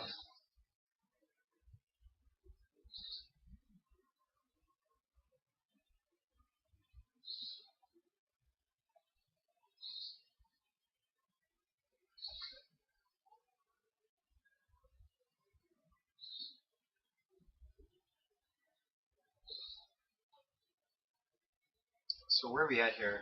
I was talking so much today. Who knows what kind of pullback we're gonna get? Man, do they just jam it? I mean, right now you're fighting the trend. If you're, everyone's looking. Here's the interesting part: we might not pull back, and if we get a pullback, it's going to be off of a spike higher, and then whatever pullback that gives you. But this posture here is saying Don't be looking at a pullback. If anything, you should be buying a dip. But even then, that didn't give you shit. So where did it give you the entry? Right here. Okay, broke out. Let's see the 1 minute.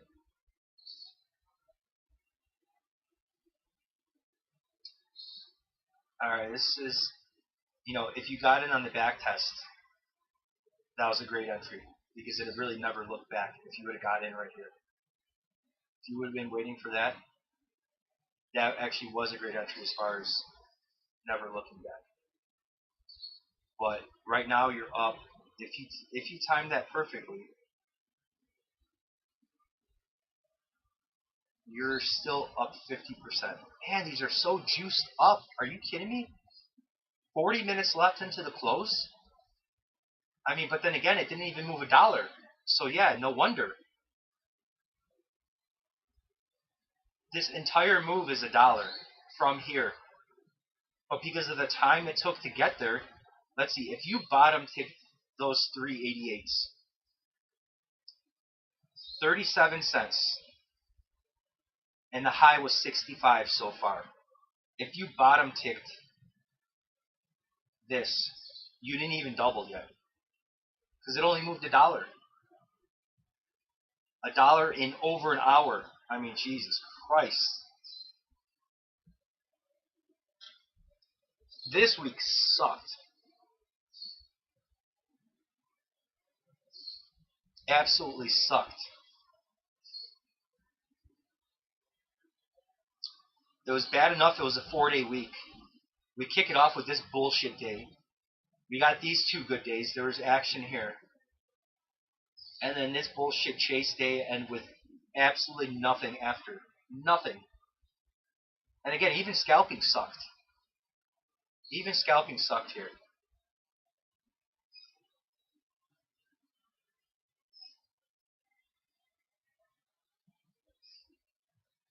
I mean, what have I been saying all along? Since under 400. This market sucked. Absolutely sucked. And see, that's why trading's hard. Because, okay, sure, every day is not going to be action-packed. But to get this many days, so, you're going into every day after a shitty day. Now, okay, we should have a good day today. We should get some action. And that's how you can get screwed. Because who knew this type of price action was going to happen after this big move? Look at this, 50 points. And then, you just had to stay short, swinging overnight. That was the trade. And then now there's nothing. There's nothing here. The only thing that could have been here is, like I said, the daily posture was saying, yeah, we're probably going to get a bounce at 385. That's what I said yesterday. So any one of these 3 days, and this is not just in hindsight, you could have swung something like at least a week out. So like getting in any calls this week would have been for next Friday's 380s, maybe 385s. I mean, that's a stretch because we weren't expecting this. So going a week out, if you went a month out, you could have bought the 385s. I mean, this is ever since this, even this sucked. I mean, I already explained that, but one more time. This whole move was awesome.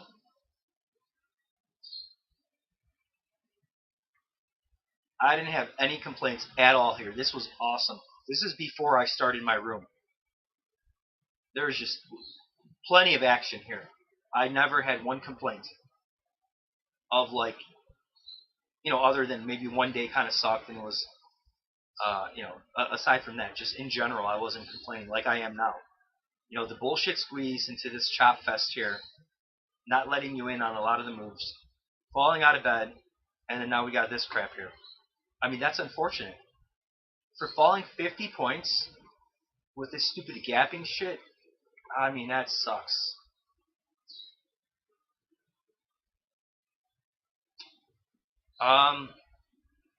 We might. Well, not for. Oh, my bad. I thought I was reading that as 390. When I saw 400, I was thinking this was 400 here. Well, yeah, we may very well fill the gap. I mean, right now the hourly is very strong. So I think maybe the trade is to buy a dip. Looking at this posture, see, this sucks here because this isn't a good posture to buy a dip. Unless they get some kind of washout on a 5-minute on murder algo or something. I don't know. But there's just no price movement here. So you have to wait till the last 15 minutes or so to get a good move on some options. And then, then you have no time left. So that's very risky. I wonder if there's anything else that was moving today. Okay, we're hitting this line here. Let's see what happens.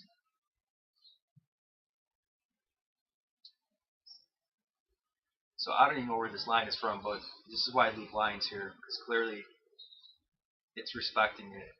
I don't even know where that's from. What is this? Come on, Jesus Christ.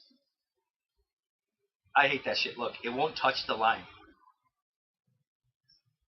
It doesn't recognize it sometimes. Like, are you kidding me? Okay, now. Alright, let's see where this line is. Let's make it dig. Oh wow, where is this coming from? Oh Jesus, this is just like a random a resistance line from over here.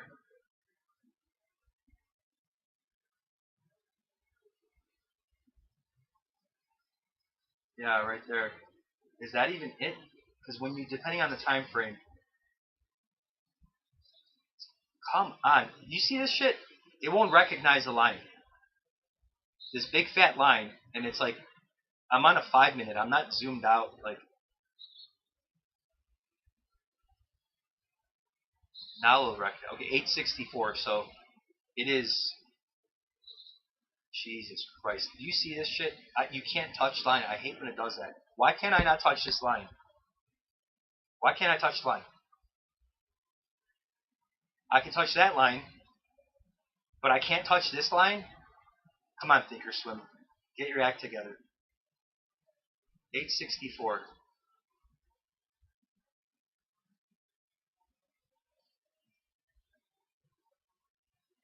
Okay, so... Oh, wow. Wow, look at this.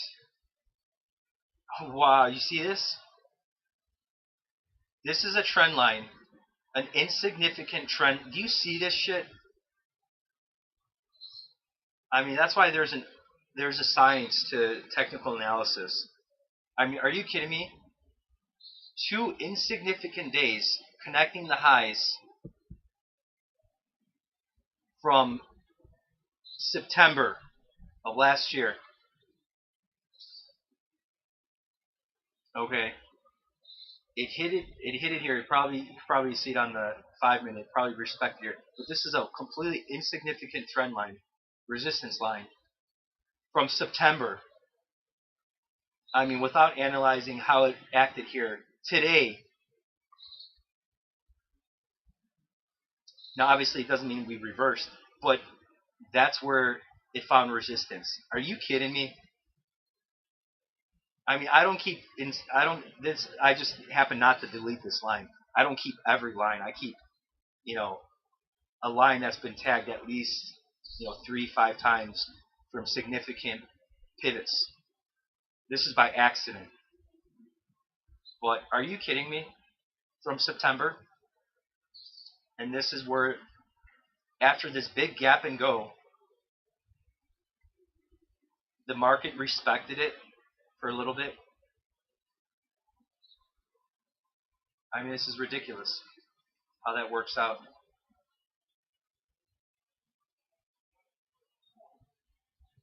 On the first shot, it got rejected.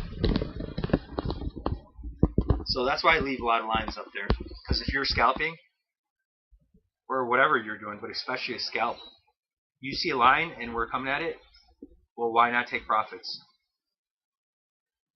Even though this continued. But you could have got back in on this back test here either way.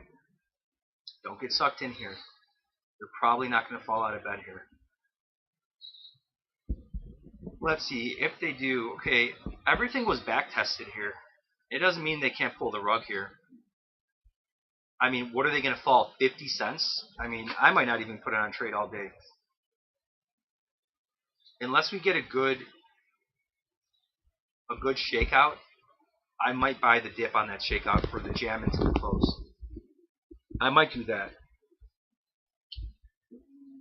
But other than that, this was another wasted day.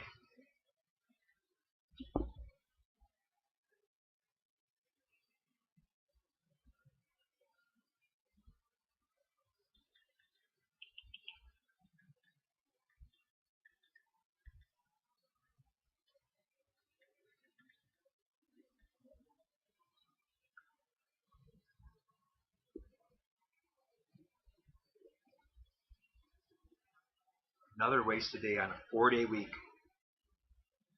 2 good days out of a 4-day week. What a joke. In a market that continues to suck.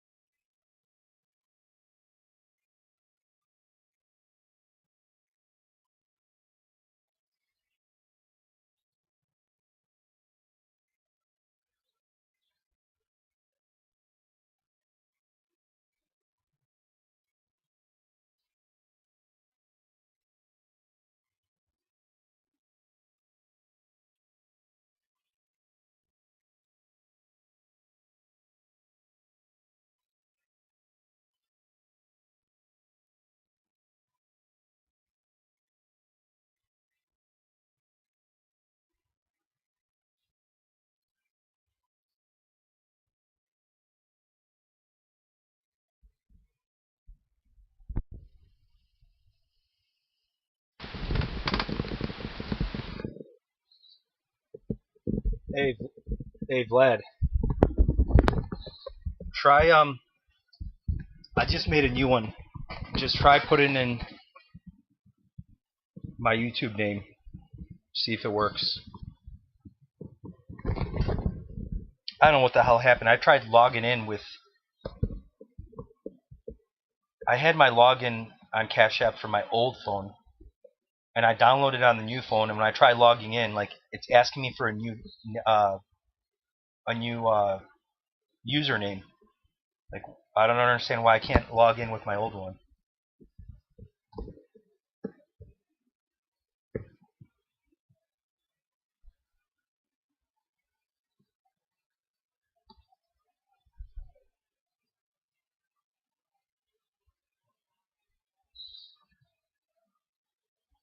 You there, Vlad?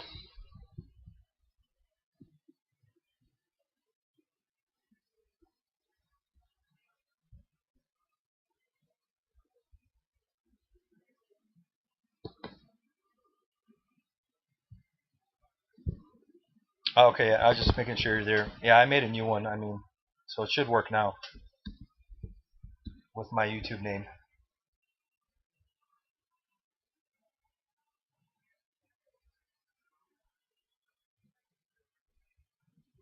I might. I mean, right now there's no setup here. I mean, right now you're really kind of gambling. If anything, they're gonna jam it in the close. But where are they gonna go? Man, let's see. So the hourly. This is a new hourly. Let's see what they do here. You know, you got to worry about murder algo.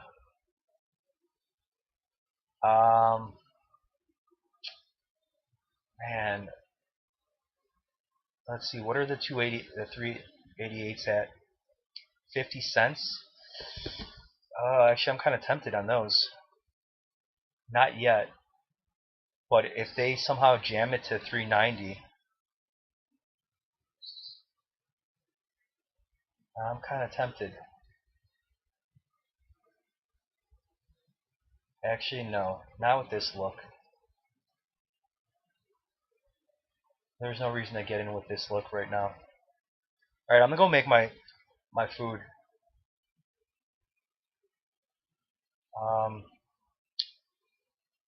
Where could they go here? You got that resistance line.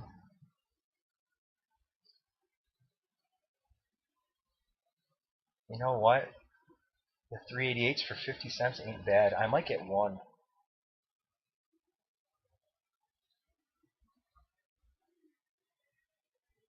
I'm gonna go make my food and I'll figure it out.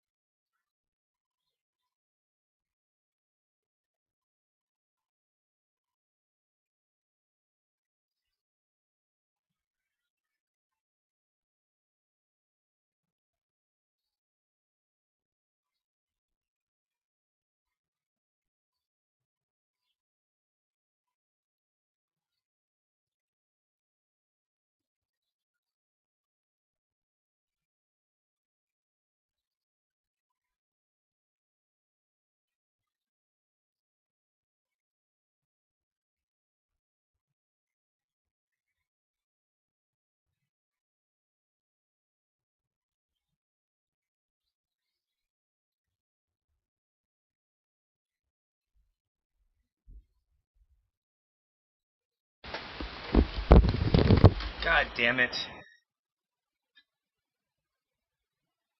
Well, there go the 388s for 50 cents. Alright, murder I'll go, should be a good dip buy. As long as they don't get too far. Careful with the short.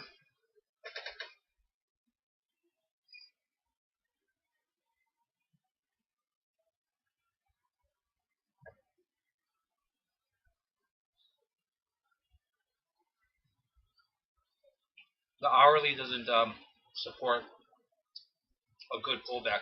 I mean, if they get crazy and go for 390, they might come back a point.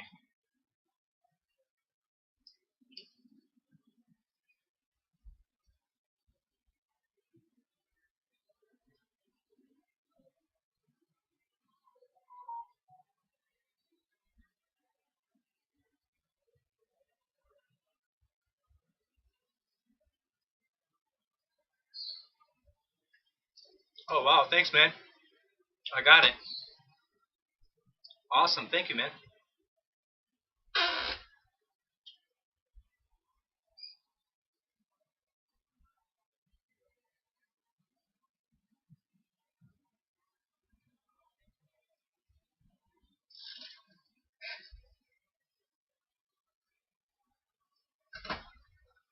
Mr. V.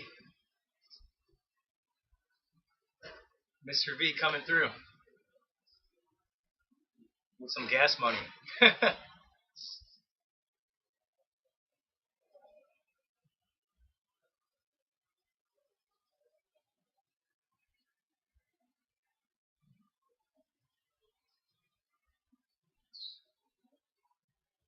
know what's a good idea?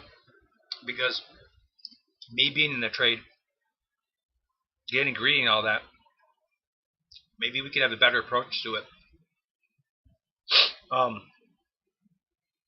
I could mentor and teach people in the room for some trades. And I bet you I snipe those trades amazingly well because I'm not in them. And I can trade that way. Just getting a cut of the profits. Just to remove the haziness and cloudiness of being personally in the trade. 2 a gallon? What are you talking about, 2 gallons? Oh, yeah, 2 gallons. Yeah.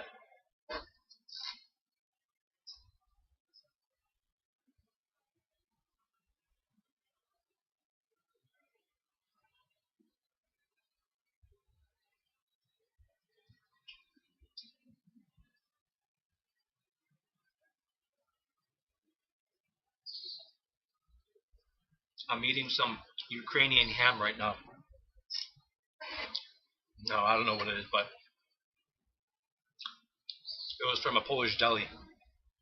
So it's some Eastern European ham.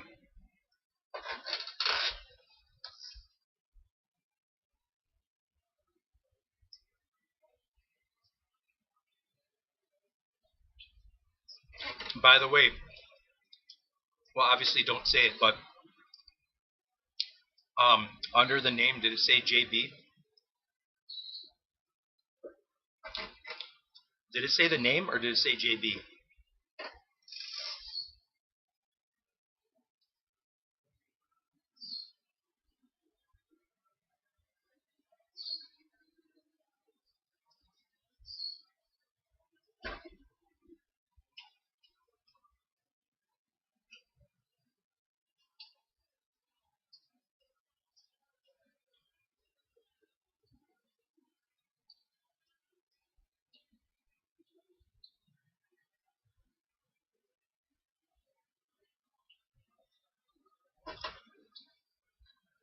It's my YouTube name.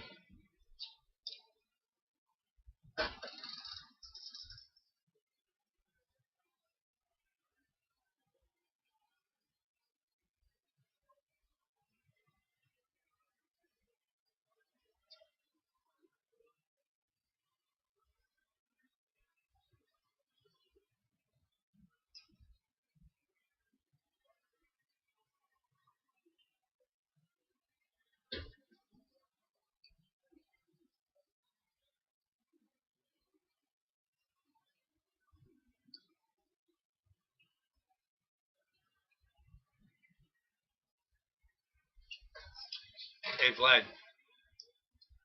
did it say the full name or JB?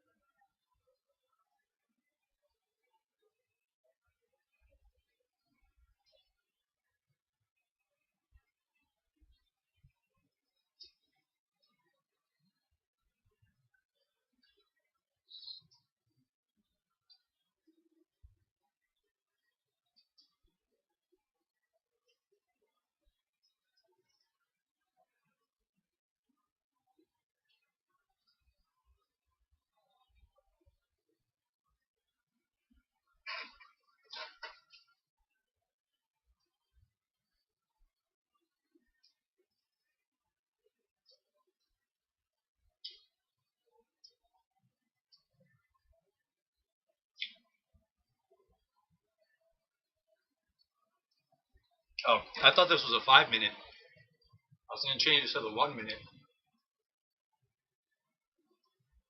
Can you guys hear me?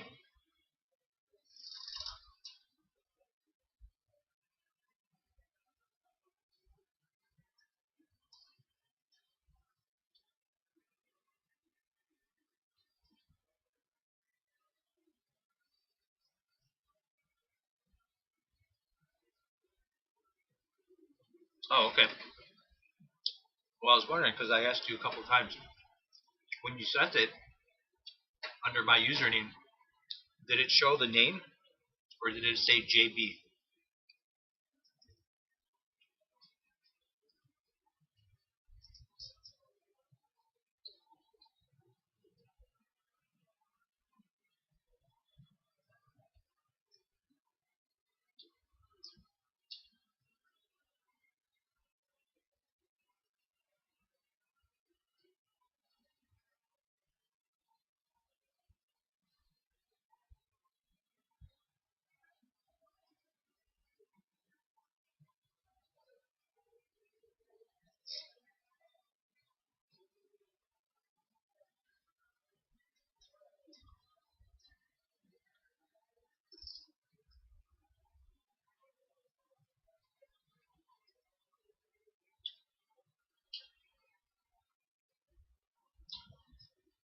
Oh shit, that is the murder alcohol. I have to wait another minute. It's a tough one. Damn it, those 3D8s for 50 cents. I was gonna say before murder alcohol hit that dip, I was looking at the option of the 3D8s, and it looked like that was the bottom at 60. See what I said? Don't short. Damn it! God damn it! It did work out. I mean, I couldn't get it before murder alcohol. That was a gamble.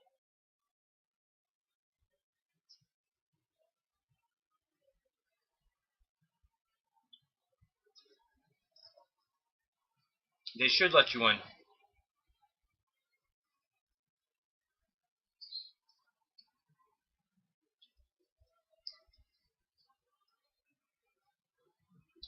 They have to hold.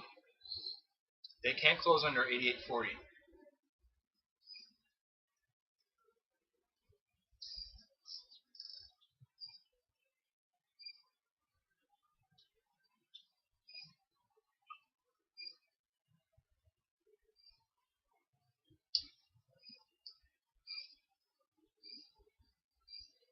God damn it.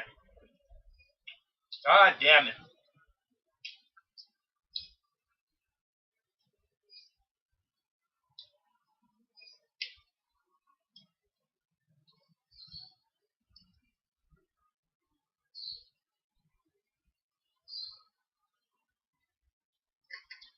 They might hit 89, 10, 15. Right around there.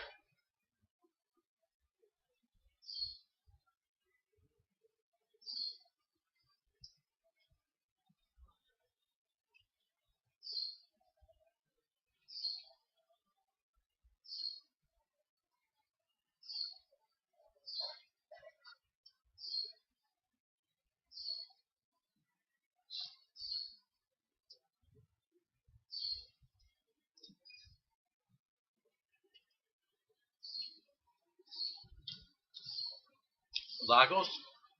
Isn't that from Chrono Trigger?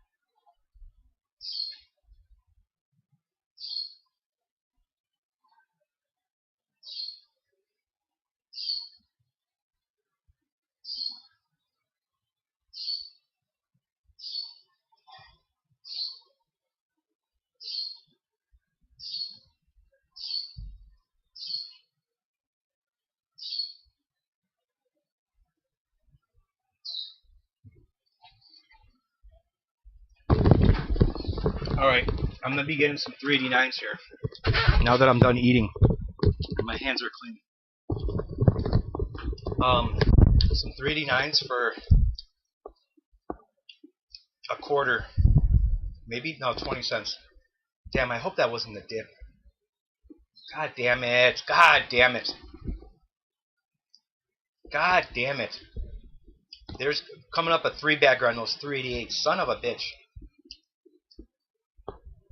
I did the right thing not to gamble on those into murder algo. God damn it. See, this is... now I'm missing the trade that was the only trade.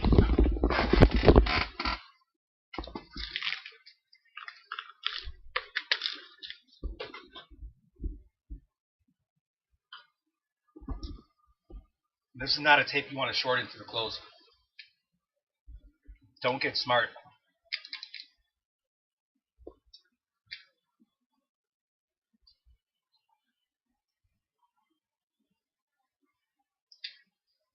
God damn it. I was going to say screw it and get 1,388 at 50 cents. No, they were in the money. Here's a 3-bagger. God damn it. They could still jam it. Alright, I'm going to put a bid for a 389 at 20 cents.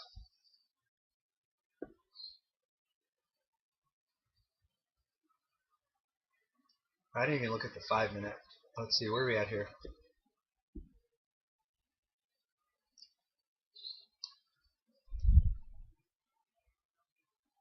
That's probably the dip. I'm looking at the option of the 389s. It hit 30. That may be the dip. Damn it. Son of a bitch. I didn't want to pay 30 for it, but...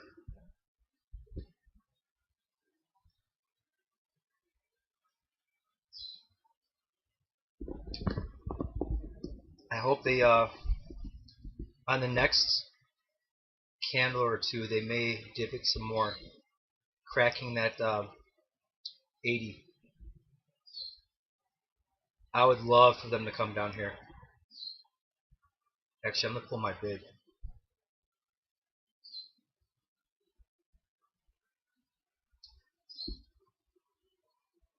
I don't think they're going to do it. Based on the 1 minute, the 1 minute of the 389s, it doesn't look like they're coming down more. They're going to hold this.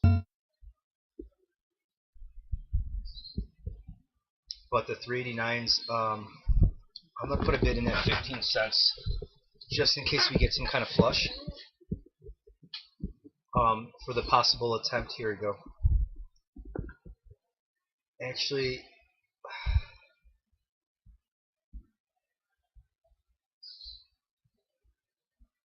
oh man.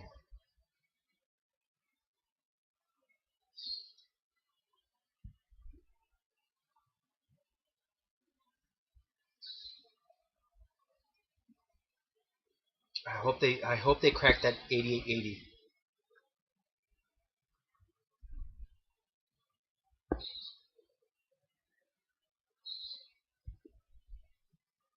I don't think they will, just based on if they're gonna jam it, they could crack 88.80, but I don't know about how much below that. You see this hourly screaming. They're jamming it.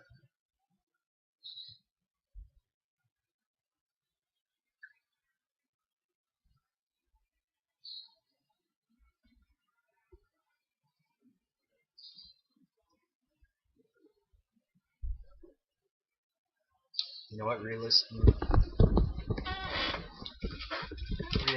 I should be getting the 88s in the money. Because if they don't break, then these are gonna get destroyed.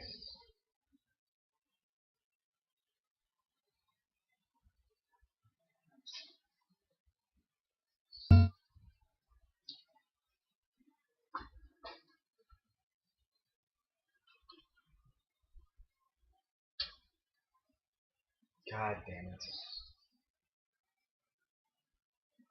What do we got? 1 more minute left.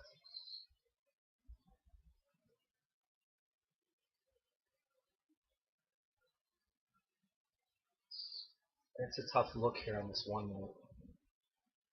We kind of got to close above that 20 for sure on this 1 minute. Just to keep this posture very firm.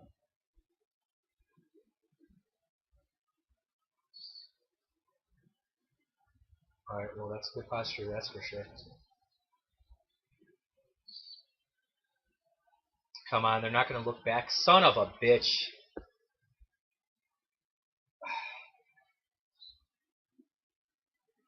I swear to God. There's a 3-bagger on that 388. I could just bought one for $50. Son of a bitch. The 389s, how low did they go? A quarter. Now a 3-bagger. Son of a bitch. Alright, I'm done. I ain't putting shit on today. It's over.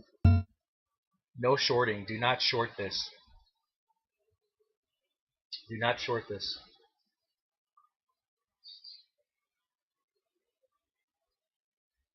They're not coming back. Unbelievable. I swear to God. 388s. 4-bagger. God damn it. Son of a bitch. Do not short this. 388s, almost a 5-bagger there. And the 389s, a 4-bagger.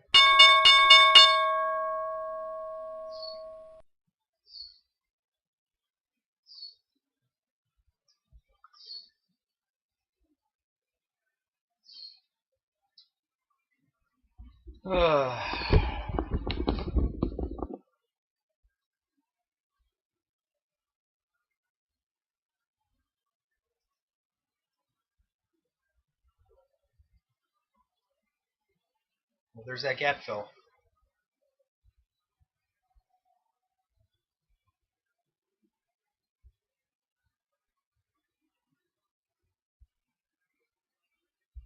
See these MAs fanning out?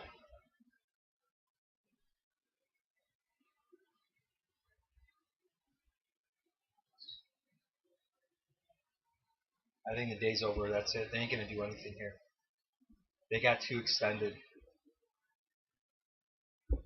So right now there's no trade. Don't even try it. I'm not going to do anything. This sucks.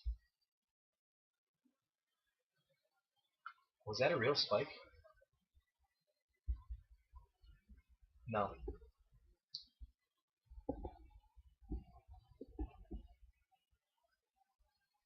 Well, that sucks.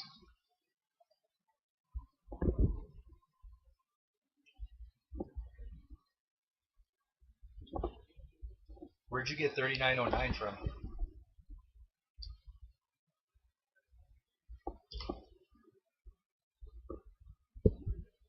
This is a setup where, I mean, yeah, if you got lucky on that spike, you caught a decent short, but they're not going to do anything here. This is just a pure gamble.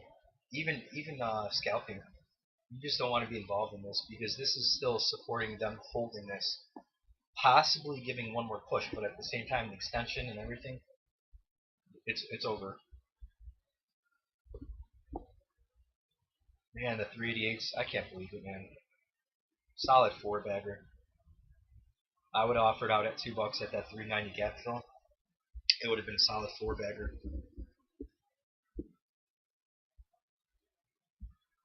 That sucks. So the end of the day was nice. Or there was a setup here. I just it was just so aggressive. That type of aggressive squeeze higher. You have to be very aggressive. But this told the tale right here. These MAs being this wide, and then right here as they started to spread out, I knew the move was coming into the close. I was looking at the 389s here, but I wanted them really cheap. I thought they were gonna flush quickly and then rip it, and they just never looked back. This sucks. I thought they were gonna break this. I would have got filled.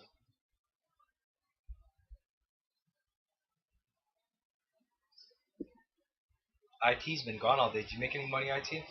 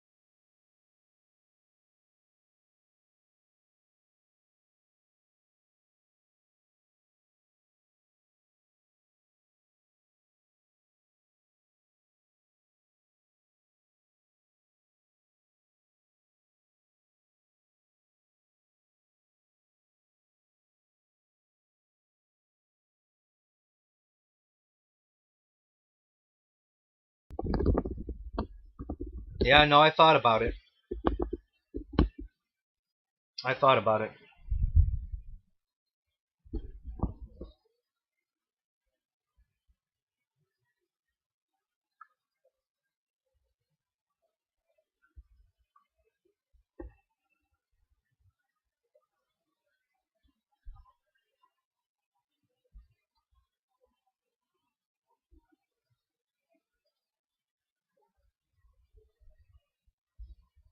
The problem with the futures is it was a headache for me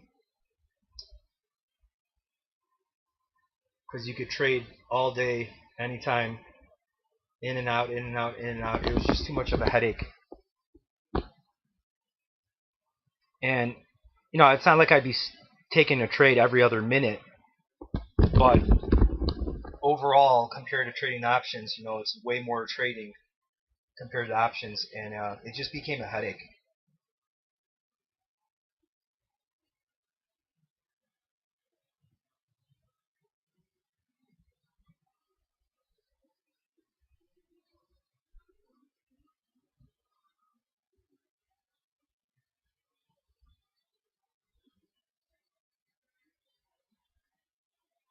Well, yeah, that's the positive to futures is you can make money on these moves, these little moves.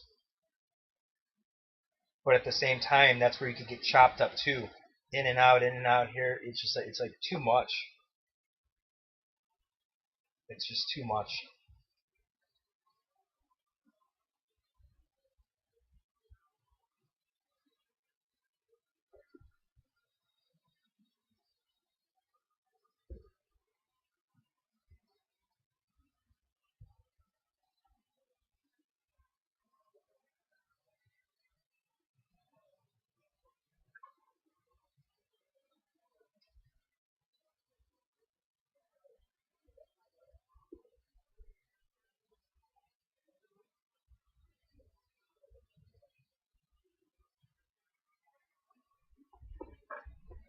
Hey Vlad, in the Cash App for the name, did it say the name or did it say JB?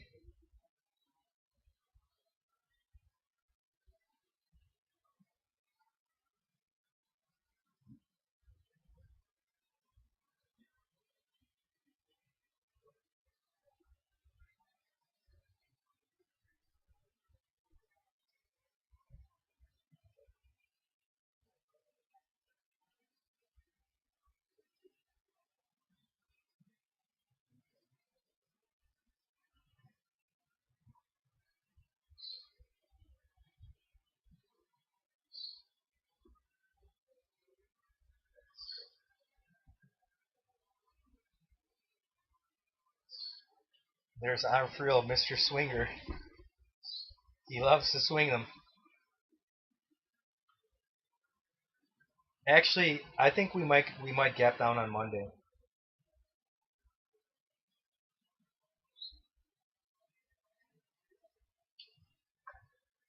I didn't fully look at the chart, but this may be a. Okay, cool, cool. Um, on the SPY, I think we might have an inside day on Monday.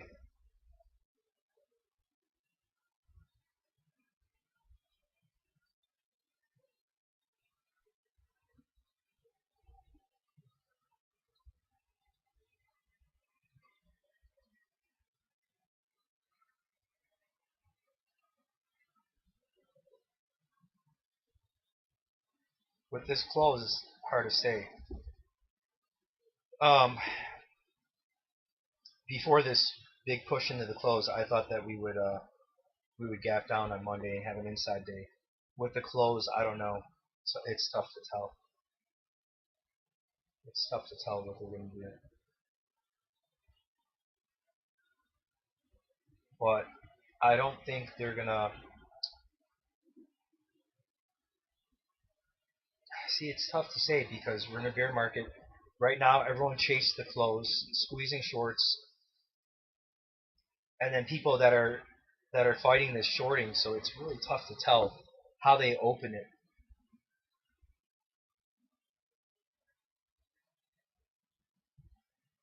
All right, see you, man.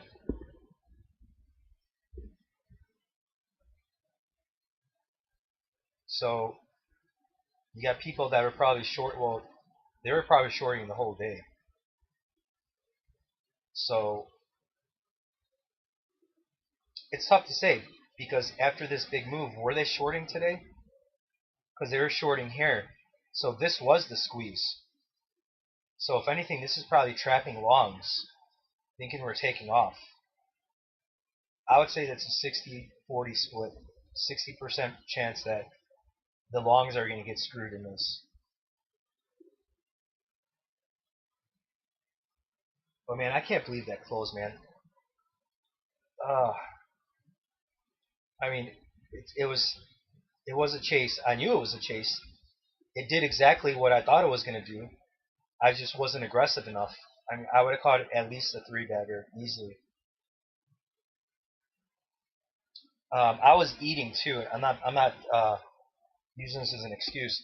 It's very unfortunate. It sucks because right here on the 1 minute of the 388s, they hit 60, and I was eating, and I didn't realize Murder Algo was the next candle. Looking at the 1 minute of the 388s, I'm like, that's probably the bottom right here, and sure enough, it was. The 388s hit 58 cents on that bottom, but when I was looking at the chart of them, right at that dip right here, so I was looking at this right here on the 388s right here. This dip, when I saw that, I'm like, that's probably it. And I was eating, my hands were kind of greasy. That's part of the reason, and also I was going to wait for Murder Algo. But I'm like, oh man, that's probably it. And then obviously, actually, you could have still got in. So I'll use the eating as an excuse there, because they were in the money. So this was the option to buy right here. In the money, it was a safe bet. And from 60, you got a good 3-bagger.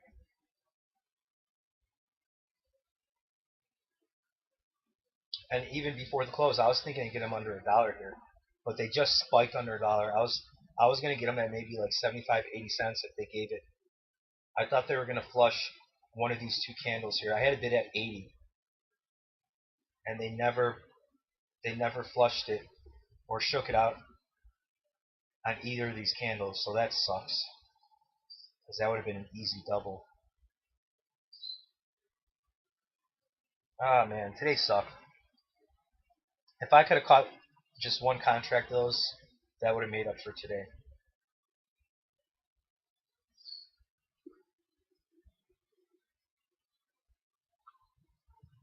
So where were we at? Where were we at all day? Let's see, what would have been the safe? Jesus. Let's see what the safe. Okay, so on this consolidation, if you're assuming they're jamming it into the close, you could have bought. Well, the 387's to play it safe. That would have been the best bet.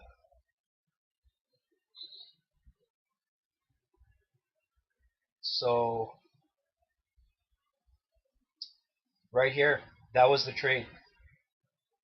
So once they prove that they want to try to make a breakout, that dip right here, the 387s right before 2 o'clock, that was the trade of the day.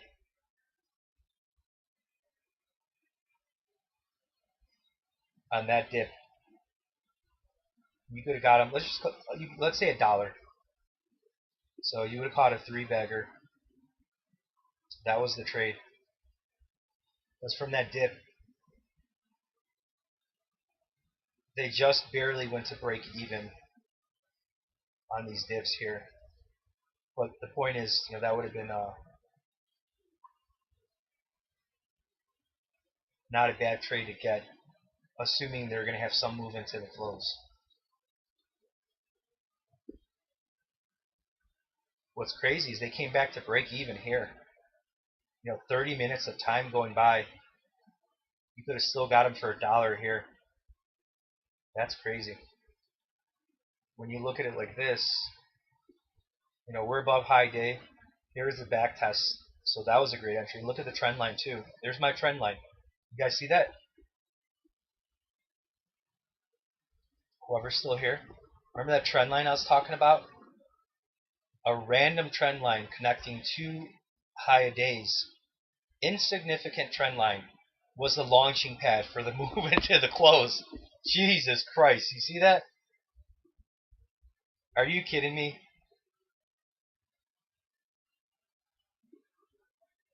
An insignificant trend line from September of last year. The back test was the launching pad for this move today. I mean, look at that. You got to be kidding me. So fought it, came short. There's your back test of the trend line and this. I mean, what more can you ask for? Show me another room on YouTube that has this kind of stuff. Now, I'm not saying I was looking at this trade. I was actually getting my food here. But if you're looking for an entry, what more could you ask for? I mean, pretend you don't believe the trend line. You think it's whatever. This still was a back test of this that never got hit. Plus the trend line was there. Plus they're trying to make the move. But, I mean, are you kidding me? The exact back test of this random trend line was the launching pad into the close. I mean, come on, you got to be kidding me.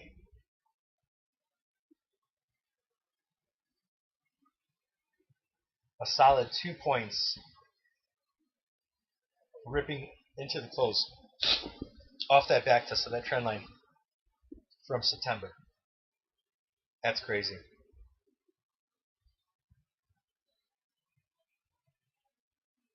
Alright guys, I'm going to wrap it up. I got to get going now. Next week is going to be a good week. It better be. We have the possibility of seeing a rug pull tomorrow and then taking out 360. The possibility of that happening. Not until the end of the week if that happens. So full 5-day week next week. Some big market moves possible. And yeah. I'm going to have to make a list of trading rules that I have above my monitor of stuff I can't forget. Alright guys, have a good weekend. Later.